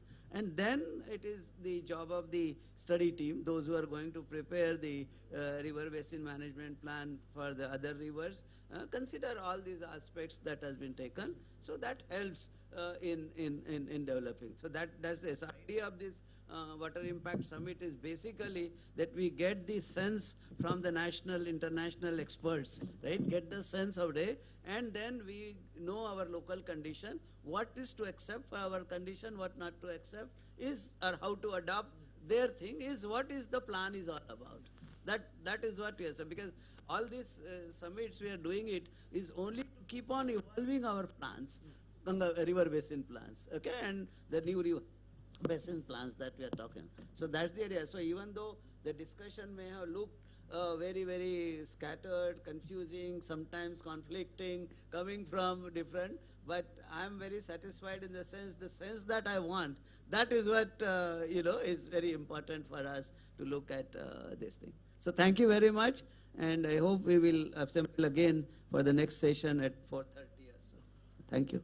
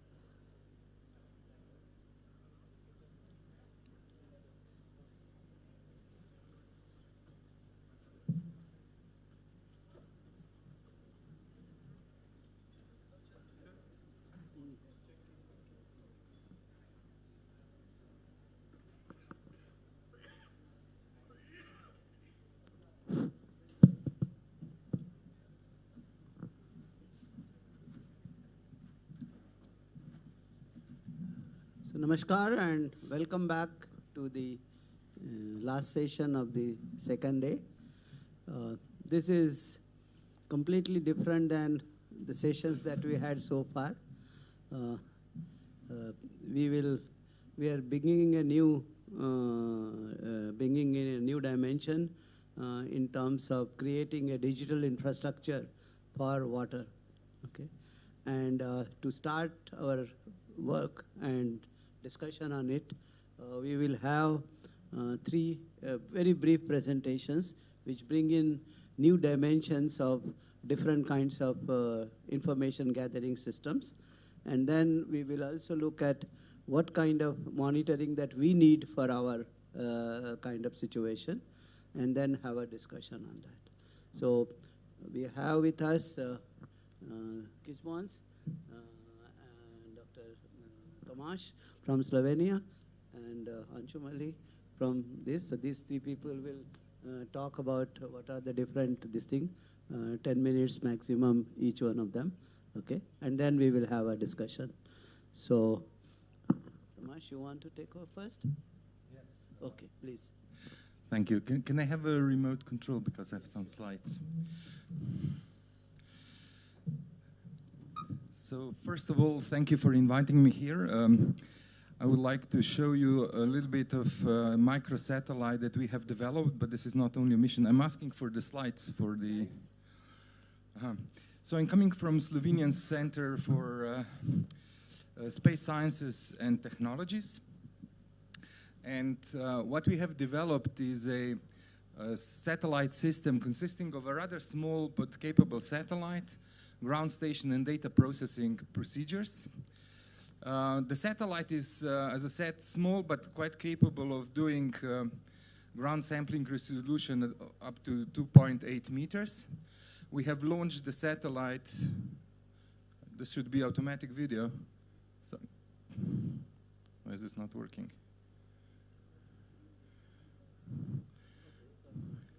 Sorry? Yeah, but none of the videos is working. This will be really...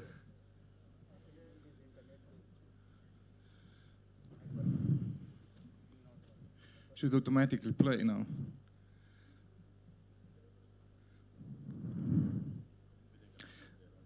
Anyway, this will be...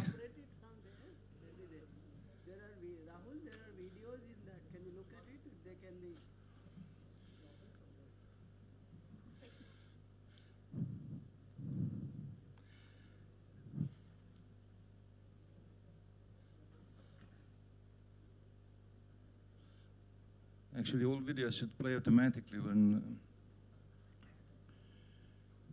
So this will not be 10 minutes then. I'm very... Sorry? Yeah, I actually checked on his computer when I was updating, it was working fine. But when they put it on the system. So I'm not sure if somebody else wants to take this and they organize.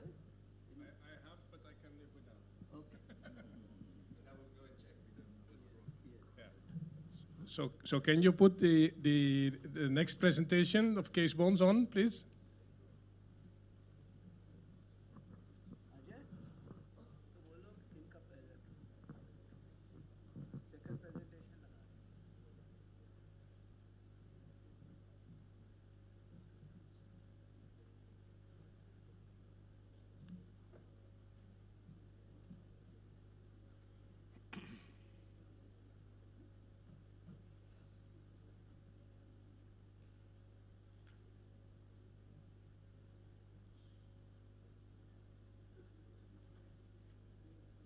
Yes, thank you very much.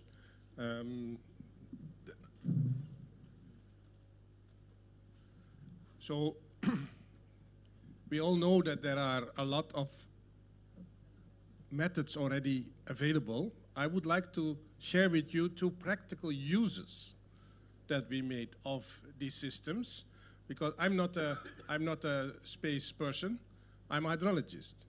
But I like to use it, and so I'll give you two examples. So there are a lot of satellites already. This is the growth of the number of satellites, and just in the last couple of years, it has basically exploded. So there is a lot of information being gathered. The first example that I want to show you is called Global Water Watch. It is developed by Deltares with the World Resources Institute, WWF, with support from Google, with ESA, WS, and Climate KC. So what it does, and you can go to the link at the top of the screen, it shows you all the reservoirs in the world. So you can zoom in to, I hope I can zoom in. Okay, it doesn't zoom in, but this is a reservoir in South Africa. And if you select that, you can click on it, and it gives you, on the right-hand side, the time series of the area of the lake. And the nice thing is, you can do this for any water body that it has identified in the world.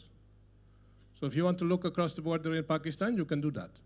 If Pakistan wants to look in India, they can do that.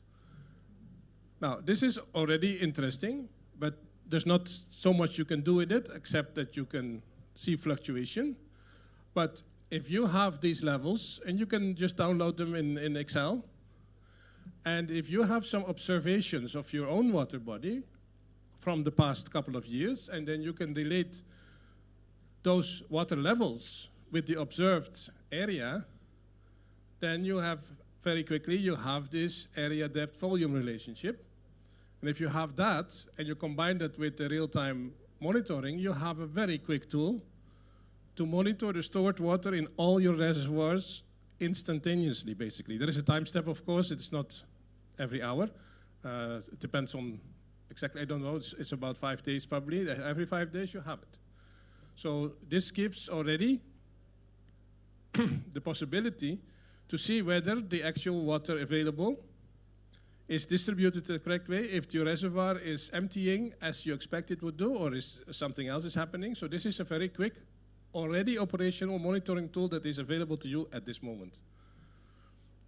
Another one is the Aqua Monitor, or the other one is written, the Global Surface Water System. And these two sites, they show more or less the same thing. One is developed by us, Deltares, the other one is developed by the EU. And they show the occurrence of water over time. So you can see where areas are developing to become more wet, and where areas that were wet become dry. Now, I zoomed in. When I was this was already in 2017. I saw it coming up, and so I just tested. So I looked up the Gange, because I was working in the Gange, and I saw this is the Bijnoor barrage. You see the right line at the bottom. This is the barrage in the outflow. So when I started looking at it, and you can shift from 1985 to 2000, 2010, 2015, I think even. You can shift, and I saw two things that struck me. One is at the bottom, I saw an area that became wetter and wetter over time. That is strange downstream of the dam, right? And the other one was that I saw that the river on the top was moving to the right, and already past the area where you would normally think it is safe. So I thought, on a weekend, let's go there. So I drove up to Bijnoor, and I went looking, and I saw the picture on the right-hand side. You see that there is scouring in the dam. There was actually leakage. And on the top right picture, you can see that they are, fortunately, they were already working on protecting the embankment there against scouring.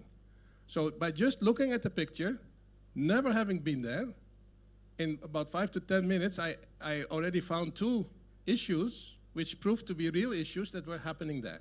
So if a professional team would assess these things, I'm sure that will be very beneficial, and it's just available freely online. This is a similar picture for the Sundarbans. Calcutta is, you see it in the top left. And here you see also that the green at the bottom, these are the eroded coastline. So it was land, it became sea or water. Also an island that is eroding in the river. You see also that the number in the left-hand side, just right of the river, the bigger river on the left, on the right, you see a number of creeks that are silting up. So this is, and I was just talking with Lajan, my colleague here, and he has just been in Sundarbans last week, and he said there are a lot of creeks silting up there. So this picture corresponds very well with what we see. And we also see this green area in the north, and I've not been there, but I would be thinking of two things. Either these are areas where they started with fisheries projects and so on, or this is an area that is subsiding and becoming wetter and wetter. But I don't know exactly what's going on. But it is very useful information. This is a film. So we do the time lapse over time. This is Bangladesh, where in the end so can I go back? Yes. So over time we made a time lapse, and you can see which areas were eroding and which areas are sedimenting or accreting. And then we compared this with the same method as I used before, and we compared it with the map that they made locally, and it is almost exactly the same. So it is a very quick way of making this type of maps. So my closing remarks are the data models have tremendous gained over the last decades, and but the data is underutilized. There are so many options that we don't know about as normal hydrologists, so that's what I would like to promote. There are always issues with some complicating issues are limiting the use, but there's so much increase of the data coming available that will be overcoming. And the Earth observation by themselves do not give all the information. We have to combine it with our own information to make it really useful. Like the example of the reservoirs, you take the reservoir size, you have the rating curve or the cross-section, and combined you have the real useful information. Thank you very much.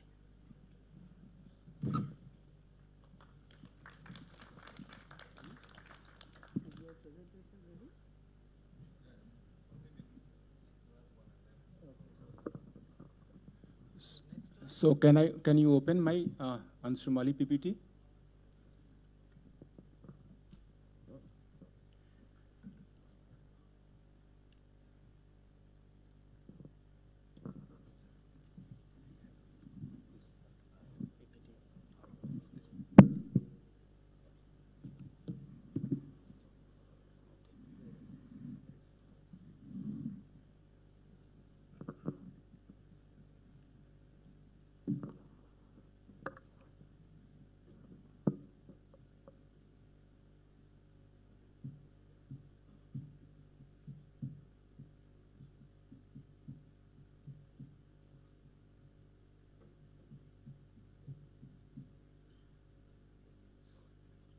So this my presentation is dealing with the disappearing small watersheds in transboundary river basins.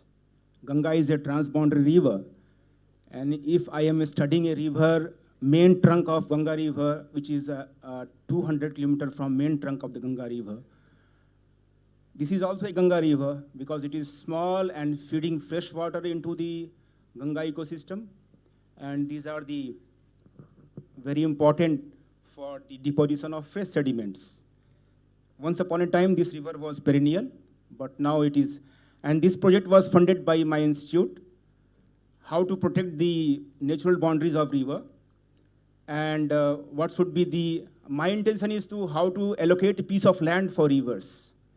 We have land for road network, we have land for every infrastructure development, but our rivers have no more land, and they are disappearing from their own areas. So this is the very important, a very model ecosystem we have studied. So land is a state subject, and we are facing two very important topics, competing land uses and conflicting land uses. And now competing has disappearing, more conflicting kind of land use practices are coming into picture. So again, posing next kind of threat. So land utilization policy is mother of all policies. Every policy need a land. So without land, we cannot move ahead. So this water policy also need a piece of land. And I don't know our beloved Ministry of Jal Shakti have what is the jurisdiction area for their river development. And this is a kind of transformation from a very good riparian zone into a very destructive one by human development. And you can see a forest hilly area flowing so many streams, first, second, third order streams, now barren. And now it is, denudation is taking place. And now it is a flat agriculture land. One remain is there, that this is getting so many things. And finally, we are entering into the agriculture field for cultivation of crops and vegetables. And this is the model ecosystem, River Baki, a part of North Quail River. North Quail River is tributary of Son River, and Son River is tributary of River Ganga. So I am dealing with Baki is meaning is absolutely I am dealing with River Ganga. Baki is a 54-kilometer long river. It is almost supporting 5 lakh people's livelihood practices. And it has 16 sub-watersheds. Total watershed of this area is 518 square kilometer. And it has a distance from main river Ganga is 198 kilometer. So if we are able to protect such kind of small watersheds using our scientific tools and techniques, and this watershed was divided into 1 kilometer by 1 kilometer grid to study the origin of small streams, first order, second order, third order, and fourth order streams, and their confluencing with their next order streams. So once upon a time, this river was, in 1977, topo sheet information is depicting that it was a 6th order river. Now it is a, and what was the scenario of rainfall in this area? We have studied 30 years to time spell, and we have seen a very huge loss of rainfall. This is 963 mm rainfall in current scenario, which was once upon a time 1100 mm, 200 mm loss in last 60 years, we can see. And the agriculture field was almost at 24%, now it is 44%. So they are posing a lot of kind of pressure on those surface water bodies. The water body was once upon a time 7% in that area, surface water body. Today it is only 3.5%. So almost 50% river have gone. And so we have done morphometric analysis. We have generated primary data on this river. So they are giving, and we have done three important parameters we have taken into account. First is number of streams, length of stream, and drainage density. These 3 primary parameters have given us a lot of information. In forest ecology, we do also the same thing, that we are counting the number of individuals, number of species, and their basal area. And enormous numerous parameters we can study from there. So these 3 parameters will give us every information about the watershed morphometry, whatever we want to do. So we have taken into consideration 3 parameters, and this is the picture of drainage density in 1977 according to topo sheet. And we had 1511 streams were flowing once upon a time. Today it is only 175 streams. So this is the current scenario. And what is the impact of this stream loss on the drainage density? So this 6th order river has become 4th order river, and this is irreversible change. We cannot revert again to 6th order river. This is a very remarkable, interesting finding out of this. So Tare Sahab is developing so many kinds of atlas for every state, for every hotspot area. So this may be useful for our policy makers, that past history and current scenario can give us a better idea how to plan our policy so that long-term management capacity building activities can be developed in a long-run way. This Baki watershed has 16 sub-watersheds.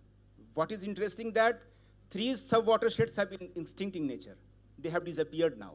You can see middle, second row, right corner, right one, and just upper one also, and in center, third row also. 3 sub-watersheds have gone. We have every data about these 16 sub-watersheds. We have also classified this watershed into 5 land use classes: vegetation cover, water bodies, agricultural field, settlement, and your barren measures. Further, micro scale measurement is also very useful for conserving river Ganga. So it is distance from almost from river Ganga. So it is very interesting findings we have seen. And what is most interesting is that once upon a time, river was highly dense. All the streams were very close together. So nobody was bothering about groundwater. Everyone is taking surface water for every recreation activities, for their livelihood practices. But today, everything is dependent on groundwater. So the Baki watershed, we have seen a lot of change in this drainage density. Once upon a time, it was 2.48. Today, it is 0.74. So huge change in all parameters. So every other characteristic features we have designed, developed. So how can this information be useful to delineate the administrative boundary around natural boundaries? So we have designed, developed the DDR ratio, drainage density ratio, based on the drainage density of 1971 to 1921. And we have found that if that factor is multiplied with the area, we will get the area required for allocating a piece of land in right on left bank of the river. So this is the kind of other informations, how stream frequency is changing, how they are useful for our planning, everything. So an impact on reduced river flow, and everything is there. And we have used all this, we have also used groundwater potential zone delineation. So when density of rivers are decreasing, it has huge impact on the groundwater potential zone. So once upon a time, you can see in the next diagram, this is a big one, I cannot short it. Yes. You see that in 1977, the groundwater potential zone were very limited area, hilly terrain area, but now it is spreading everywhere and approaching the main Baki trunk. So it has enormous impact on everything. That groundwater is depleting because no recharge, natural recharge system is not there. And this is geophysical interventions in studying the interaction. So we have designed and developed the DDR ratio, the drainage density of 1977 to 2021. And when this ratio is multiplied with the mean width of the stream, we will get the area required for allocate the piece of land. It may be a government land, it may be a farmer's land, it may be a private land. So voluntary, involuntary, we have to use those piece of land for protecting the boundaries of rivers. So this is one question we have answered through this experiment. Another question that we have classified the rivers into 7 categories at par with the flora and fauna. That this is very important. Otherwise, how to use this information into our policy making? Because what should be the investment required for all these activities to be carried out? So we have done this exercise in very, and you can see this picture is very informative, that how much land is required for first order river, how much land is required for second order river, how much land is required for third and fourth order river. Now 6th to 4th, and the density is so much less. So future is not good. Future of a small watershed in Ganga river basin is not good. If they are not healthy, so we can't expect that our river Ganga will be healthy in future also. And because Sir was enumerating last 2-3 sessions that 40% population of river Ganga have livelihood practices only because of river Ganga. So Baki is an integral component of river Ganga. So we have to protect all such rivers across the origin to mouth, from source to mouth area of this. So such kind of, and the second question we have answered, how to classify this river in which category. So we could classify this Baki into critically endangered category, because almost 77% parameters have gone. So we have used, and we have also proposed river red list categories and criteria, RRLC, that on what basis we can say this river is near threatened, vulnerable, endangered, critically endangered, near to extinction. So this second question we have answered, and we have found that if average decrease in number of streams, length of streams, and drainage density is more than 70%, we can declare the small or large river basins are critically endangered. So this is one kind of campaign for river at par with flora and fauna. IUCN has declared their this kind of data every year, and they are very successful stories we have. IUCN data list after their adoption for a particular species, so we can go ahead for our rivers also. So thank you very much for your attention for this.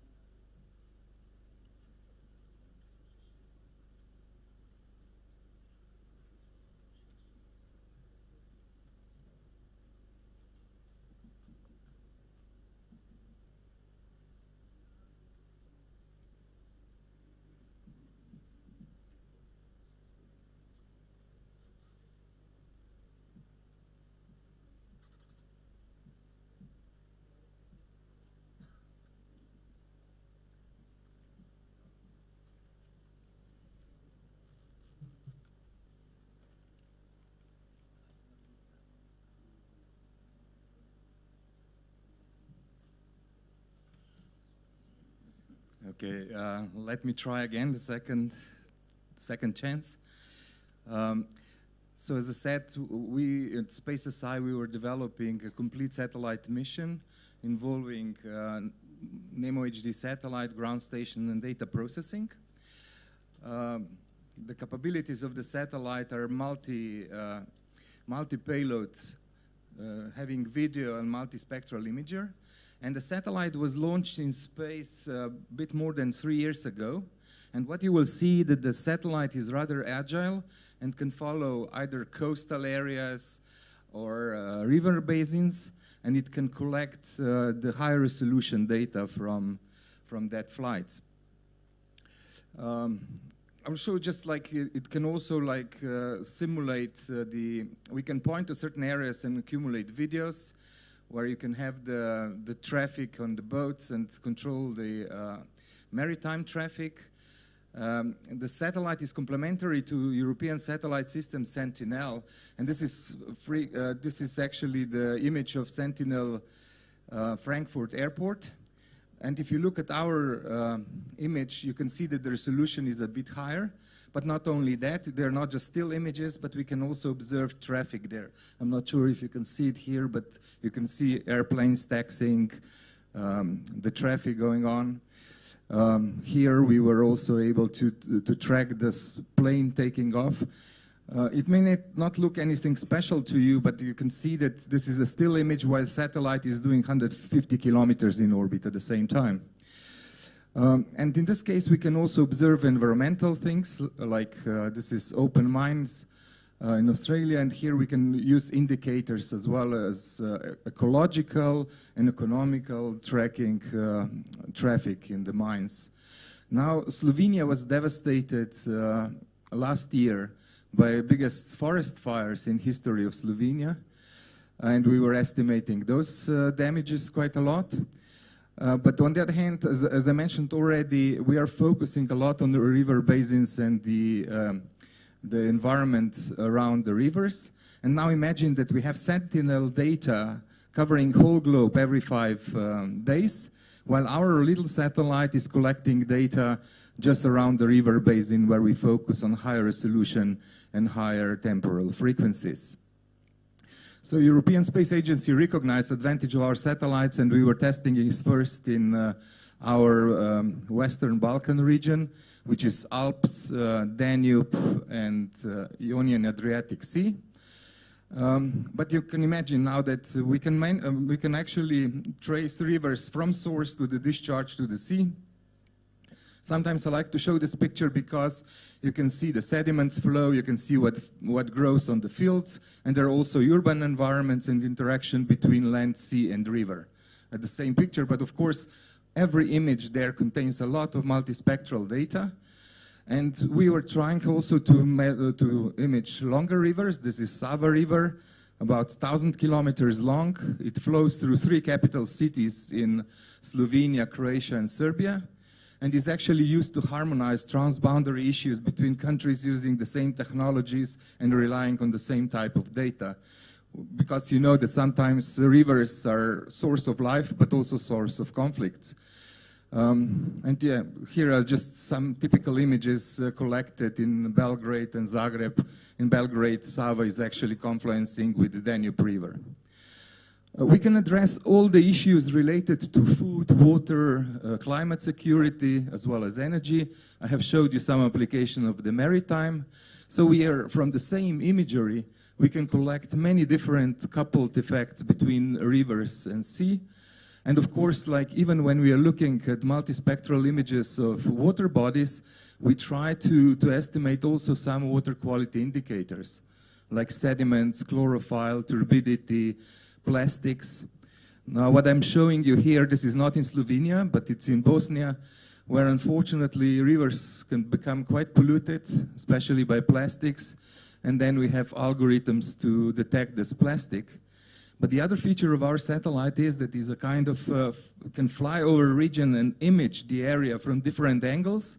And since that we can reconstruct 3D objects, which is very useful if you want to estimate volumes of waste disposals, landslides, things related to mining. We discussed also like snow coverage, volumes, and so on. And now we collect all this data for certain regions and try to collect the kind of digital twin models where the satellite data are mapped onto the 3D geometry. This is actually the area close to Deuprac.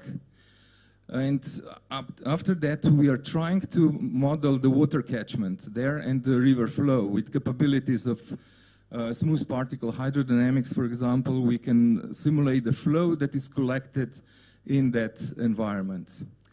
We are developing this as a long-term goal, but unfortunately, before our developments were complete, Slovenia was hit by the most detrimental floods in history of Slovenia again.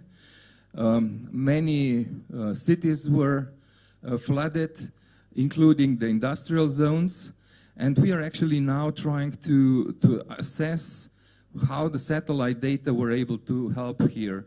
I will maybe skip very quickly here but it just shows how we were imaging and following the river path over a small valley until it actually meets a bigger river, Drava, which then flows into in the Danube microsystem. And again, we are creating then digital 3D twins from that mapping. And actually, if you compare the images before the flood and after flood, you can see that the damages are visible from space. This is, for example, changes in vegetation index. But what we were following also is the history, how the ecosystem changed from months to months, and this is like 2 years history just before and after the flood. Related to vegetation, this one is related to the soil moisture, and you can see that the ecosystems are actually changing.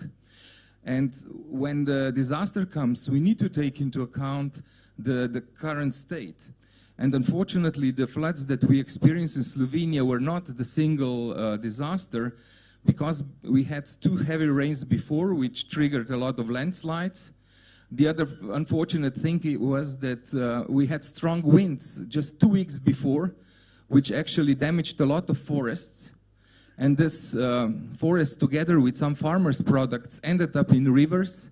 And I can tell you that we lost a lot of bridges in this environment, which is just not hydrodynamics, but there is real interactions between land and sea, and depends on the behavior of the forestry and agriculture and urban activities, how much damages can actually influence. And now coming to climate changes, this is the throughput of the river flow in that ecosystem. And if you compare that river flow from 60 years ago and now, what you can see is that, for example, in April, in our country, usually was the highest one, because that's the time when the snow is melting. Now we don't have that much snow anymore in Slovenia, and no glaciers, and you can see that the profiles has typically changed quite a lot. And the other thing is, when we look at flood events, you can clearly see from this picture that flood events are actually becoming more and more frequent. And we are really training now how to prepare for the future. And actually the digital twin models that we are building now actually get the data into our control room, and we try to make the predictions both from the global, macro-regional and local levels. And actually we can analyze floods from the history, which we did actually in this case, and you can see that there are very different scenarios in last 3 floods over the same region. And on the other hand, we can actually then do the really local mapping of the radar data and how much rain precipitated exactly on the 3D configuration of mountains. And then if you look at the global predictions for the 50 or 20 or 50 years in future, we could then analyze new scenarios so that our civil protection will get ready for with their procedures. We have published this as a kind of commitment to United Nations together with our Indian partners, that in the next 5 years we are going to build on the knowledge on satellite data and digital twin models to support the river basin management. And we are very much offering this to others, to other countries. Now we have already, we know each other for nearly 10 years, but like some years ago in 2019 we signed agreement between our countries, and we are doing all this, what I showed you also now in India in test cases, and I hope really that the collaboration between Slovenia and India will develop, and as it has been announced in the Global River Coalition, we are going international now. Yeah, maybe I can just, that we are now jointly, Slovenia and India are inviting partners all around the globe to our coalition. And I'm happy to announce you that maybe at least Slovenia can bring in by March partners from all continents. It means not only Asia, but also Australia, Africa, Latin America, and Caribbean, and also North America. So this could be also our contribution to our future collaboration. Thank you.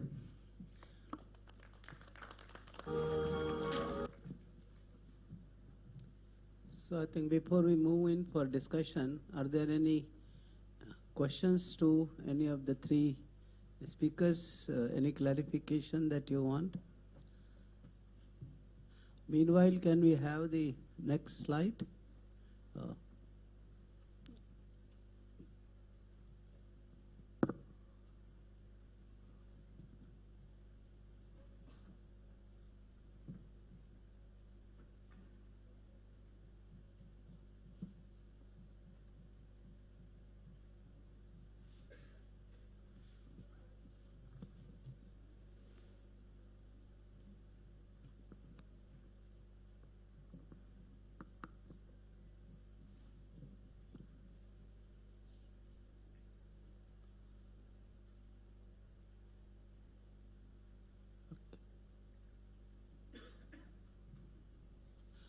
So, Thomas, can you explain a bit on how we can use this for the Ganga system? Like typically we were talking about, our concern was how to find out the river space particularly, okay? So, and that was our concern, since we do not have information, and since much of the data that we have from our satellites most of the satellites data is optical, and we do not have cloud penetration, and the flooding typically takes place only during when you have the clouds. So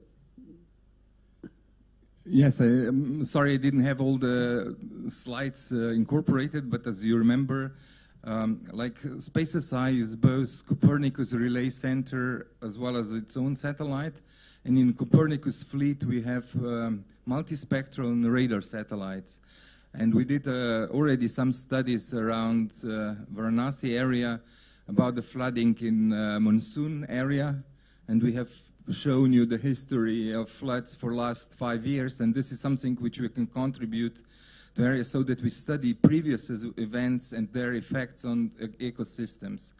But mainly what we would like to concentrate is something that was very much discussed here, is really this ecosystems are couplings between water, soil, vegetation, meteorological conditions. And the purpose of our data acquisition for satellites is to fit the ecosystem models, and also have a dynamic model that is all the time prepared for the and updated according to the current state.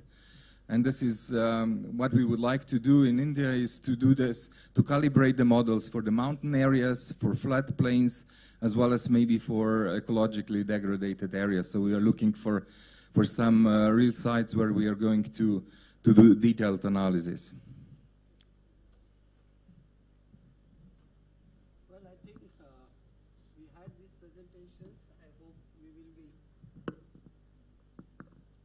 Able to take advantage of this in near future, particularly what Gisborne showed.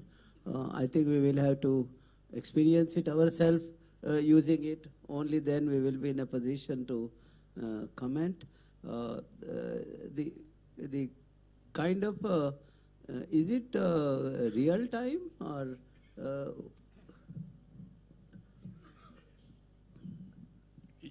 Yes, it is real time, but it is not continuous. It means that it is with time steps. So every time it is updated. So if you visit the website of the reservoirs, for instance, you get the time series up to the last moment that the satellite uploaded the data into the system. So if you download it, then 1 month later you get new data. And what is the historical thing? How long it can go back? 1985. 1985, okay. And what is the resolution? Can we even look at a very small pond, let's say about 10 meter by 10 meter? Or so big reservoirs, I can see that. And you can look at 10 meters. I think is relatively small. But it is also a process of recognizing. So we are still teaching the tools what are water bodies. So some water bodies, if you open the system, you will see some water bodies already fully with names and information there.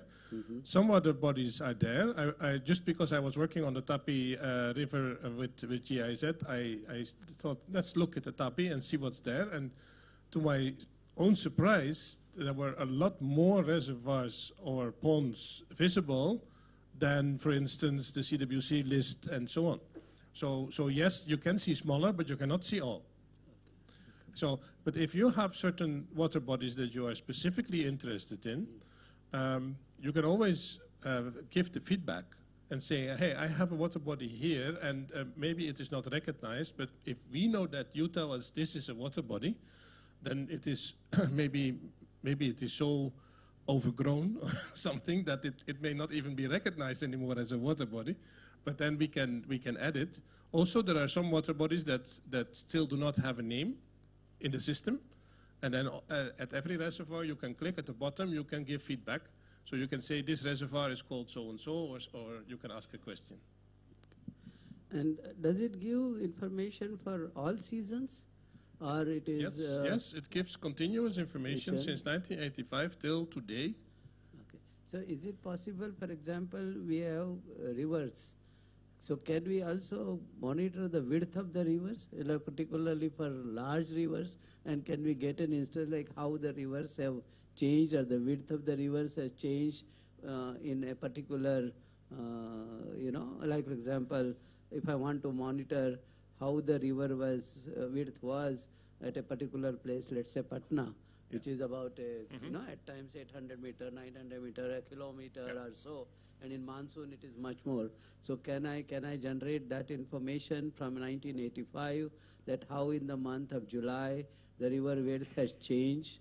Is that, because after all, that's also a reservoir in that case. Yes. So in principle, the system can do it, but it is not available on the online system, which is now freely available to everybody. Okay. So, but in principle, the same algorithm can of course, whether it's a reservoir or a river, it's water, Yeah, right? exactly. So I think at this moment the next step is that we want to integrate it with LiDAR satellites and so on, so that we can get also the water levels automatic, so that we have water levels and areas, because that gives us information on storage. These are the next steps we are working on now. But your suggestion is very useful. We can always look at it as a sort of special project for something, for a special river, but eventually we always have the ambition to make this type of information freely available to every country in the world. So this also fits with your new center. Yes. So maybe in your new center we can jointly develop these questions further. Good. Thank you. So I think now we are here that we also have to look at it from our own perspective as to what kind of information that is available to us for about rivers and our river basins. And then we always cry about the data and information not being available. So we also have to suggest as to what kind of programs that we initiate for future, okay, and how we can monitor our rivers. And we have number of agencies which are involved in monitoring, okay, like for example, flow measurements are done by Central Water Commission on the rivers. But that information to any hydrologist is very much insufficient, because even if you look at in Ganga Basin, the number of stations that you have for CWC are very, very limited. Now, the challenge is if you want to create that information now, let's say 15 years down the line, we do not say the same thing, that I do not have the information. So what kind of monitoring program that we can, and what techniques that we can suggest, okay? And also sometimes, how can we involve local people to gather that information, but then use the modern techniques to collect that information real time, okay? Real time also, again, I don't mean every minute, even once in a day or twice a day if that information is available. So that's the kind of framework that we have developed. I don't know whether it is visible or not. At least it is not visible to me. I cannot read it. Maybe I'll have to turn around this way. Is it visible from that side? Okay. So the kind of, this is a working document. So what we have said is, in terms of different kinds of information that we need to get for our planning, and we have suggested for the future also, we can create a kind of pilot study of developing a monitoring program, wherein we involve many people. For example, how we can involve schools and colleges, because if we have to go and collect samples from the river, our travel costs and other things itself are very high. So how can we involve people who are on the river side and make sure that the information that they collect immediately through, now we have the devices, can it come centrally, okay? So it is semi kind of, so involving people but using, also we have to debate very carefully on what kind of parameters, because the cost is also very important. How do we make it very clear? What parameters we kind of determine? For example, I'm sure the people who are in the water quality, they would like to suggest we should measure heavy metals, we should measure pesticides, we should measure this and that, and then they'll come up with a proposal of developing laboratories, buying instruments and things like that. So that, of course, is a different game. But on a routine basis, if I have to monitor what parameters, so in whatever we are working, one of the things that we are saying is the most important information that I would like to get and at a very high density is what you see. Like, for example, I would like to know about what is the gauge, that is the water level. That's a very important information for me. And then what is the flow at that particular location. And then in terms of water quality, we are only suggesting very few parameters, okay? Like, for example, pH, electrical conductivity, dissolved oxygen. Many people will say how without measuring BOD, without measuring COD, without measuring this, what kind of information that you have. But my own experience is that even if we have that information, we have not been able to use that for our analysis purpose. So first, can we try to create a kind of system for all our rivers, at least bare minimum, this kind of information that we generate, and at very, very minimal expenditure that we can have involving as many. And then we transfer this centrally, and that information, of course, is available digitally to everybody. So it is not sitting with only one agency, but it can, because that's one of the things that we want to make sure that it is available, to everybody, kind of information. Okay, so that is something that, of course, we will debate tomorrow also, and subsequent says how we start. But idea is basically to make sure that everybody becomes the owner of the river system. So we can involve riverside communities, we can involve our schools and colleges which are on the riverside, okay? And then, of course, some of the central laboratories, and how the information will flow from that regularly. And also there has to be checks and balances, but ultimately to create this kind of digital information system for all our river system. So first thing is whatever is available to us in whatever form, wherever it is sitting, whichever affairs. So the first exercise that we are doing for the 6 river basins, and we have done for Ganga, whatever is available, let's make it digital and make it available for whosoever wants to play with that information, okay? So that is one thing. And then how do we improve on the present collection of information to the next level of information that we want to develop? Okay. So and then all kinds of information. For example, if I want to monitor, if I want to have information as what kind of biological profile. So of course, biological profile never changes every day or every month or whatever, right? So we can even have once in a season, let's say pre-monsoon or post-monsoon.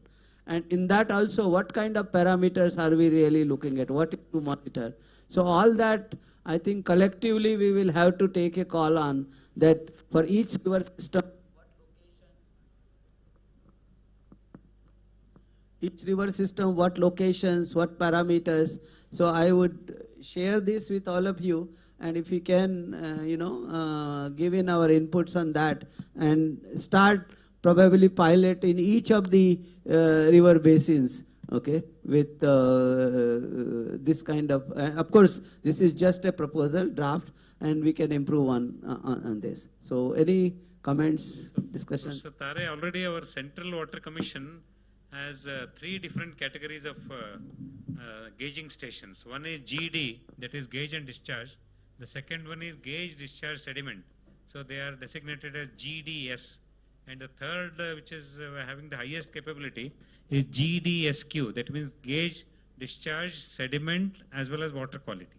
So I think can we integrate this with them, and so that it will be Swan, because it should not be a repetition, Swan. Rather than that, we should collaborate, and then so that we create a that is uniform and then reliable, which is digital data, which can be, as you rightly said, which can be shared by all the stakeholders. So, and so that the ultimate objective of with the ultimate objective of that is improving the water quality as well as water quantity in our water bodies. Yeah, we are fully aware of the kind of monitoring system that the Central Water Commission follows. How do they do water quality? The idea is that we need the information at much higher frequency than what they collect. Yes, like, for example, ideally, I would like to get the water levels almost every 5 kilometers, 10 kilometers. But if you look at River Ganga, the number of stations that I have, at least some 5 or 6. 5 or 6 in a journey of 2,500 kilometers. So as a hydrologist, are you satisfied or will your purpose serve to give any meaningful recommendation on that if you just have information on 5 or 6 places? Okay, so that's the, how do we, make this kind of information more dense, right? And if you have to follow or ask ICWC, is it possible? Isn't it? So that is where it says, if I have to measure only the water depth, right? Can I not have some local arrangement, right? Wherein people on the roadside, these days everybody has, I mean, of course I'm not an expert in this, everybody, if you just install a small scale just to get the water depth, okay, ask somebody to take a photograph, sends me, and I convert that information into gauge. So I have every kilometer what is the depth level of the water that I have, okay? And similarly, if I want information about, say, water quality, okay, instead of we doing it in our laboratory, okay, of course, another immediate answer that will come to is why not we have sensors, right? Now there are sensors available, but we will discuss separately on the business of sensors, okay? And what is the reliability of those sensors, what kind of information that we get from this. I still believe in that we use very, very traditional methods and then, of course, get the aggregation of the information can be very high-fi. We are very good at it. But still my whatever understanding that I have, I think the actual water quality measurements by sensors is we have not reached that state of the art yet. There are people who will come to us and tell us, I have a sensor which can measure BOD, I have a sensor which can measure COD, I have a measure, they all will say it, but I consider this to be more a vendor-driven approach, and the Central Water NMCG and Central Water Pollution Control Board, they have been doing regular water quality, surveillance using these automatic sensors. And I asked for the data. They have given me the data for about 4 years or so. Every minute they are monitoring. Believe me, that data makes no sense. So if that data makes no sense, do we really want to go for such kind of, and then I'm sure hundreds of crores at least have been spent on gathering that kind of data. Okay, so this is also as a this thing that we have to, what kind of mechanism considering our situation, and when I say our weather situation, our work culture also situation, right? So this is also important, because if we spend money, we have limited resources, but how do I use those limited resources? This is where collectively we have to use our mind, and then collectively if you speak in one voice, I think it will have an impact. Okay, so it is not just doing individual research. We are not talking about individuals can keep on doing research. I have nothing against working on sensors, developing sensors or whatever. But then unless until we reach to a level where this kind of information, the information that we get from the sensors, can be used for public purposes, right? Public purpose means I can display it in the public. I can fulfill the contractual agreements based on, that kind of information. If that information is not reliable, but just because it looks very fancy, and I have some information, some numbers, but nobody knows what those numbers are, like the air quality index that we have. Okay, but that's a different story. So for river monitoring particularly, based on whatever my experience is, of course we can debate and we can have difference of opinions on that, and ultimately we have to converge on that and what is the best kind of thing. So I will be, as a water quality person, I am very happy if somebody just gives me the dissolved oxygen information. I don't need BOD, COD, pollution or whatever so far as the river water quality is concerned. Okay, different places. So I am personally, I don't like this BOD as a parameter, COD as a parameter, because our ultimate objective is to make sure that the indigenous aquatic life, flora, fauna, fish survives. And for that, if DO is all right, if DO is okay, then no matter whatever the BOD is, I don't care. Okay, so that kind of simplicity that we have to bring in, so that will bring in the cost down. And DO is so easy. I can train a 8th class pass student or anybody who just can understand, read, write or whatever. I can train him, and then every day, morning and evening, he just gives me the value before sunset and before sunrise, and I can do a lot of interpretation rather than the data that is given about water quality by CPCB or CWC water quality stations that they have. So a lot of expenditure that we do, but we cannot make much sense about on that. Okay, so that's the kind of river monitoring that I'm more interested in looking at what is the biological profile. Okay, so certain things, and that can give me much better interpretation of, the river health rather than measuring so many parameters. Of course, we need to measure those, but then at what frequency, how, that's a different kind of thing. Yes, any comments? Yeah, I have one query, one suggestion. The first of all, the query I wanted to know, I think Professor Thomas, your digital twin for the river flow.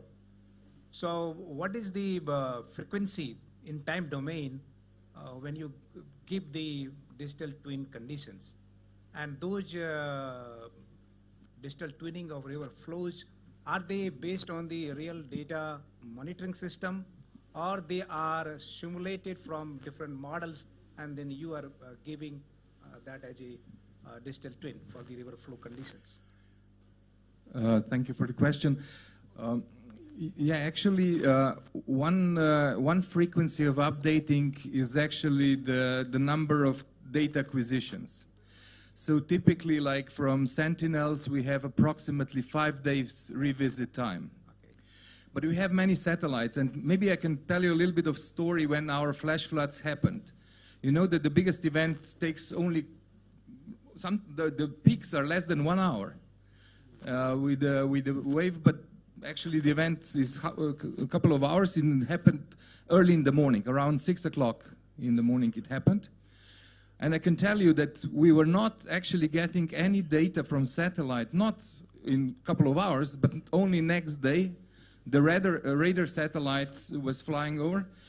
The data were not useful because in the flash floods, radar data are not very reliable. You need to have very flat ones, so that's not useful.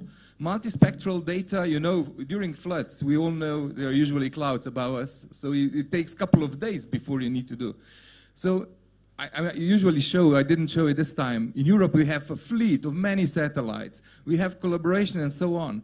But when I really wanted to understand what happened, I still needed to go to a local pub and discuss with people what happened in that area, how high was the water, because many measuring stations were was flushed away. And I'm coming back now to what Professor Tare said. You know what we are doing now in Slovenia? I'm triggering a kind of cloud sourcing things where people would supply me we're still doing it. We will explain to the society what data we are missing, what we are interested in, and ask people to supply us. Now, of course, some years ago, we actually had a crowdsourcing platform with apps and so on, but our government didn't maintain it. So it was developed, the money was spent, but nobody maintained it. So now we are doing again the same thing. Then we are asking people to show us the video and approximately tell us where it was done and so on. But this can be all automatized with app where you have geolocation, picture, and if we explain to the public, and this is very good for interaction with them as well, what we are interested in, then actually crowds can support us and we get much closer thing. And this is something that I wanted also to propose to your center. We are doing the same in Slovenia, that maybe this is one of the way how we acknowledge that technologies are not still capable of doing. We still don't have enough satellites and not enough data when the things like that happen, and people can really help us. And that maybe comes then to the frequency. I don't know which frequency you asked me, but what I'm doing is actually what I was trying to show, that we keep updating the ecosystem, because it really matters. If we had strong winds and the forests are there, we need to tell forest industry to really get away very quickly if there are floods. Or even, you know what happened? A lot of forest industry was keeping the woods too close to water, you know, and that really killed our bridges and so on. And so there's many things that you can do. I'm sorry if I took too much time for that, but that's fine. That's fine. I think one I would like to answer the question that yes, I got the answer. I would like to give one more suggestion for consideration for Gange basically. As Professor Tare, you had been speaking on the river water quality monitoring. So either river water quality monitoring or the flow, the water level monitoring. We have different agencies measuring in India that you know, and it is your right suggestion that the people can bring some data, you know, and that can be pulled up. It is something like a crowdsourcing data, you know, crowdsourcing from the multiple sources. But you need to have what I have in my understanding, that if you make a mechanism at your center, that you get the data from different agencies as well as you also get from the public through the crowdsourcing. And then you should have a data designing or data processing unit at your end, which develops, does the processing work, does the validation of those data, and transferring those data into a standardized grid. And then you document those data, or you publish those data as a gridded data for the whole river length. So then in that case, you may not be needing the monitoring stations at every 1 kilometer, but maybe in the 2,000 kilometer stretch, you know, maybe you need 10 points, maybe 20 points, maybe let us say 50 points, and that can help you to get the gridded data at a finer resolution, whatever you would like to have for your scientific analysis or for decision making. So I feel when you think of crowdsourcing data, then certainly you should have the in-house, first of all, the data designing, data processing, and then converting to the gridded data. Then only it will be useful. Otherwise, all data will remain in a compartment, and the real use may not be serving. So that is what my suggestion now is. Can I have that slide, please? Can you go back to the? I think what you are saying, precisely that's what we have in our mind. Okay, that through the academic involvement of academic, one is it is outside the government, there will be more credibility of the data. Yes. Because we are not trying to prove this or that. We are just trying to get what it is. Yes. Okay, that's one thing. I don't have to kind of, take this responsibility that this project is working, this project is not working, or whatever, right? Okay? So that's not. We just want to. So if you, I don't know whether this is visible or not. If you can see this is cloud, okay, and then we have a Gange in between, and then it goes to this. So the whole idea is you get the information, it comes digitally to us, it's placed, we do all the kind of checks and balances, analysis, and if we have to give the process data, that also we can give. We can also give raw data, and depending upon the sensitivity, of course, we have to also understand that if the government has a sensitivity, so even if I'm measuring, it will be, but we can give in some form or the other, Yes. whatever is, and that sensitivity is not there for the entire region, entire country. It may be there for some places, or for example, Yes. In Ganga, at some places it may be there, but I don't see any reason why that sensitivity is there for rest. For example, how does it matter that what you have about the flow in Ganga up to Patna, why should it not be made public? What influence? So we will be able to argue on that and be able to give. Maybe it may be just sensitive when it goes across the border, okay, or in that region. So that we can make it kind of thing, and is available to, is a login based service, okay. Only we can give different kind of securities to different data, and then whosoever has that kind of access to that security can log in and get in. That's the ultimate idea. And then, of course, like what IMD does, makes the gridded data, Yes, yes. measures the local, and we can also talk about that. So this may be groundwater, this may be for, so this kind, like we have several piezometers there, okay, but then every day somebody who is just there adjacent to it, he can get the data, feed it, we get it. So it's then available. So that's the kind of idea that we have. Okay. And so collectively, if we have this kind of thing, so basically we're relying on cloud services. And also, this also may create a kind of ownership, okay? May also create an employment, because if I have to do it, my costs are very high, okay? But if the same amount is given to a villager, because after all he has to spend only 10 minutes, 20 minutes or so in a day. So he gets paid, okay? But he helps us in that. So it is not just voluntary, but it is also, we create that kind. And then payment can be either through any of the mechanisms, like we have Manrega scheme, we have this scheme or whatever. So it can be but we have to articulate that properly together, and it can be expanded to the whole country. And then we, at least 10 years down the line, we don't cry for the data again, okay? At least for the 10 years, of course, as a hydrologist, you would like to get 100 years data, but we can't go back into the history anyway. But at least for the future, Yes. we can start doing that. And then whatever data that is available at a course resolution, looking at the future fine resolution data, can we further, in the back, go back into the history and do some kind of thing, and then even there also we can have more finer resolution data. So that kind of thing, of course, we are very good at those capabilities, but gathering is the most important thing. Yeah. Once this mechanism is there, I think we have done wonders in terms of other thing, rest of the thing. So that is not the wonder, but how to gather data and what kind of data we should gather, that is the most important thing. Historical data also can be reconstructed. Yeah, exactly. So once we have, then we can work on those things also. The future, whatever we have present 10, 15 years, using that, can we construct the historical data? Yes. So once we have that, we can then obviously do those kind of things. Yeah. Thank you. But all of us have to kind of, put in our mind on doing this. Maybe we can say, but idea is that once we start, we do it at least for 3 years, 4 years. Only then it will make sense. Yeah, please. Tomorrow I have, originally it was planned for today, but tomorrow I have a presentation where I covered this topic also. So that's about harmonization and about also the tool. So we have an example operational for a tool that can be used for this.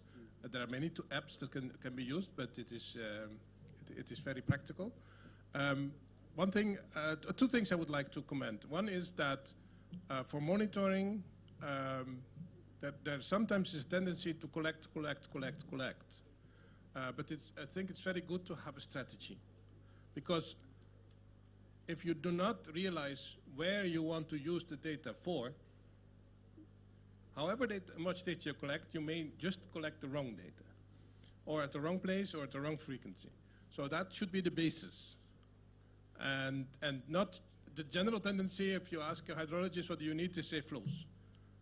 But that's not the true answer, because they need flows at a certain location. So you have to ask further, what do you really need and what do you need to use it for? And if you understand that, then you know what to collect. About the frequency in location, like every 5 kilometers you said. It may be interesting to do that for a year, okay?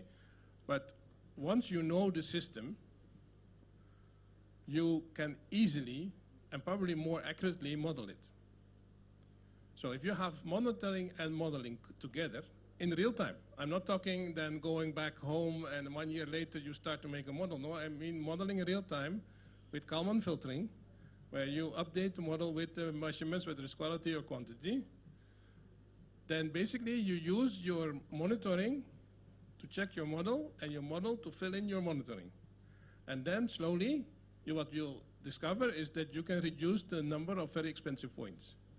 So you keep a number of very expensive points that you really need as anchors, and in between you can sometimes do some checking, or you have your what we call the barefoot hydrologist, the people in schools and whatever, that can do your intermediate checking. So this combination, I think, is very strong.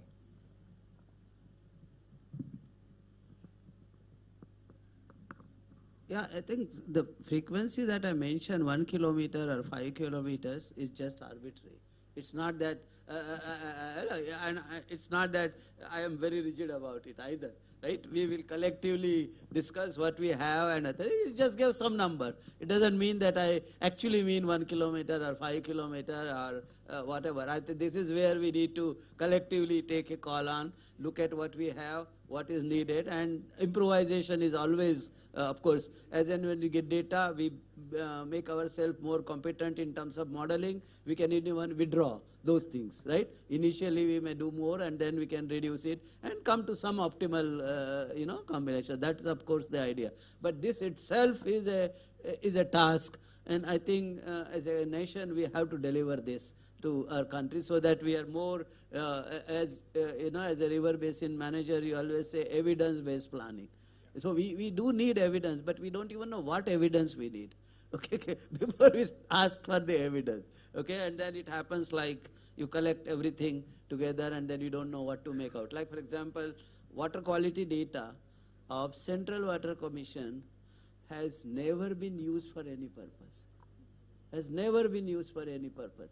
I was a member of a committee which was looking after the reconstruction of CWC and CWD. And then they came up with a proposal, we want more water quality stations and things like that. The committee asked them, what have you done with the data? No, nothing we have done. Then why you are asking for more? So this is also a question that we need to answer. So if we also ask for, obviously we have to answer, the purpose has to be very clear why we are doing, otherwise we shouldn't be doing it. Okay, so that's very important. Yes, please. I just have a comment. I think it's a really great idea to use citizen science to collect data. I just wanted to say that in the ecology space, in the last 5 to 10 years, many citizen science initiatives have really exploded in India. There's a lot of biodiversity data that one can find online. This is through targeted programs as well as passive programs. And the number of people who are contributing data is really, incredible in the lakhs. So a program like this has a lot of potential, is what I think. But there's already a lot of data that you can use to do your correlations in the public domain, and programs like Bird Count India and iNaturalist, India Biodiversity Portal. I'm happy to give a list if you'd like. But there are so many people who are, really looking for avenues to post data. That's what we are looking forward to. Why we are,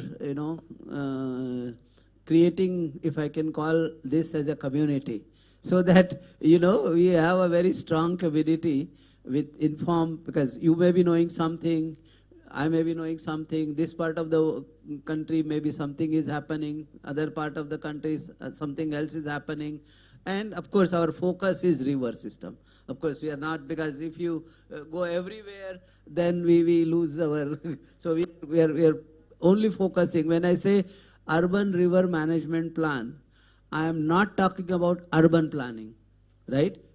I'm only talking about river system in that, because if I get into urban planning, it's a much bigger dimension, and in my experience is no master plan gets followed in India, right? You may have a number of master plans prepared, but everything happens very haphazard, and ultimately the approvals and the sanctions are given for those kind of things, and we have to live with those kind of things. So I am not even looking at any kind of master plan or whatever, okay? So urban river plan, management plan is just knowing about river in the urban and what is the best strategy that we can have. This is the current status. Maybe if it is possible for us to get back and say, okay, 50 years back or 100 years back, this was the situation, if that historical information is what we call it as reference condition, right? And this is what is also mentioned in the, that thing, that we have to create a reference condition.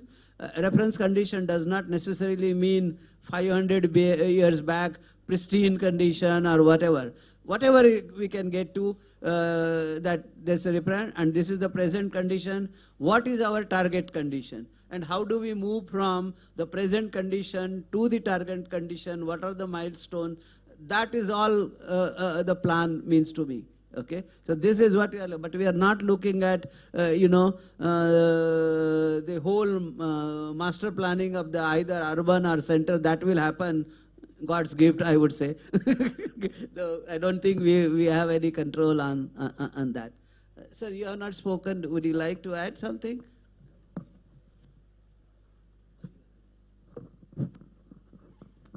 I think this digital database is a wonderful idea. In fact, you cited the example of water quality data in Central Water Commission, but I think most of the data in state departments also is the same fate. Even the hydrology stream flow data also nobody analyzes. They just collect and keep it. And academics and other research institutions and other groups, they struggle for data. I think so. In Karnataka also, we are also doing database, single data portal, like IWARIS, we are doing Karnataka Water Resource. We started doing river basin planning, and that's when we realized there is huge data in records. So we started digitizing and put up a single portal kind of a thing. And now when the departments are able to access that, now the demand is increasing, but still they don't know how to use it kind of a thing. So we are also trying. I think these are all initiatives. We'll also need a strong policy push, a strong decision, I think. That's how why Central Water Commission also is not using, because nobody has asked them why you have not done this. Similarly with the state departments. So I think a strong policy push and a very serious decision making has to happen to get into the real digital world kind of a thing. And if you look at the satellite data, there are so many applications, and we partner with IHE and other institutes in the Netherlands also. We do a lot of work with remote sensing, water productivity, water accounting, and all those things. But in the state, every state has got a remote sensing agency thing, but they are never into these things. Somehow water sector is still very anarchic in India. So I think this digital thing will change something, so let's hope for it. And also it is very important that we do not duplicate the things. Okay, if it is already done, we should be able to know about it, and we don't repeat that exercise. So this is where I think even if these institutes will be working, we have created a mechanism through the Secretary Jal Shakti and involving the principal secretaries or chief secretaries of each of the basin states, and then down to the local level, so that there is a complete synergy in everybody's. And it's not, they will be the kind of nucleus for doing things, but I think ultimately all local departments, governments, and we cannot afford to do the same thing. One agency is doing, another agency is asking for the money for the same thing. We will share. This is what is very important for us. Then only for Krishna Basin in Karnataka, we have done a lot of work. Yes, we will be able to share that. Yeah. Almost in Karnataka, part of the Krishna Basin, most of the. In fact, that is why this time, why we invited the departments, water resources department, pollution control boards, is actually to sensitize on this, right? So that If you all, and I think everybody will get benefited, because if this information is available, many times it will help other departments also to answer many queries or resolve some conflicts or this or that. Okay, so that is what is the idea, and this is the base to the whole work. Okay, I hope, of course, this is just an initiation, and with times to come, probably we will have more number of meetings, discussions on specific issues, and then we will evolve our strategy as to how do we improve on that. Yes, please. Yeah, I would just like to react also to the suggestion from the lady about the availability of river data, which is not water data, because bird data and so on is very relevant, especially because we only monitor what we know. Yes. And the ecosystem and how it reacts is a very important indicator to see if maybe something is going on that we don't realize. If in a certain area the bird population suddenly goes down, but all our BODs or CODs are still the same, there's still something happening. It could be in the river, because the river is very important for birds. So I would strongly suggest to connect with this type of observations in the water monitoring system. So don't think like a civil engineer and think only water with levels and so on, but also biological indicators. At the border between Germany and the Netherlands, we have a monitoring station. And what is our most important instrument there? It is a sort of cage in the water with fish in it. As long as, and there's a sensor at the back, so soon as the fish are not strong enough to swim against the current, they touch the sensor. So with all the chemicals and laboratories we have on that location in real time, the fish are our most important indicator. Well, the point is well taken. I think we are almost across the time. So I would not like to conclude anything. This is more a kind of, as I said, get the sense of the house kind of exercise on various issues. So we have very variety of people coming from different backgrounds, different professions, and giving their opinions. There is nothing right or wrong. There is nothing like this is acceptable and that is not acceptable. We are not into that exercise. We are just trying to, create a sense for any subject that we want to develop on related to the river basin. So that's the idea of this water impact summits and the discussions, and that's why typically we avoid any kind of, just simple presentations, people coming, presenting their slides. Okay, so it is more a kind of expressing your view on what you are doing and what others are doing and what should be done and how it should be done. It is more of that kind of exercise. Okay, so thank you very much for being here.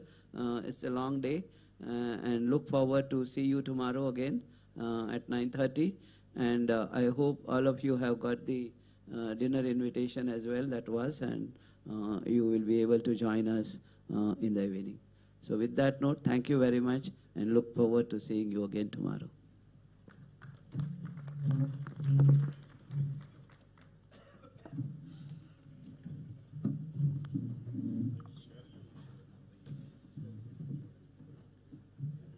Mm-hmm.